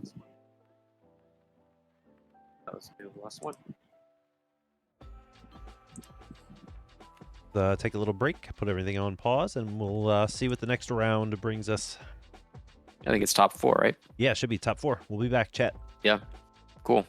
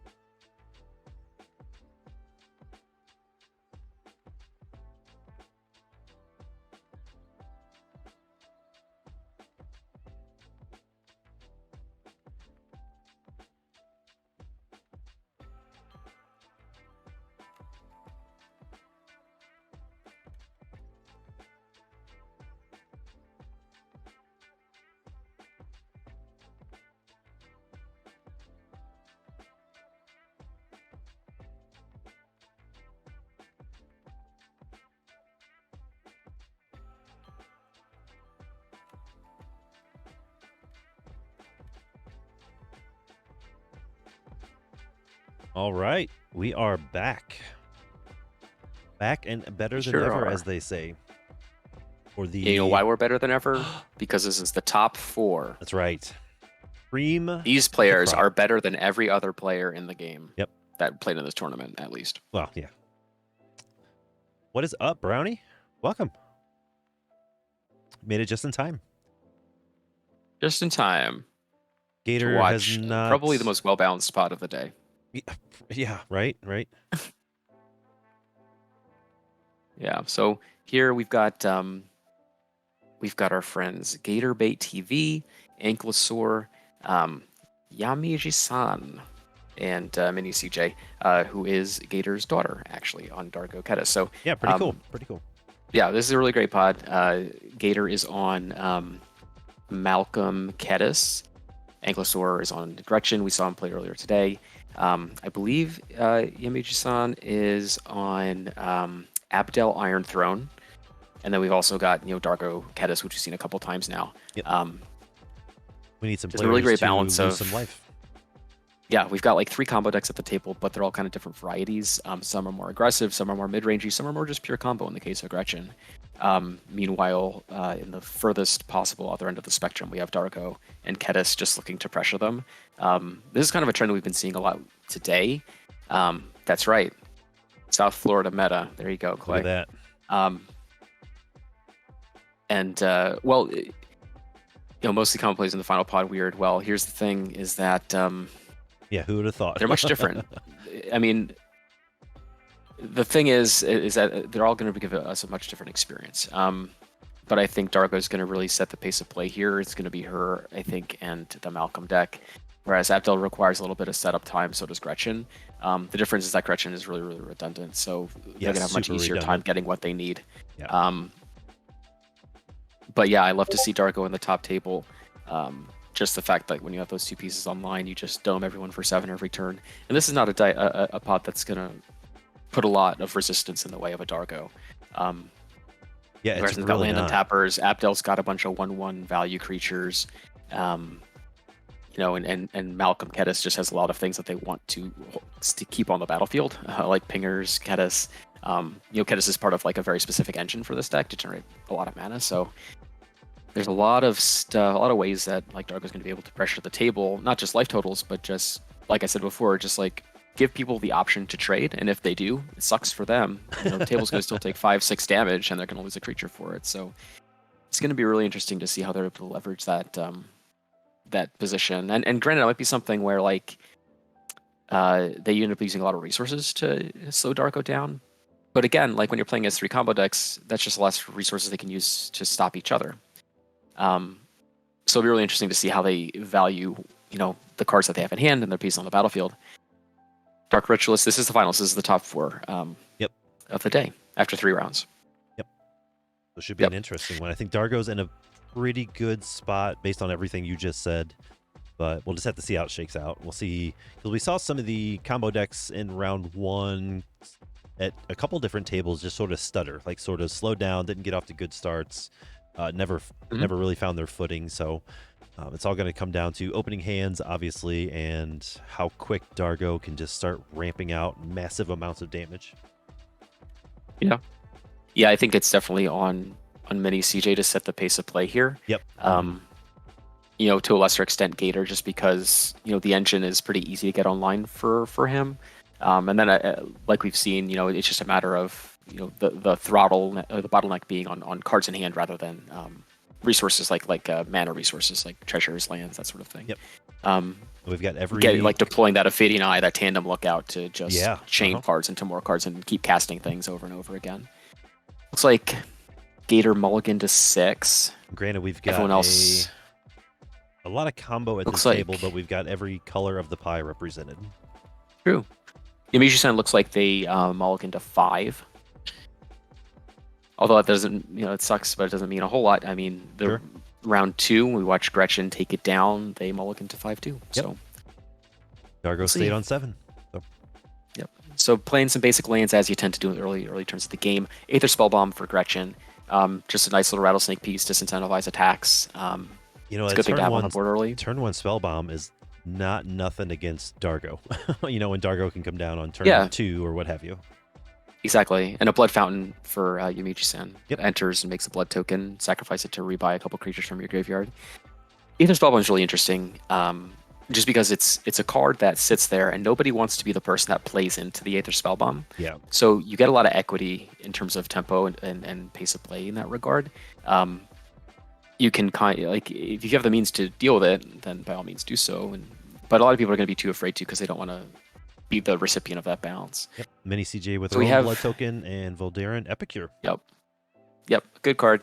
Sacrifice fodder for Dargo. It's 2 bodies or two things that you can sacrifice to Dargo. Yep, 2 Get them out cardboards. super early. 2 cardboards. That's a good way of putting it. Yeah. Interesting to see Gator with really nothing the first 2, especially with a command tower that gives him all his colors, like to play nothing the first 2 turns. Yeah, I mean, there's not a ton of stuff to do before you get Malcolm online. Like, Yeah. you can play. I mean, there's not a lot of creatures. There's just some pingers and things like that. Yeah. Yeah, we saw some like impulse effects out of him last game. Mhm. Or anticipate effects, I should say. All right, so Port and Tracker. This is a land untapper from March of Machines, Mhm. or March of the Machine. 2 mana, 1/1 Satyr. You can tap it to untap a land, or you can tap it to remove a counter from a battle, I think, or something like that. There are no common battles, so we will not be paying attention to that Yep. rules Tap, text. in choose this game at all. target battle, blah, blah, blah, blah, blah. Yep. All right, so get a Thought Vessel here for Abdel. 3 cards in hand. We're passing to Dargo. If you're mini CJ here, this is a good board to get some pressure going. Not a lot going on.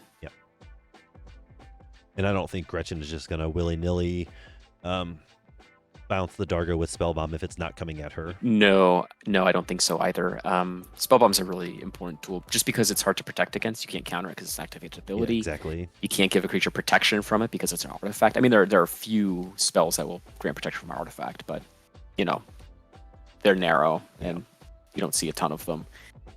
CJ with the Springleaf Drum and I don't know what... Wizard Rockets. Wizard like. Rockets, okay. There we go. Yep. So a couple artifacts here. But everything tapped down. No more mana available. Just going to pass. So she's just setting up. Decent play. Omen of the Sea. Nice. That's a nice flash to hold up. It's a cool card. EOT. You know, there's that card, Deliberate, from one of the... I forget what set it's from. I believe it's from one of the Trakir sets. It's 2 mana, blue and a colorless to scry 2 draw card. It's like Preordained, but it's an instant and it costs 2 mana. Mhm. Omen of the Sea is much the same, except you have the option to sacrifice Omen of the Sea to scry 2 on the back end. So it's a good card. It's something you can flicker too. Not as relevant in this deck, but like in blue Abdel decks. for Oh, example. sure. It's, Yeah, absolutely. much more relevant rules text. Yep.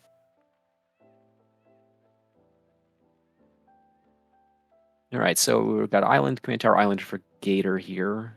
Untapping after the Omen. He's got Malcolm mana, but is that what he wants to do at this I don't point? know. Yeah.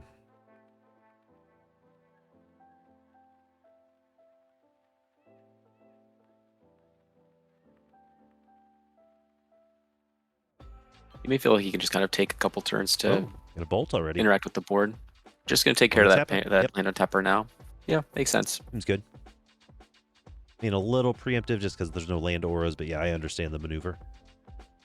Yeah, the last thing you want is for like Gretchen to play a land or and immediately be able to double up on mana by untapping that land. Yeah.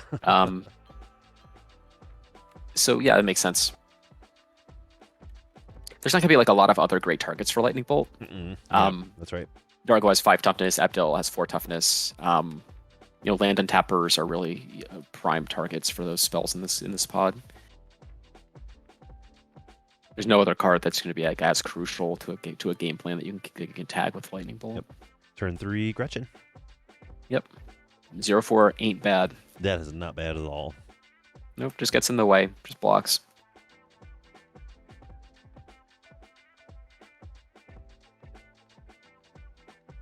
This could very well turn into something that we saw, you know, in round 2, where there's not a whole lot going on the board, and Gretchen can just sit back and just draw cards.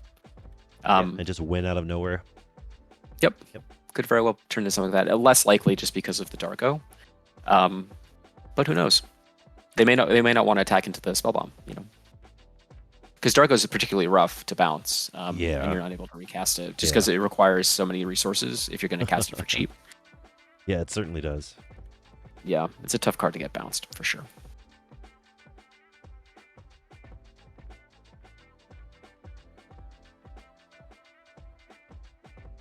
Network terminal for Yami Jisan.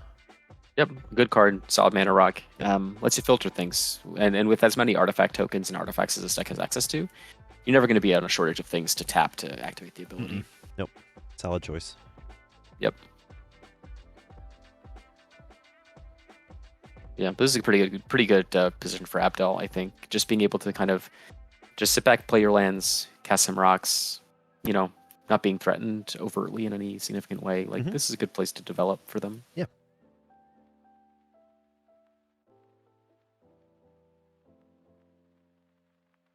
All right, so back to Dargo. Back to Dargo.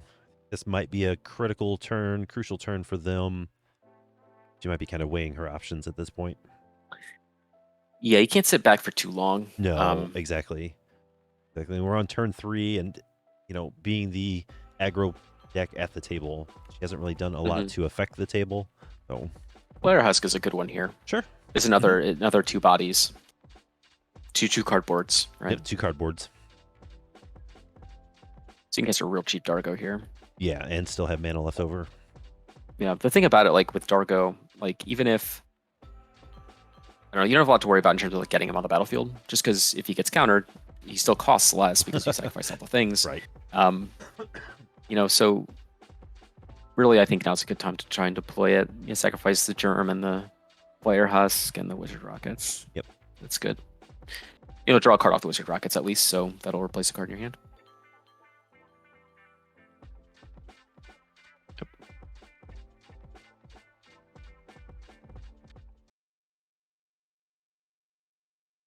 Right.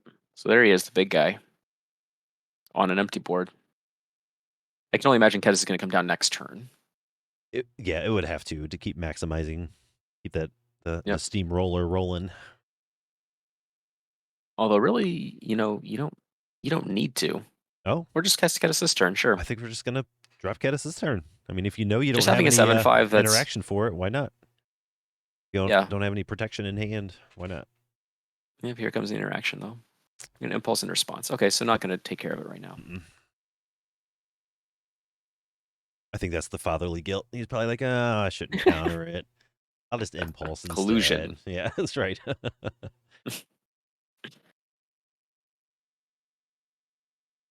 She doesn't get allowance. She gets allowed to win tournaments.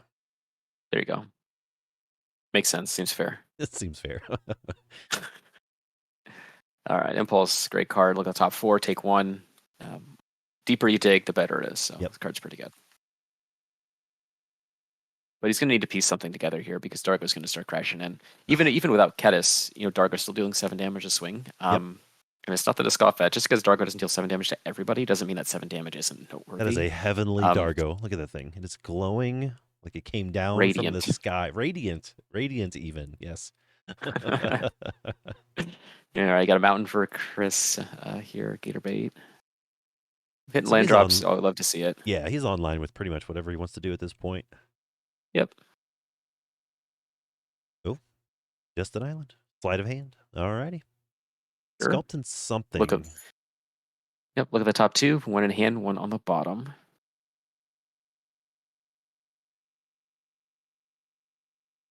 I like those. I mean, they're very situational. They're very niche, but I like the draw spells that don't say draw. I find those very, I don't know, they're very interesting. Sure. I like them. I like the templating on them.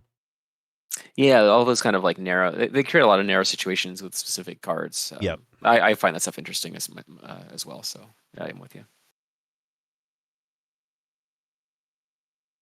All right, so back to Gretchen here. 6 cards in hand. Not much. 3 lands and an Aether Spell Bomb. Yep. And 4th land. But no auras yet. No, the one on Tapper we saw was bolted.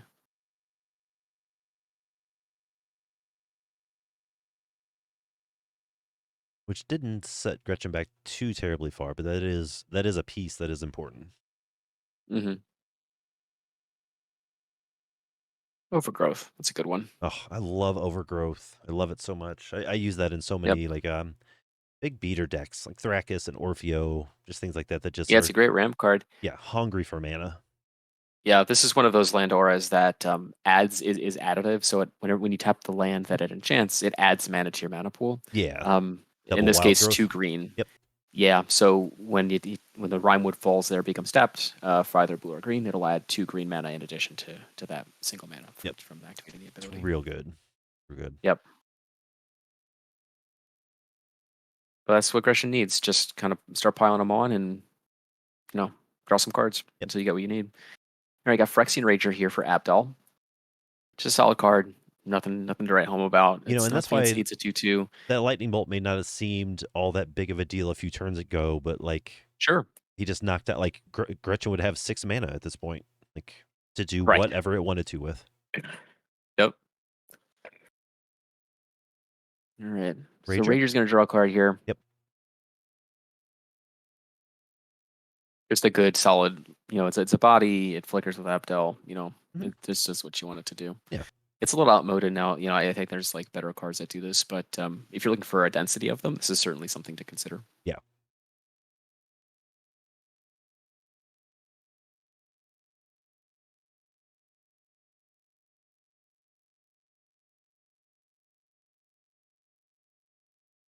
It's like pretty easily like the worst one out of all like the creatures that are like cost three mana or less that draw a card when they enter. Nowadays, Right. yeah, I feel like that. Yeah, we got Inspiring Overseer, Even like Roving Harper, right? It's just 2/2 for Priest of 3 that Ancient draws you a Lore, card. all that stuff. Yep. Doesn't lose you a life. Yeah. All right. So Impact Tremors. It's interesting. So Ooh, Dargo has nice. kind of like a sideways goblin game plan. There's a lot of cards that generate tokens. We have not seen that yet today at all. Yeah. And we've seen 2 here. TPI lists, and we have yet to see Impact Tremors. I don't know if those lists run it, but it seems like a home for it. Yeah.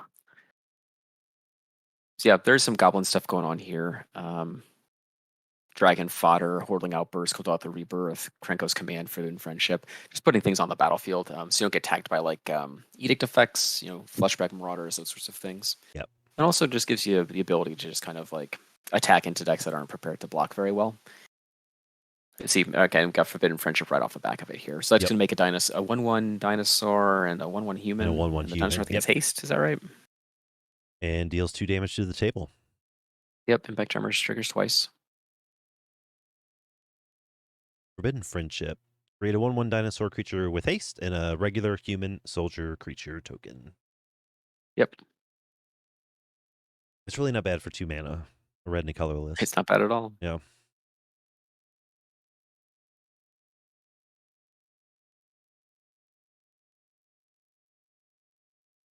There we go. And there goes Dargo. Oh, Kedis going in there and too. Kedis. Okay. And the hasty dinosaur. Holy crow. So we're probably sending everything at Gator, if I had to guess. I would think so, yeah, because Gretchen can block and Attacks, bounce. yeah. You got the Rager over there that can block. Yeah, I would think. Yeah, you don't want to send Kedis into a Phyrexian Rager. Yeah, for sure. So, just everything. So Chris. Hey, Pops, everything's coming at you. Yeah. The great thing about like Dargo and Kedis is when they're both on the battlefield, it doesn't really matter. You don't have to choose your attacks. You just find whoever has the worst blockers, really, and you just go in. Because you're going to hit the whole table. Yeah, there's no really needing to be choosy about it. It's so gross. So everybody should be taking 8 here, because Kedis would trigger himself as well. Kedis should count itself. Yep. Nope. Wow. Yeah. The 2 attacks and you deal 24 damage. Okay. Yep. Gator's going to sacrifice the Omen to Scry, so I guess he doesn't have a whole lot. He's even tapped out to do it, so I think he's resigned himself to take the damage, but he needs to figure out something on the for bottom. next turn. Both on the bottom is not promising. It is not promising. Next turn is going to be extremely important. Yep. People can't take many more 8 damage hits. Nope, certainly can't. No, I mean that put him at almost half commander damage right there. Mm-hmm. Dargo's nuts. Nuts. Yep, very good card. Mm-hmm. I'm just gonna land and pass. So I guess I'm not sure what he's got, but must be reactive and must be like counter spells or that sort of thing. Yeah. If he's not able to interact with the Dargo, or maybe he chooses not to, I don't know. Gretchen's just gonna play land, as they tend to do. Yeah, that's what they do. Really needs one of those land untappers. I feel like. Yeah, that would go a long way to greasing the wheels here. I mean, even still, he can still activate Gretchen with Sure. his Rimewood Falls and one land, still have 3 mana up land to pass. cast. Interesting. Sure. Land pass is kind of, I think, good for Dargo. Well, it could be just a handful of interaction. Alright, cast an Abdel. Looks like the warrior is coming into play. Yep, so Abdel's a 4/4 that exiles permanents when he enters, and he makes a 1/1 soldier token for each permanent that you exile with him, and then those things return when he leaves the battlefield. Super flicker shenanigan combo commander. Yep. So on this board, he can pick up the Rager and the Blood Fountain for value. He can pick up rocks if he wants to. Sure, he could. I'm not sure why at this point he would. It becomes important at some points when you're like doing flicker chains and you need mana to enter untapped, but I don't know if that's as big a deal in these the white-black decks. Yeah. Looks like it resolves. Oh. I guess he just wants soldiers. So. Yeah, I guess he just wants bodies, which makes sense, I guess. I mean, Dargo does trample, does trampling damage, He sure does. but...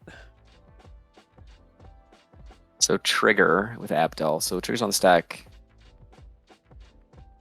Looks like Gretchen's got some things to do. Nothing. Nope. Okay. Perfect. Throw them all into there. Oh, yeah, exile the blood, too. 5 tokens.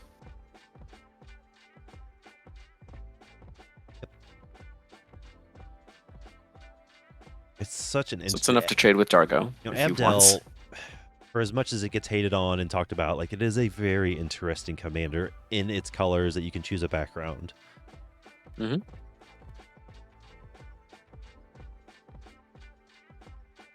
Especially at uncommon. Like, that just feels stronger than an uncommon should feel. Yeah, sometimes cards tend to do that. But it's just a matter of like what those limited formats need, where those cards land. Sure, so sure. Not much we can really do about it. Yeah. Let's see.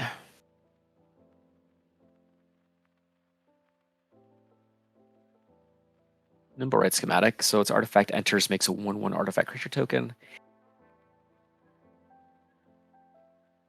So we're gonna get a Impact Tremors trigger here.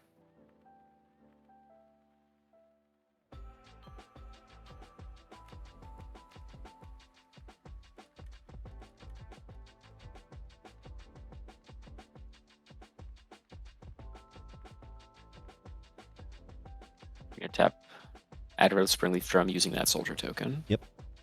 So 2 mana. Ichor Wellspring. So yeah, same thing. Enters or leaves the battlefield, or enters it or dies rather. Yeah. Draw a card.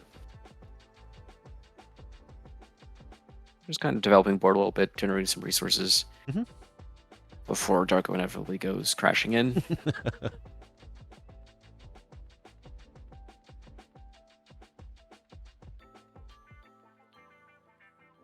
Yeah, and Many CJ is one of the few players today that we've seen that doesn't use matching basic lands. I don't know if that's built into the game plan at all, if they're trying to throw off everybody, don't pay attention to my Dargo, look at the basics, that sort of thing. I don't think there's any other reason. It's got to be, yeah.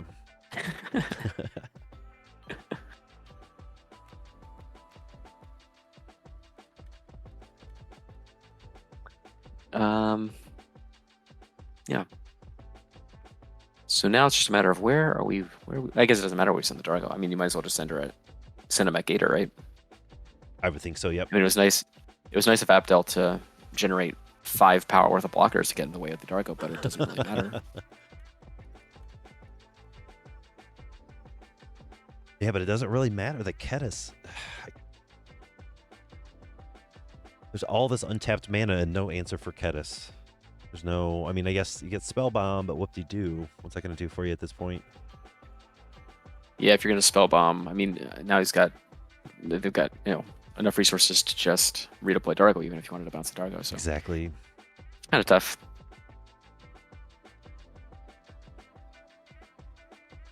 Yep. Here we go. Yeah. Fight.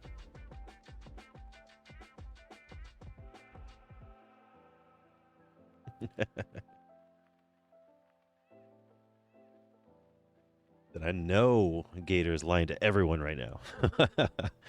Maybe not lying, but he's probably trying to figure out a way to get out of this situation. But there isn't. I mean, that's just what Dargo does. Dargo Ketis just does. Like, Yep. wrecks the table.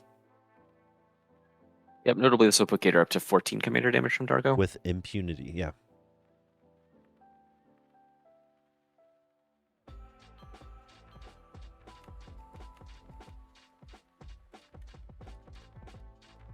You know, and the excess damage or the extra Ketis damage isn't commander damage, but it's still knocking them down. I mean, they're down. They took 7 It last still turn. goes 7 everywhere. last turn. Yeah, it still just sprays the table. It's a room sweeper. Yep. It's the Gator special. Yeah. So it looks like we're just passing priority around the table here. Gonna pop the spell bomb, maybe. Possibly. Yep. Yep. I mean, you have to bounce the Dargo. You got to try, yeah.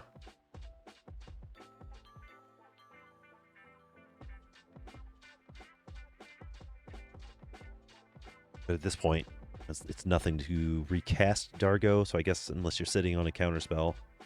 Right, it's trivial. Yeah. There's 1, 2, 3, 4, 5 sources of blue mana on the table open. Got to be a counterspell floating around there somewhere.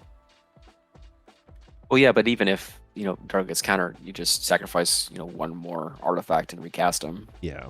But I guess Caitlin's only got 1 red mana open, so Right. if you do if she does recast Dargo and counter it, it's countered. They would be able to Oh, they bounced the recast Ketis. it again. Okay. Which I guess that makes Interesting. sense for Gretchen. Like, let Dargo beat Gator down. Yeah, 7 more damage on Gator. Yeah. Right. Bounce the Ketis so I don't take damage. That's fine. Yeah. Like we were talking about earlier, letting your opponents do some of the work for you. I think that is a very underutilized aspect of the game. Maybe not in competitive pods, but yeah, letting your opponents I do mean, even some in of the competitive beatdowns, pods, so. I think. Hmm? Even in competitive pods, certainly, like a lot of people, what we were talking about before, it's not something that's quantifiable, so people have a harder time kind of relying on it. Sure, because it's harder to It's plan for. It's hard to navigate. Yeah, Yeah, that's it's a tough social thing to navigate. But if you're able to pull it off, the ceiling's very, very high on what you're able to accomplish as far as like table dynamics. Yep. So, I'm very much in favor of trying to do those things, but I know a lot of people aren't. Yeah, I am too. They are hard to navigate. They're hard to pick your moments. I think that was a good Yep. one. Gretchen's like, I don't want to take any more Ketis damage, so We'll leave Dargo there, yeah. Yep, but we'll leave Dargo because it's beating down my combo opponent. Yep. Great move. And then we see Malcolm come down and leave 3 mana up. Yep. You love to see it. Ankylosaur continuing to hit land drops. Most underrated aspect of playing the game of Magic the Gathering. Really is. Really is. I do want to look at You can't ramp if you don't hit your land drops. Yeah. Weird. Weird how that works out like that. Almost like the game was designed that way. You will kind of land base. Only 34 lands in Gretchen, which makes sense. I mean, all the untappers and stuff, but Yeah, your card's generally pretty low. yeah. And you have a lot of low. ways to accelerate your mana. I was just kind of curious, he's hit 6 straight lands. I mean, that's pretty... Here comes a Merchant Scroll. Ooh. OG Merchant Gonna- Scroll. I like it. Gonna hit something here.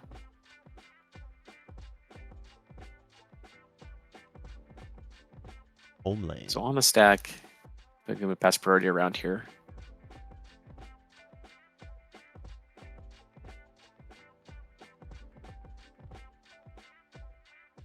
Bring up David's list here. Yeah, I'm trying to figure out For a what blue he's gonna instant. look for. So if he's able, Capside? I don't know.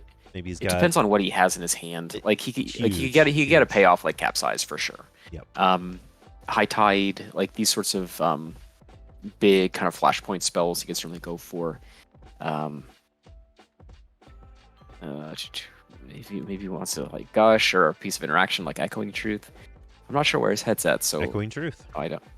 Oh, there we go. Interesting. Makes sense. Interesting. For the what do you think it's for? For Dargo, for the soldiers? Like you get the most value out of the soldiers, right? I mean, you get the most value out of it. I think you get a lot of. I think you tend to get more equity if like Caitlyn continues to attack Gator Bait with Dargo and Ketis. Just because you can prevent yourself from dying to the splash damage if they're willing to go elsewhere. Sure. But yeah, I mean, being able to bounce the soldiers is certainly like a good thing too. Oh. And to turn here, we're getting a White Mane Lion. Yep. So we're going to bounce Abdel back. Everything's going to re-enter. Whole bunch of trigger. Actually, yeah, just the Blood Fountain and the Rager trigger. Yep.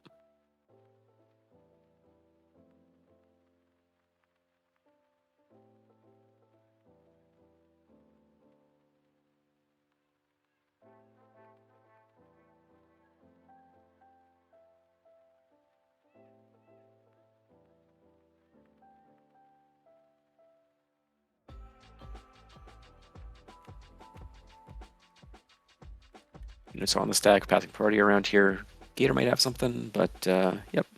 Rearranging his lands. Let's see. Thinking about it. Fetching his cards. Uh-oh. What could be happening?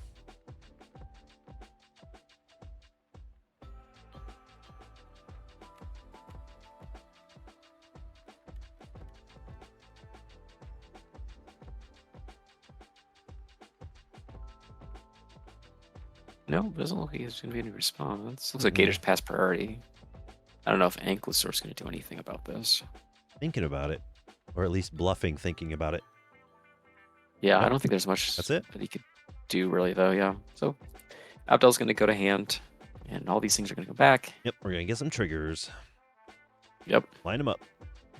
Rager, Blood Fountain, and then the 2 mana rocks. Mm-hmm.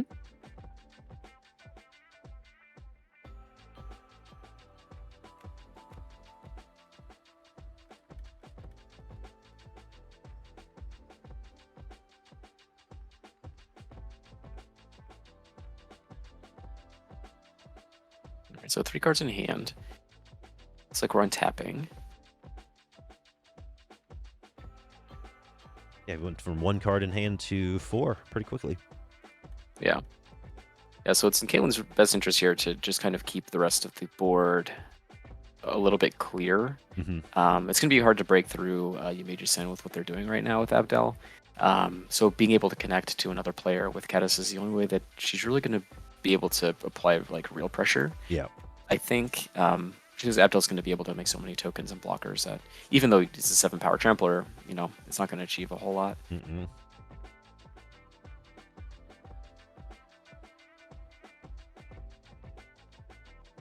I'm tanking a little bit here. He can always recast Abdel if he has nothing else. Yeah, I imagine that's what he might be doing if he's going to be tapping the That's mana what I rocks would first to cast spells. Mm-hmm.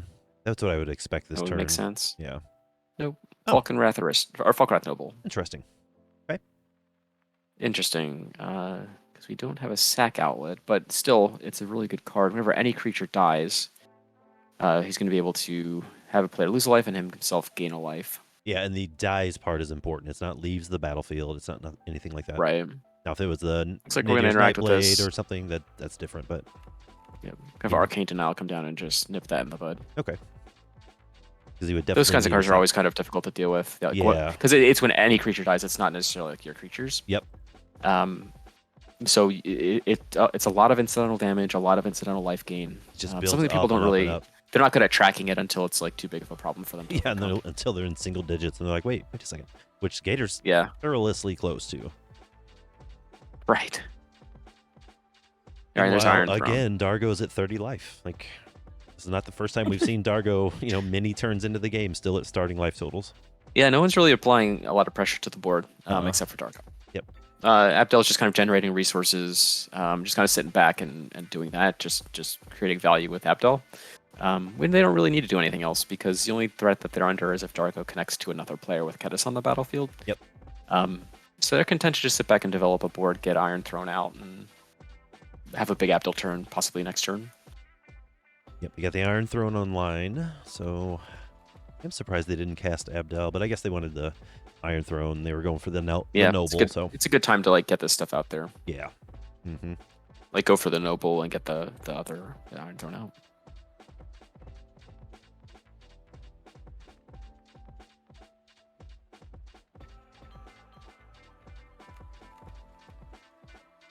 There's Kedis. He's back. He's back and better than ever. Clay, are you wishing this into existence? Right Look at the blue players picking up their hands like, oh, what are we gonna do? What do we got? What do we got? Clay being Nostradamus over here in the chat. Mm-hmm. Yep. Here comes Gretchen. Some interaction. Dispersal Shield. Dispersal Shield. Spicy.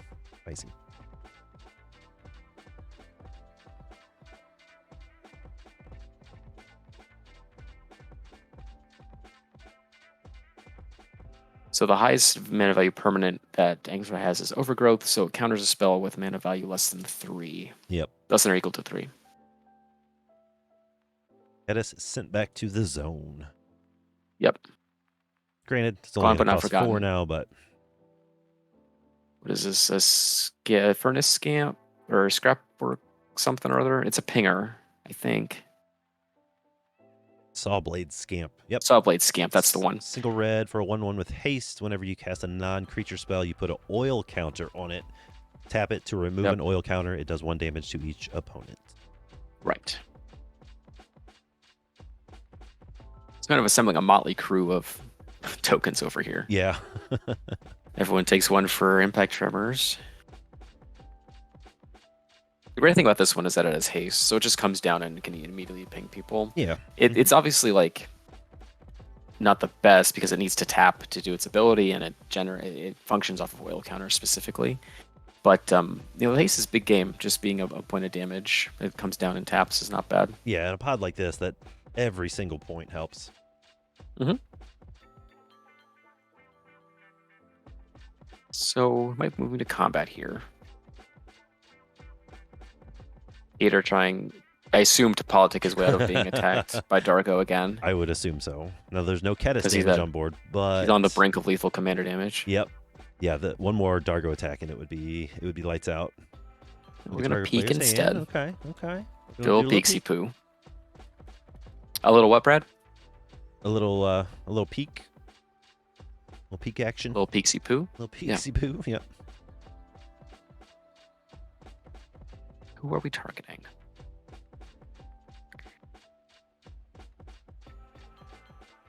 So Gretchen's got 3, Abdel's got 4, including Abdel Adrian. I think Caitlyn may have like 2 cards in hand. Yeah, that sounds about right. Yeah. So everybody cover your eyes and let's look at some cards. Depending on where they're playing, she might have could just yell down the hallway. These are the cards in my hand. Okay, so Gretchen is set up to interact, to put it mildly. Ooh. Got Arcane Denial, Counterspell, and Echoing Truth. Gross. Wow, that is a good hand. It's not bad. It lacks, like, proactive action, though. Oh, yeah, it's all reactive, for sure. But again, she can just sit back, draw some cards. Draw some cards. Draw to Not those the worst. untappers. Draw into those alchemists and Ophidian Eyes. Or not Ophidian Eyes. The, I think of the Nax, the freed from the reels, and just wait till the things happen. Mm-hmm. All right, so Dargo is getting in there. Yep. Oh, and the token. And the tokens. And the scamp. And the scamp. Woo. Okay, we're just full shipping. We're just going for it. I love this. Okay, all right.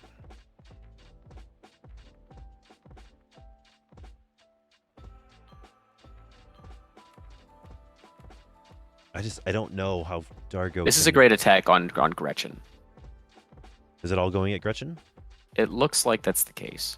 Because Gretchen has no power, so you can freely swing all of your tokens into it. Sure. I feel like Dargo trampling over Malcolm is lethal commander damage, though. It is. Okay.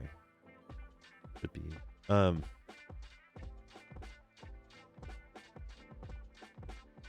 Interesting. Like, Gator is low enough to where he's dead to a lot of stuff, particularly because Iron Throne is on the battlefield. Yeah, that's a problem for him. Yeah. So he's going to die to some passive stuff here, particularly, the Scamp is online too. If she wants, she can start, adding oil counters and just ping everybody for one every turn. It doesn't look like she's swinging at Gator. See, that's interesting. I could be wrong, but that's just what I get here.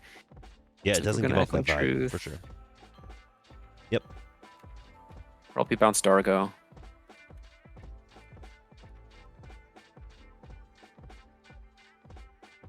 Although, if I'm Caitlyn, recasting Dargo seems like something that I'm like okay doing. It draws me a card, gets me a token. Yep, I have no problem with that here. And two of the cards you would sacrifice to do that want to be put in the graveyard anyway. Yeah, so it only helps you out. Yeah, it does seem crazy not to just kill Gator here. That's what I Gator's thought too. dead to a lot of the Gator's dead to a lot. He is. True. Like between Impact Tremors and Agent of the Iron Throne.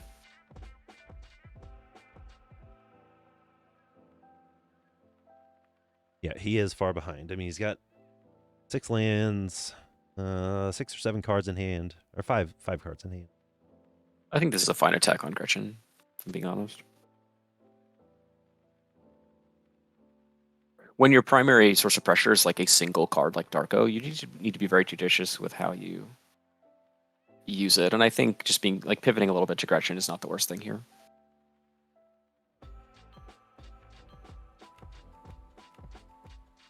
Yeah, all 3 of Dargo's opponents have the ability to just win out of nowhere at this point. Yeah, he needs to set up a win to kill Abdel with Kedis on the board. It's really, really hard to break through that board with just Dargo. Yep. Mm-hmm. For sure. So you need to keep your opponents alive enough to where you can just like dome them down with Kedis triggers.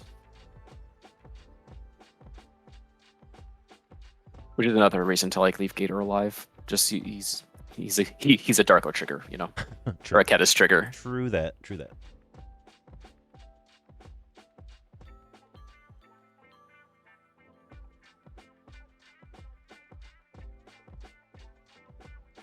And yeah, it looks like Gretchen's hand. Gretchen's hand right now is Arcane Denial and Counterspell. Yep.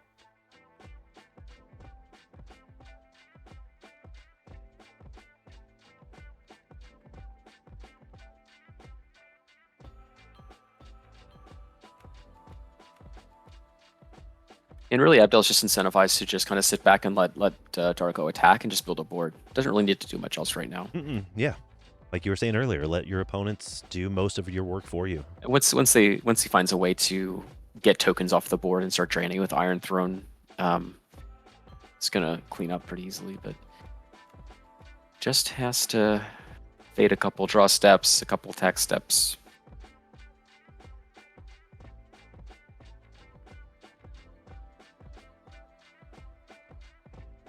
Yeah, Gator certainly has the mana and enough cards in hand that he could feasibly pull this out, depending on what he's holding. Mm-hmm. Sure. This turn, sure. Yep. Here comes Kedis.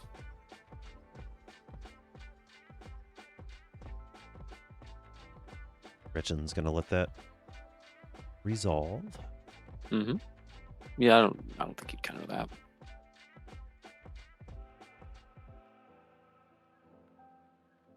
Like it, yeah. I mean, if he does have a win here, this is the turn to go for it. Everything's pretty locked down. Yeah. Mm-hmm. Gotta go to combat and get some treasures first.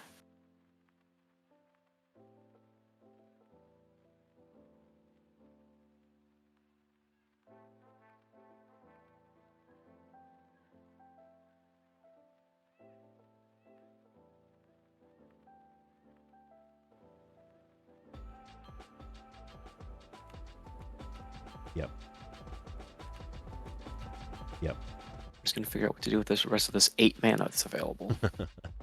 Yeah, just suddenly 8 mana. Nice. Right.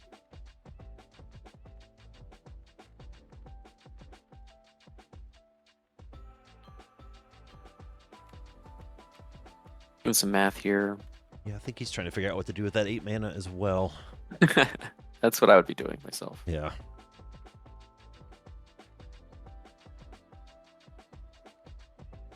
I'm just gonna pass. All right. Fair enough. Fair enough. Unexpected, but fair enough. Yeah. All right, so we're gonna tap with Gretchen here.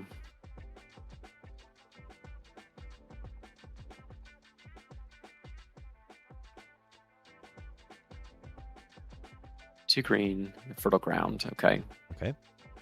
Land taps for 4. Yep. She's still holding the counterspell and arcane denial. Yep. So that was off the top. So this is where combo territory starts to come in now that the land can tap for 4 mana, and now it combos with Galvanic Alchemist. Yep. Just need an untapper.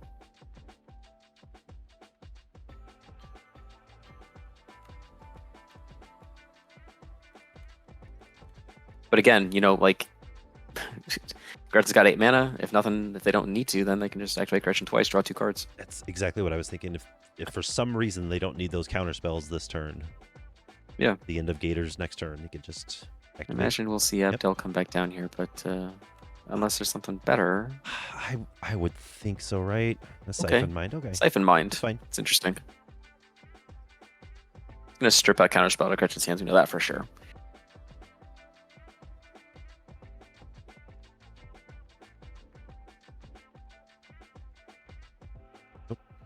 Gator's going to have something in response. Doesn't want Abdel to draw 3 cards, it looks like. Cannot blame him. Okay, in response, Experimental Augury. So this is another Anticipate that proliferates. Yep. So we're going to look at the top 3 and put one in the hand.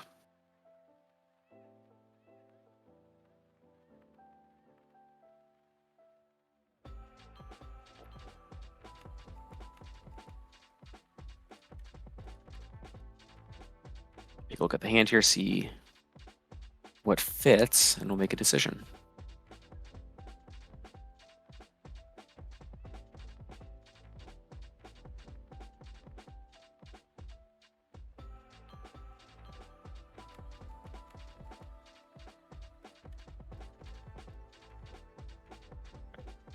Yeah, and then everyone's going to discard a card.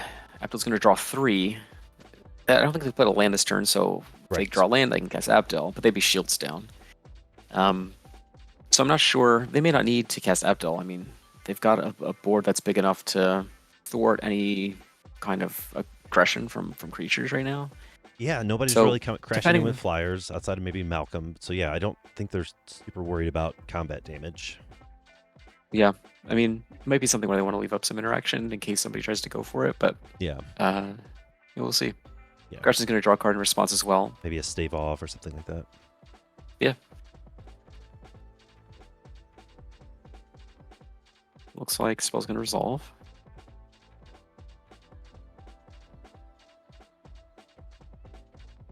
Any minute now.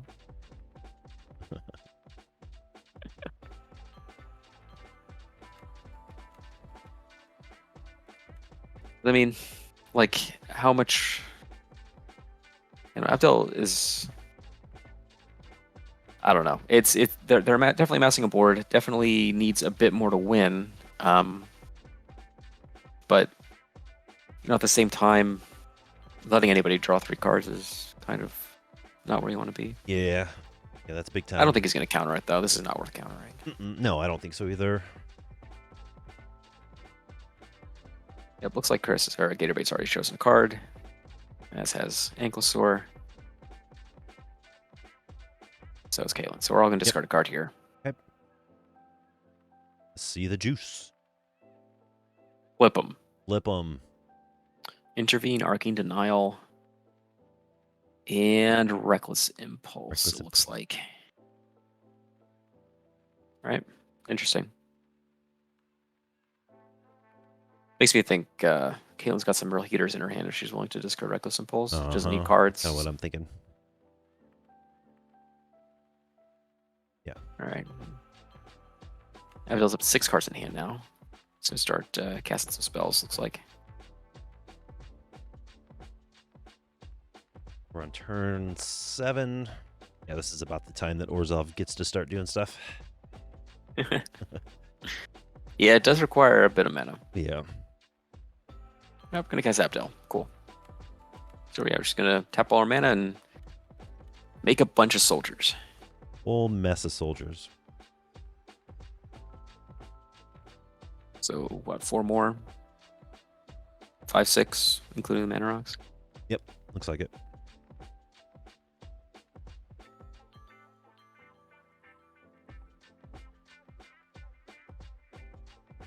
I'm not sure. This, again, I'm not sure Abdel is even worth interacting with here, based on like kind of what the board looks like. No, I agree.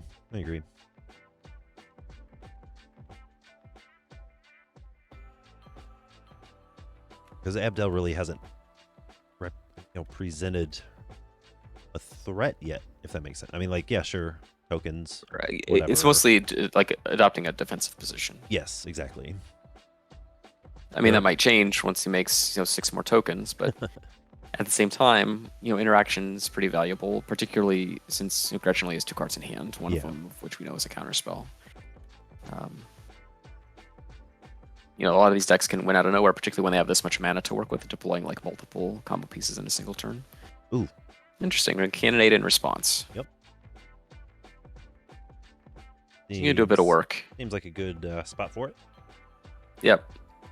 They got some tokens, soldiers. Mm-hmm. Yeah, it's going to kill everything except Dargo. Abdel, Dargo, and Gretchen, and Malcolm. And Malcolm, yeah. Yeah. I was going to leave the commanders on board. Take care of everything else. So going to be like a couple tokens here. Probably 4.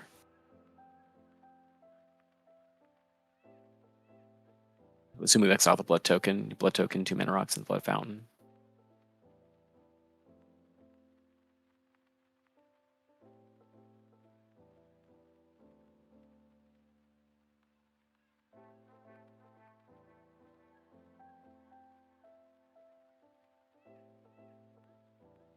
Still 5 cards in hand. So, assuming makes it around the table again, untapping with all that mana, 5 cards in hand, and like Abdel on the battlefield.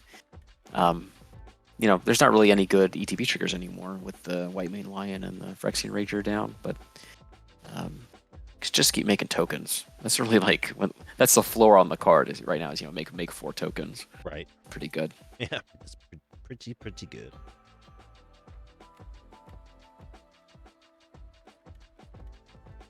Ooh, weather the storm. Nice. Yeah. That's real clutch here. That is. Particularly since Gretchen hasn't been the recipient of like a ton of commander damage at this point. Like buffering the life total site, you're safer from the Caddis triggers is pretty good. Although it's not. It's also pretty good for Caitlin in the sense that she has more Dargo triggers available to kill Abdel through Caddis. If that makes sense. Yeah. Yep. But although now like the board's diminished enough where like she has an easier time breaking through, but it's really easy to come up the board with that with Abdel. Yeah, that cannonade really set the game back a few turns. Which it does. It has a tendency to do that.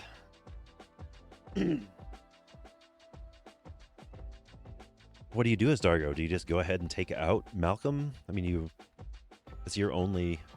Well, yeah, you got Caddis back. I mean, I would deploy Caddis before I do that. Sure. Yeah, I didn't realize that the. Because again, it's all about maximizing. Well, I guess your Gator triggers. has mana if he wants to counterspell. Got Caddis, 3 mana. Yeah. Yeah. The Gretchen's got 2 blue open. Huh. Yeah, Gretchen could do it too. Yeah. I mean, the May. I don't know. Nope. I guess it gained a lot of life. Somebody that is concerned about it right now. Yeah. I would be concerned as the Gretchen player knowing that I have 1 card in hand and I don't know what's on my top deck. Sure. It looks like we got it's the one target you can't block this turn. Draw a card. Renegade Tactics. Yep. Who is not blocking? Okay, I guess it's going to be Gretchen. Probably going to Gretchen, yeah. Oh, because she doesn't have to attack Gator directly. Like he's just gonna die True. to Yeah, Caddis this is a damage. good way to do it. Yeah, Mentor. I think that's what she's doing. I think she's making Gretchen unblockable, swinging with Dargo. Caddis is gonna damage the entire table. Whew. Brutal. Brutal. Because after that Weather the Storm, she needs to get some commander damage. Commander damage, yeah.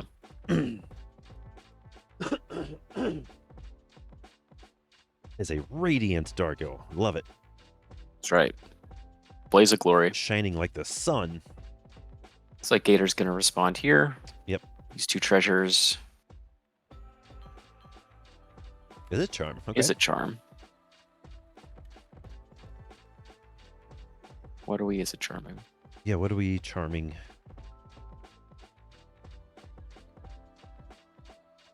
Doing 2 damage to a creature. Maybe trying to take out Caddis so he doesn't die on the attack. Oh, sure. Yeah, 2 damage to Caddis. Oh, my counter it. Interesting. That's true. She doesn't have the mana to pay for it. Unless there's another mountain under there. Is Gretchen counterspelling the Is it Charm? Yep. Wow. Yep. Certainly 1,000,000%. did. Yep. Huh. Yep, so 7 damage. It puts Abdel at 3. So Dargo's in a pretty good position here. Pretty good. Yep. Interesting. Gretchen just needs to do one of the win out of nowhere things, or else it might be tough. Even if she draws a land and tapper, she's got to wait another turn, right? Right. Well, she has a turn. I mean, how much commander damage is she at? None of them marked it. 7? So. Yeah, she should. No, they've marked it. She marked it. Okay. She had 7. Yep, she's at 7. Yep. So she has like 1 attack. Yeah, as long as Dargo doesn't pull Unless, a double like, strike or unless something. Right, exactly. So tapping for 4 here. Can activate Gretchen, looks like.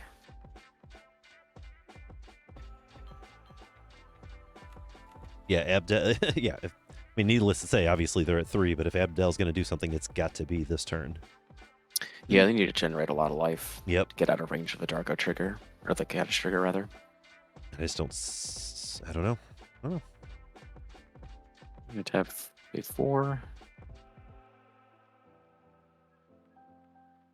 Like, even if Abdel can drop a sack outlet, like that's going to take a lot of work. Bring Dargo down from 28. Second Gretchen trigger. Okay. Notably, not putting land on the battlefield. Hmm. So it's action of some kind. 3 cards in hand, going to pass. Interesting. All right, so Abdel's got a big turn here to make something happen. Big. Let's see. Like, all he has to do is generate enough, like, Iron Throne triggers or, like, piecemeal life gain to just kind of stay afloat here. Sure. Dealing with Dargo is going to be a big priority. Because even if, like, Ankylosaur blocks with Gretchen and Dargo tramples over for 3, he's still dead. He's still dead. Yep. Like, we're shipping everything. Which, you know, I mean, probably could work into Dargo. Gretchen's favor. Like, I'll just block, like. Right, yeah, it definitely incentivizes Ankylosaur to do It's that. a way to block for and just, for Ankylosaur to kill out Abdo. But we're sending everything in here. I would expect that at Caitlyn. Sure. Yeah.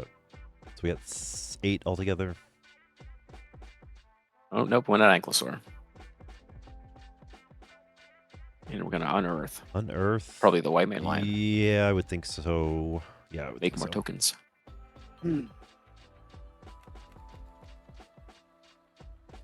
But Ankylosaur might have something to say about that. Yep. Nope, guess not. Oh, no. Resolves. No, Gretchen, no. All right, so Abdel is going to start turning the corner here, I think. I think so.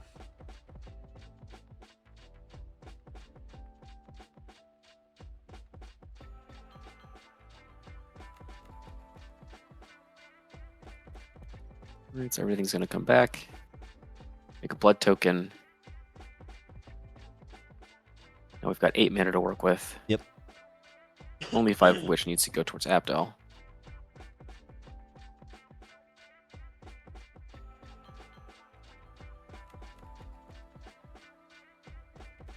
That Weather the Storm's looking real good right now.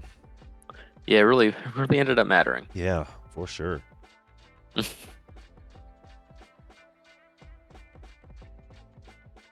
Alright, so Abdul on the stack. Yeah, where's the It's like bolt when you need it? Where's the bolt? It's a good question. It's a very good question. Those are the hard-hitting questions that we need answers to. Yep. All right, so 5 things going under Abdel. I'll make 5 tokens. Yep.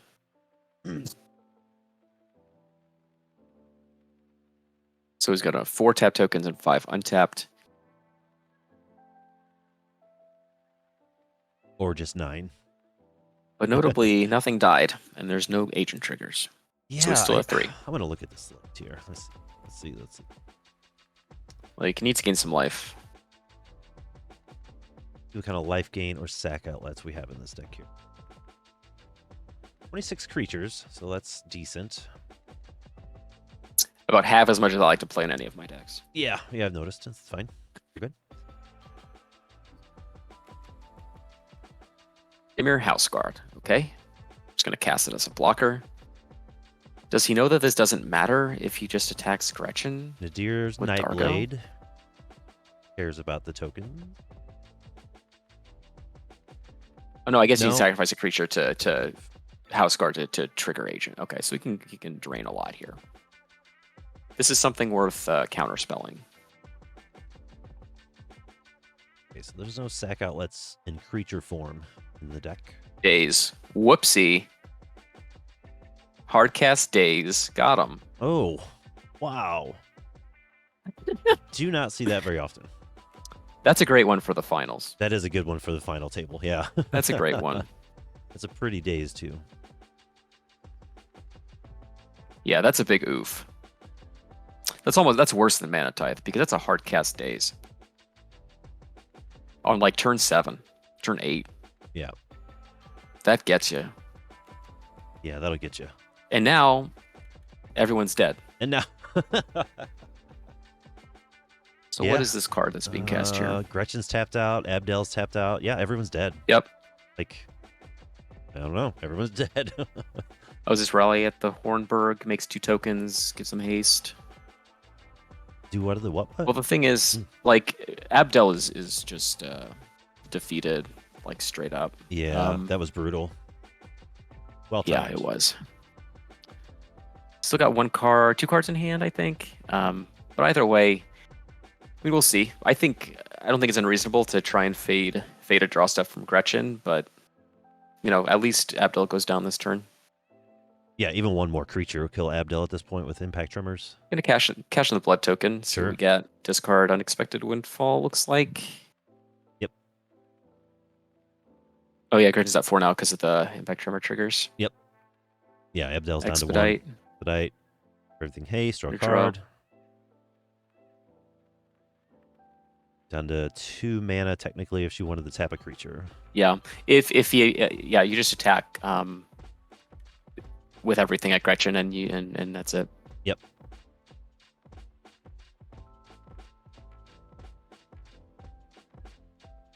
Yeah, even if she blocks Dargo, it takes 3. Everything else Not gets in. necessarily because, well, maybe I don't know. Either way, Either way, I think that's it. Yeah, block Dargo, take 3. Keta steals 3, kills Abdel. The other token gets in, finishes off the damage, right? Or Ketis Yep. and the other token get in and finish off the damage. Wow. Applause, applause, go. applause. Well done, Caitlin. yeah, that's Just dope. tore through the entire tournament, never dropping below 28 life. That was impressive. Impressive. Yeah. Very well That was a done. great game. Yeah, that was a good game. And it really was like kind of across the board. I know Gators sort of stuttered at first to get going. Abdel really kind of like what you said, just spent most of the time building reinforcements. But Mhm. it didn't feel like anybody had a non-game, which is what you want to see Right, yeah. in the finals. That's the other thing with Abdel making tokens in this game is that without a way to catch them in for Iron Throne, Dargo can just take advantage of the weakened defenses of other players to like get through to you with Ketis triggers. Yep. So it doesn't really do a whole lot, and they can make a lot of headway that way, to the point where they can just kind of take you out, just like we saw there, right? Like he doesn't even have to attack. I mean, you could have a million blockers. It doesn't matter as doesn't the matter. advent player because they just attack Gretchen and trample over for 3. Because Caddis is just going to get you. Yep, exactly. Caddis going to give it to you. That's right. Yep. Yeah, it just goes to show, like, there's so much interaction on the stack that we see with all these counter spells. There's not a lot of stuff that hits the board. And really not enough. well-timed stack interaction too. Like that Days was awesome. Yeah, no, the Days was, chef's kiss. That was that was amazing. great. That was real good. You love to see it. Yep. Well, so that's it. Your winner of the entire Sanctuary Open today, Darko Kedis, who just beat everybody to death unrelentingly. Well done. Very little resistance. Terms of resistance. Yeah. Just steamrolled. That was impressive. Yep. Good games, Caitlin. Excellent. You made your papa proud, even though you killed him. I think she's grounded now. Yeah, probably. But she's got her wallet got thicker. That's okay. I would take a grounding for $100. Sure. No worries there. Yeah. Yeah. But yeah, I think that's probably gonna do it for us too, right, Derek? Do we now fade into obscurity now that the tournament's over? I think we do. I think we go into hibernation until Bobby needs his skin. He'll thaw us out. Like cryo Yeah, sleep. I'll meet you in the freezer. Okay, in the freezer. That works. As far as people in the chat, there's 28 still. Thanks for hanging out the whole time. This was a nice about 5.5, 6 hours worth of PDH and listening to us. It did go by pretty fast. I was kind of worried this morning thinking, if every round's going to last an hour and a half, it's going to take forever, but I don't know. It went really fast, and I'm happy. I'm pleased with the results. It was some excellent gameplay. I like how some of the players that didn't make it to the top 4 ended up just hanging out in the chat and talking with us, so it was a good time. Yeah, no, chat was great. Thank y'all for participating. Yeah, chat was awesome. Questions and hanging out. That was awesome. Mr. Beavers, all 20, rated with 12. It was great. Yeah, really great showing. Not only from the players, but from all of you. The PBS viewers like you. That's right. From viewers like you. I don't know if Be Fine is still in the chat out there, but if there's anything you want to add, let us know. If there's anything we need to sign off with, thank you for tuning in. The Sanctuary PDH tournament. Whoa. Liam's here. But we're not tuning out just yet. Uh-oh. Hold tight, everybody. Because in approximately 10 minutes, if you're down for more PDH, the PDH pals are going to go live with a 24-hour charity stream where all proceeds are going to go benefiting the International Elephant Sanctuary. Yep. Also, give them your money. If you're not aware, Brad and myself are part of a small podcast called the PDH Pod. Our third member, Dave, is going to be on that 24-hour stream. Dave the Alcadron Vader. Yes, Dave the Alcadron Vader will be on that stream. So if you haven't had enough of the PDH Pod or just PDH in general, stick around. We will be rating the pals with whatever we have left. Yep, absolutely. And one final thing, Brad, thank you for being my co-pilot here. Where can people find you on the internet? On the internet, huh? You can look over the Twitters on Pauper_B. Pretty much everywhere else. If you don't find me on Discord, you can find me at the PDH Pod. I'm over there talking about once a week or so, talking about this awesome format. What about you, Derek? You can find me and my takes on things and deck lists and all kinds of thoughts about the format at Derek Dear Reader, all one word. Your takes on things are great, and your decks are even better. I appreciate it. It's very kind of you. It was excellent hanging out with you all day. I feel it was a blast. I feel honored. I feel like I'm the winner today. Actually, I'm the winner. I got $100 worth of value just hanging out with my friends. That's right. That is exactly right, and that's what this format is all about. So. That's right. So me, Brad, and Caitlin are the big winners today. Yep. Everyone else sucks to be you. And we'll see y'all next time. Yep. See you next time.